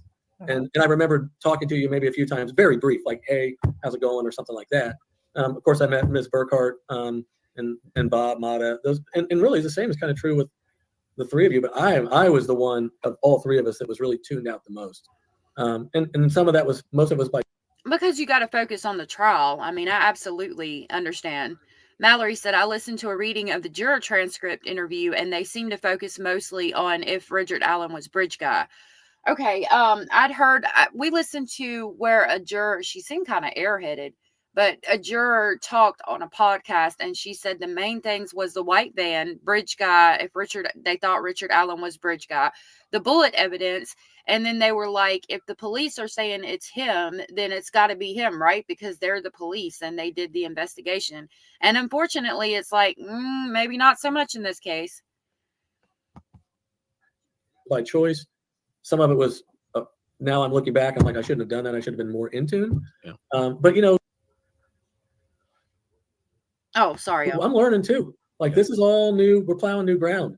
And I'm not trying to avoid responsibility for not consuming more social media feedback, but at the same time, my body and my brain doesn't work that way. Like, I have to compartmentalize, and those things are distractions, and it just was not part of the way I was approaching business in this case. Yeah. I mean, I do want to thank all the people that would send me emails, voicemails, and I would try to respond. And some of it I'd be like, yeah, okay, I already knew that, or I didn't know that, and I'll try to get to it later. But like Brad said, like Jennifer said in previous interviews, it's very difficult because you don't know. You're going to feel badly, like they may have been. Maybe it was the person that was with the people that killed the girls, and they have something to say, and you just didn't get to it, and then you got to worry about that and fret about that, or maybe it takes you down a rabbit hole. And when I was early on in the case, I would go down some serious rabbit holes, and eventually I had to plug all those up. So I really appreciate it, and I don't want anybody to stop. But if you're not getting responses back, it just is what it is. Like Brad said, you just don't have time. We have a practice and everything, but it's really, really appreciated. It really and truly is. I'm a zero inbox guy. Excuse me, Jennifer. I'm a zero inbox guy, right? My whole life. And now I just, of course, was at work today. My inbox is like 1,700. And that's what 2 years on this group did to you. Wow. And I've made an effort to try. Anders said, I can't draw any conclusions from bridge guy, except maybe from the way he walked. But the bridge was in terrible condition. I wouldn't dare cross that. Maybe when I was a teenager. Right. And it's hard to draw any conclusions about height, about stature, about the way that he walked or anything because of the condition of the bridge. I actually have a video on my page of going across a train bridge. Not like that. It was a lot smaller, but you can see like how I talk about, I can't, there would be no running across the bridge. So unfortunately you wouldn't be able to get away, but it's dangerous. It changes the way you walk. You're going to walk differently. You're going to appear differently because of the way you're walking. Like your height would be different because of the different levels of where they were standing as opposed to the bridge because it adds height, all of that. There's not a lot to get from that video. Especially considering that they couldn't even see bridge guy in the original photo. They had to use AI to make it more visible. To try and get rid of, it's that exhausting. And again, I am very grateful for all of the feedback and, and the energy that people have for the cause and for our client. And, frankly, the energy that people have, for the state's cause and their prosecution. I'm fine with that. I'm good with all that. I'm grateful that people are tuned in. They're trying to learn about the system and understand our system of justice. But when it comes to one man or one man or two men and one woman consuming all that and somehow regurgitating that in the courtroom. Yeah. You know, to use old, you know, Indiana Hoosier, you know, vernacular, it just ain't possible. Mhm. You know, it just ain't happening. Yeah. Jennifer, were you about to say something on that as well? Well, I was just going to say, BH says the juror didn't believe the ballistics expert. She said they dismissed the bullet. Okay, thank you. I might have had it wrong. I might have heard it wrong. So I appreciate the correction. So I do apologize if that's, maybe I heard that one girl that was talking, maybe I heard it wrong. So I do appreciate that correction.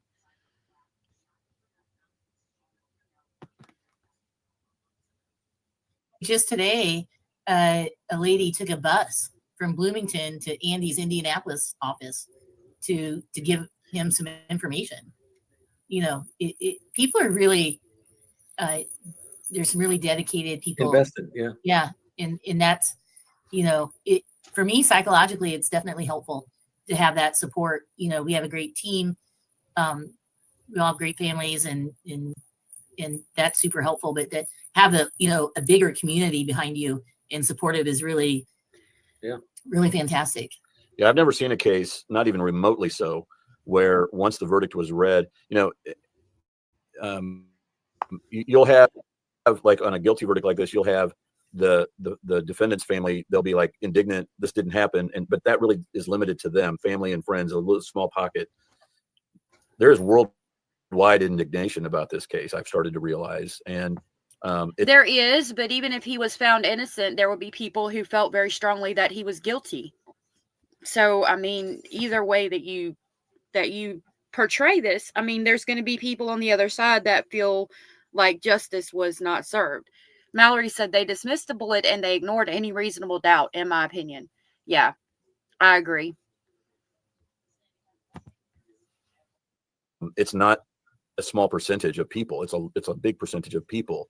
And I don't know why that is. I'm happy about it because it will keep this thing, it'll keep it going and in the consciousness of the people. Little buddy. But I still don't really understand why that is. I'm just appreciative of it. Yeah.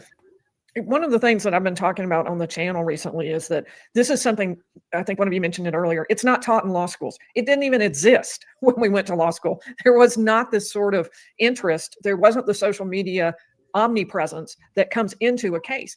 And lawyers need to figure out ways to deal with this because it is super important, offers so many opportunities, but it's totally overwhelming. Just as you mentioned, I mean, when you're in trial, you're going all the time. You finish your job at court and you come home and begin your job of preparing, which is for the next day. Yeah. Yep. Yeah. Can I speak to that? I do have a thought that's kind of related to that. I thought about, in the wake of this press conference that the state had after the sentencing hearing, which I'm fine with that. I think that it's good for the victims' families to try and get closure. That's one way to do it, is to kind of acknowledge everybody and, hey, this was a team effort and we appreciate, everybody's assistance and everybody worked hard. But of course, there was the other side of this, which was more of a victory lap that the state police engaged on through their superintendent. Oh my God. And the things that he said, and he threw Andy under the bus. Did y'all see that, the presser right after court? How the state police were just all about themselves. They were so just arrogant and egotistical. It was sick, y'all. We looked at it because I covered this trial while it was happening, and we saw it in a previous live stream about Delphi, and it was disgusting in my opinion. Bus and frankly threw me under the bus and connected us with the death of a man and all this, just ridiculousness, frankly. And I started thinking about that in terms of the public interest in this case. And it was the government, it was, you could say, the state police or the investigative team here that took this case to the public from the very beginning. They were the one that rolled the podium out and turned the cameras on and said, these two girls were, brutally murdered and we need your help. And we've got a hotline set up. And here's a sketch, which the jury will not be allowed to see. Yeah. Right. And so you're with me. So again, I'm going to use the same analogy. They fired up the steam train, that is this public campaign to assist with this investigation. And then they started moving it down the track over the course of 5 years. And during that time, they're consuming all of this information that's being brought to them by people that are passionate about this stuff that they invited to the party. Okay. And by doing that, they injected intensity into this case, essentially from one part of the globe to the other. And then when this unfortunate circumstance occurs in Andy's office with Mitch Westerman, which was not a crime, it was, I mean, you can argue about whether or not Mitch committed a crime. I'm fine. I'll give you that, whatever. But whatever happened, it was a circumstance. It was unfortunate. This stuff, these pictures end up in the public. And then all of a sudden, we're getting accused of destroying the victims' families, or, causing all this emotional distress, or whatever terms you want to use, because now this stuff's out in the public and the Band-Aid is ripped off and they're being, traumatized by this. I didn't invite those people to this parade. Okay. It wasn't us that invited the public to this case. It wasn't us that kept, walking up to the right. You cannot ask for the public's help. Basically, I tell people all the time, you cannot put information out here on the internet and then get mad when the internets. Like, you can't get mad when you give us all this information and say we want help, and then expect it to all be, cut and dry. There's going to be conspiracy theories that don't make sense. And there's going to be people that are going to get really invested in this case as well and feel a certain way about it.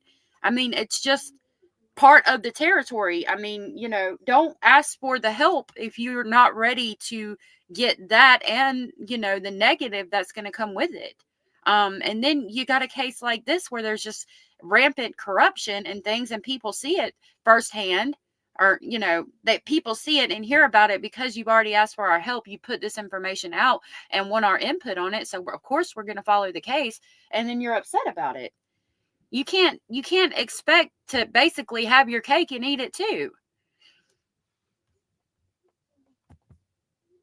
The podium and asking Right, for help, girl. and, tears coming down your eyes, and then going into the victim's sister's, kitchen and doing a podcast with her and asking the public to help. It wasn't going on Crime Con. Yeah, going to Crime Con. Yeah. I didn't ask for any of that. And so, and Andy didn't ask for that, and Jennifer didn't ask for that. And so all of a sudden, then, when something happens in a case that none of us really have control over, and it's unfortunate, and somebody's harmed by it because of the public, because of the transparency to the public, and then we take the blame for it. And I'm just kind of like, I resent that. Like, I didn't bring, that wasn't my invitation. And Right. so, shame on you. If you want the public to do your work as law enforcement officers, and you're inviting them, open invitations, hundreds of millions of people essentially that they're communicating with, if they want to do that. I mean, that's really what's happening. Then you reap the consequences of that when things don't go right, or something goes south on you, whether it's on our side or their side of the table. And then to turn the crosshairs on Andy Baldwin for that's Bush League is what it is. It's Bush League. And, I'm insulted by that. And, we're all humans, and I try to be a professional, but, don't extend an olive branch to me throughout the course leading up to a trial and throughout the course of a trial. Don't extend an olive branch to Andy Baldwin leading up to a trial and during the trial more than on one occasion. And then when you prevail, which I have the utmost respect for the jury, whatever, they heard what they heard and they did what they did, and I got no beef with that. Wow. We on the scoreboard says we lost. I'm fine with that. But don't extend those invitations and then get up there on the podium during the victory lap and turn the crosshairs on us, and and then say ratchet down the rhetoric. Right. And that's what they said. They ratcheted it up. It's the same thing when they got all. Thank you for saying that, Brad. It's the same concept as when they got all up in arms about Brad and I put out a press release in early December of 2022, and it was about 750 meaningful words, vanilla, really, really vanilla. And Doug Carter had gone up and with his tearful, press conferences and very, very oddball things, and multiple times there were press conferences after Richard Allen was arrested, I believe. There were, all kinds of things that those guys did. And then Brad and I were like, well, we got a client. There's a narrative out there. Let's write a very short press release, send it out. That's very vanilla, that we said in the press release, this Hey, Swade Smith, thank you for being here. does not violate the professional rules of conduct. And you would have thought that we had, that we, I don't know what we thought, but the last thing I remember, and Brad, you may not remember this, but I remember the first meeting we had with Judge Golan Chambers. I said, I don't want to try this through the media. That's the truth. Yeah. I don't.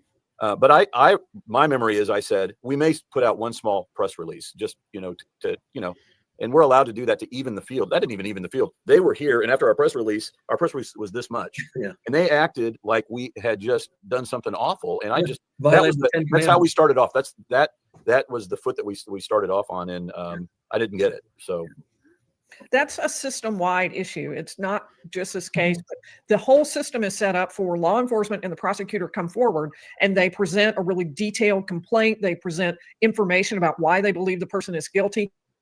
And then a cone of silence drops down over the case. And there are protective orders and there are sealing orders and gag orders, and there are things that prevent the lawyers or anyone from talking any further about the case. Why is it like that in our United States of America, the land of the free, home of the brave, but you can't even speak about the case unless you're the prosecution? Like you're winning the approval of the public by like backdoor means, like, I mean, they can come out and present this detailed, order and case, and then the judge can automatically gag order you and you're not even allowed to speak on it. And about the photo, the accidental photo thing, they brought up the fact that it's not illegal. And I thank goodness that they were put back on the case. They had to go to the Supreme Court, if I remember correctly, to get that overturned. They had to basically go against Judge Gull, go to the Supreme Court of Indiana, and have the Supreme Court put them back on the case, if I remember correctly. Why? Why is it like that? Why are we having this many issues? Meaning that the only information out there is the information that the prosecutor put out, that law enforcement put out. Mm-hmm. In the era of social media, that is fundamentally unfair. Right. What happened in this case is unusual. And I think part of it is that there was the Franks memo, and that was made public, and there was a lot of discussion about this on social media. But normally what happens is everybody goes with what they have, and what they have is one side. And that can't continue in the era of social media. So I'm on my high horse. This is y'all's interview, but well, I mean, no, I appreciate it. I do too. And Carter, I think it was Carter, intimated, if not flat out said, we didn't violate the gag order, and they did what they're, and basically the Franks memo. And what he doesn't know is it would have been a violation of the rules for transparency rules. I can't think of the administrative rules. Yeah, the administrative rules for us to make that confidential. It had to be. I've said this before. They're the ones that asked for the Franks motion. They asked for it, and I gave it to them. They did ask for it. And then they complained about it, and I couldn't make it confidential because it's not allowed to be confidential. And so, what do they want? Did they want the Franks memo, or they didn't want it? And then they think we're trying it through the media. I don't regret it coming out at all, and I agree with you. If what you're saying, Lee, is that there needs to be more transparency, and part of the problem and part of the intensity of this case, and part of the reason perhaps that it's worldwide attention, is there was so much secrecy about what was going on for so. Right. Why wasn't there allowed to be cameras in the courtroom? Again, for anybody coming in, this is Lawyer Lee. She was nice enough to give me permission to go over her interview with them. Her channel is linked at the top of the chat box and in the description box. So if you would please give her a like and subscribe. We appreciate her allowing us to use her wonderful interview. Anders said, Abellis, I saw a homeless. Oh my goodness. That's horrible. I hope they're okay. Bad Girl said, Indiana didn't want the playing field to be fair, and it never was and still isn't. I agree. Liddy said, lovely Abellis. I love the island. Canadians, Victoria. Stay. You are lucky, dear Abellis. I like that area too, but I've never been there. Swade Smith said, in a normal situation, you would trust that the police would have the correct bad guy. 1000% what Nick grifted from. Public trust. Yeah.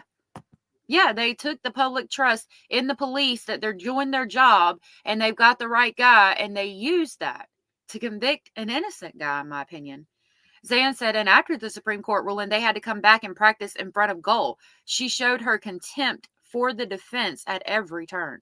She did.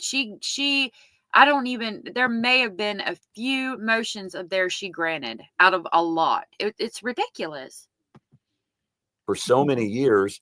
And I remember dropping it when we hit the send button at 2 a.m. on September the 18th, 2023. I remember thinking that, the world's about to find out a little bit of stuff that they didn't know, and that's a good thing. And I'm not trying it through the media, but it legally was allowed to happen. They asked for it, and I gave it to them. And so Let me go ahead. I promised myself I would keep it to 2 hours, and we've gone a little bit over. So let me ask you one last question.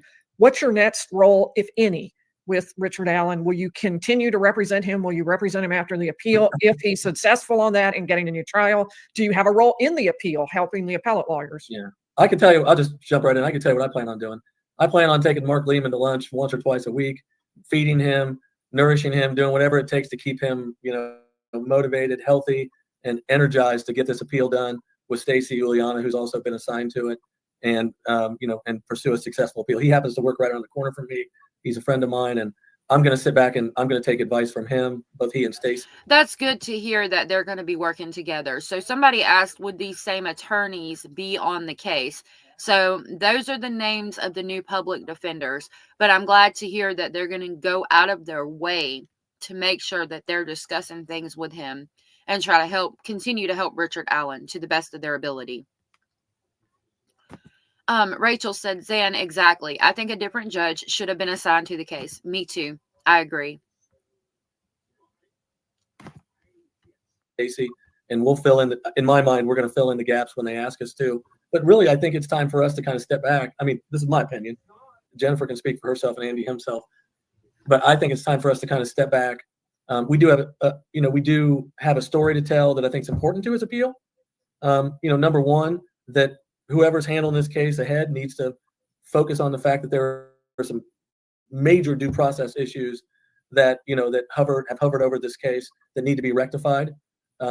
Guilty or innocent or not guilty, or however you want to look at this, there are due process issues to the 10th degree in this case that need to be scrutinized. Exactly. That's the main point. If he had been found guilty and they had been given all the evidence, I would not be as upset as I am. And I don't think most of the public would either. Whether you think he's guilty, whether you think he's innocent, there's due process issues. The law was not followed. There was laws broken. There was corruption rampant. I mean, I think we could all agree on that, no matter what side you're on. There's things that need to be changed. Two, there is a third-party defense that could have been offered up in this case, and we were prohibited from doing that. And the law in the state of Indiana, and I'll just tell you this, is in my mind not real complicated. Basically, third-party cases in Indiana where you have exclusions of evidence are simple cases where defendant Smith is arrested. He's accused of murdering his girlfriend, and defendant Smith says wants to tell the jury, I should say, that, the prior boyfriend, the victim's boyfriend from 5 years ago, was mad one night in a bar and said that if she ever spoke certain words, he was going to knock her off. And so the defendant wants to put into evidence that her former boyfriend suggested he was going to kill her 5 years ago. And the judge said there's no nexus between those two people. I'm not going to let that in. It's a hearsay statement. It's not coming in. That's the body of law in Indiana as it relates to third-party culpability. I know we're getting into deep talk, but the point is that in this case, we're on another planet when it comes to third-party culpability. There is, to use the word nexus is elementary, okay?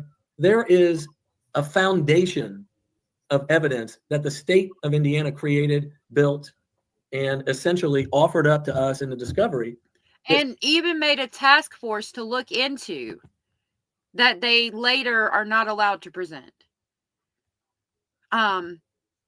Rachel said those are the appeals attorneys. If he gets a new trial, these attorneys can represent him. Thank you for that. So his appeal attorneys, I'm glad that that they are going to continue to work with the appeals attorney that supports the admission of a third-party defense. And so the appellate team needs to pursue that. I plan to support them in that cause. And I think at the end of the day, that along with, the arguments we raised in our recusal motion, I think those are the heart and soul of this case. Due process with Rick's detention, lack of third-party evidence, and, judicial recusal. Those, in my mind, I don't have a crystal ball, but look, that's what I plan on doing, is pushing that narrative. Well, it looks like Andy and I. What? Well, because I'm not taking a bunch of facts and spinning them. I'm talking about legal concepts that apply in all cases. This is not me, taking a statement from some witness and saying, if we would have been able to put that statement in, we would have gotten an acquittal. I'm not talking about that. I'm talking about fundamental fairness issues. In our business, at Harvard Law, they teach things like structural error and fundamental error, those kinds of things, right? That's what we're talking about in this case. And that's what I care about. And that's the narrative I intend to push. Mm-hmm. Yeah. Well, it looks like Andy and I are going to have to take Stacey out to lunch and dinner. Yeah, now. she's close by. She's a friend and she's close by. Yeah, I think those are the issues that are going to be addressed. And I'd like to throw in, maybe because it was my baby, the composite sketches and the Apple discussion group. Yes. You did object to that, didn't you? Yes. Okay. My wife asked me that. I'm like, yeah, I'm sure she did, but we were so shocked that they did it. Yeah. And the Google search.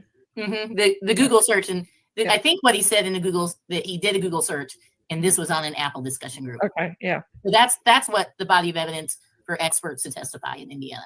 Go do your Google search. Andy, any last words from you? I am ready to get back to as normal a life as I can get. I am starting to recognize that it's never going to be completely normal, perhaps ever again. And keep in contact with Kathy, support Rick any way that I can. I know all three of us will do that, and help support the appellate crew as much as we can. There's some work we've got to do. I think we're going to be filing a motion to correct errors here. And I'll be working on that and trying to get that filed in the next week or so. But beyond that, I've got a lot of clients that I got to take care of, and in my own law practice, and I got to, I got to honor what my partners allowed me to go through this journey, and I need to, step up to the plate for them. And I don't know beyond that. I mean, I'm sure we're going to get more. I want people to continue to reach out. I may regret that, but I don't. I want to say this last word is, you may know somebody that knows actually what happened. And I pray every morning, I really do, that a person comes forward with information about what actually happened. And if you need to have the courage to do the right thing, then please get the courage to do the right thing. And if you know somebody that knows somebody, then get them out there. That's the type of lead. That's the type of tip that really can make a difference.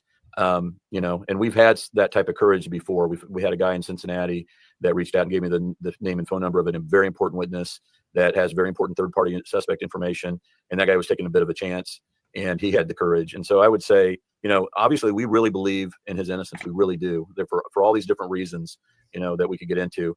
And so if you know something, please let us know and continue to, and we'll continue to do our thing. But we're also going to kind of get back to our regular life. Right. Well, I cannot thank you all enough for coming on and for talking to us. We followed the case intensely, and so it means so much to have you come and sort of unpack some of that for us. I need to say thank you to a few people, Kelly, people who made comments, gave super chats, and for whatever reason I couldn't put it. All right. I feel like we don't need to go through all that, but I do want to thank again Lawyer Lee for allowing us to cover her interview with them. That was really interesting. I learned quite a lot, and I again thank her so much from the bottom of my heart. Her channel is pinned in the comment section, and please give her a like and subscribe. She did an excellent job with that interview. I really appreciate it. I have enjoyed talking to you guys about it. I wanted to read some of your comments real quick. Liddy said, excellent discussion this evening. I think so too. I really enjoyed it. Rachel said, the local and state police lied about a ton of things and lied on the stand and perjured themselves. They absolutely did. And nobody called it out. Nobody called the perjury out. Nobody held them in contempt or anything. Mallory said to Swade Smith, I heard some of the key players are Masons. That's been a rumor. There's so many rabbit holes you could go down in this case. My lovely Jenny Jen said, thank you everyone for the support. And thank you. Swade or S. Wade Smith, I think it's Swade Smith, said the little old lady that found the tip has much more involvement. That's interesting. I haven't heard about that one. I'll look into that. Liddy said normal was not okay. Work to do. Be good. Yep. Bad Girl said good to see you, Jenny Jen.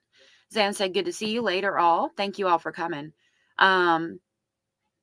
Yeah. Mallory said thank you mods and chat. Thank you mods, chat, and allegedly. Oh, thank you. You guys are who I want to thank, because I could sit here and talk to myself all day. I would be just talking to myself all day without you guys here. Thank you again for going over that with me. If you want to see the news clip from Court TV where they talk about the FBI agent being shot, I've linked that in the description box. I've linked a Reddit post that says they give messages to Richard Allen. Whether that's accurate or not, I don't know, but it's there if you'd like to check that out. Again, Lawyer Lee is in the description box and in the chat box pinned. Please give her a like and subscribe. If you want to donate or try to help them in any way, shape, or form, my advice is going to be look into the Innocent Project or the Innocence Project, or call Brad and Rosie, their attorney's office, or email them specifically. I'm sure that they would be more than happy to give us all ways that we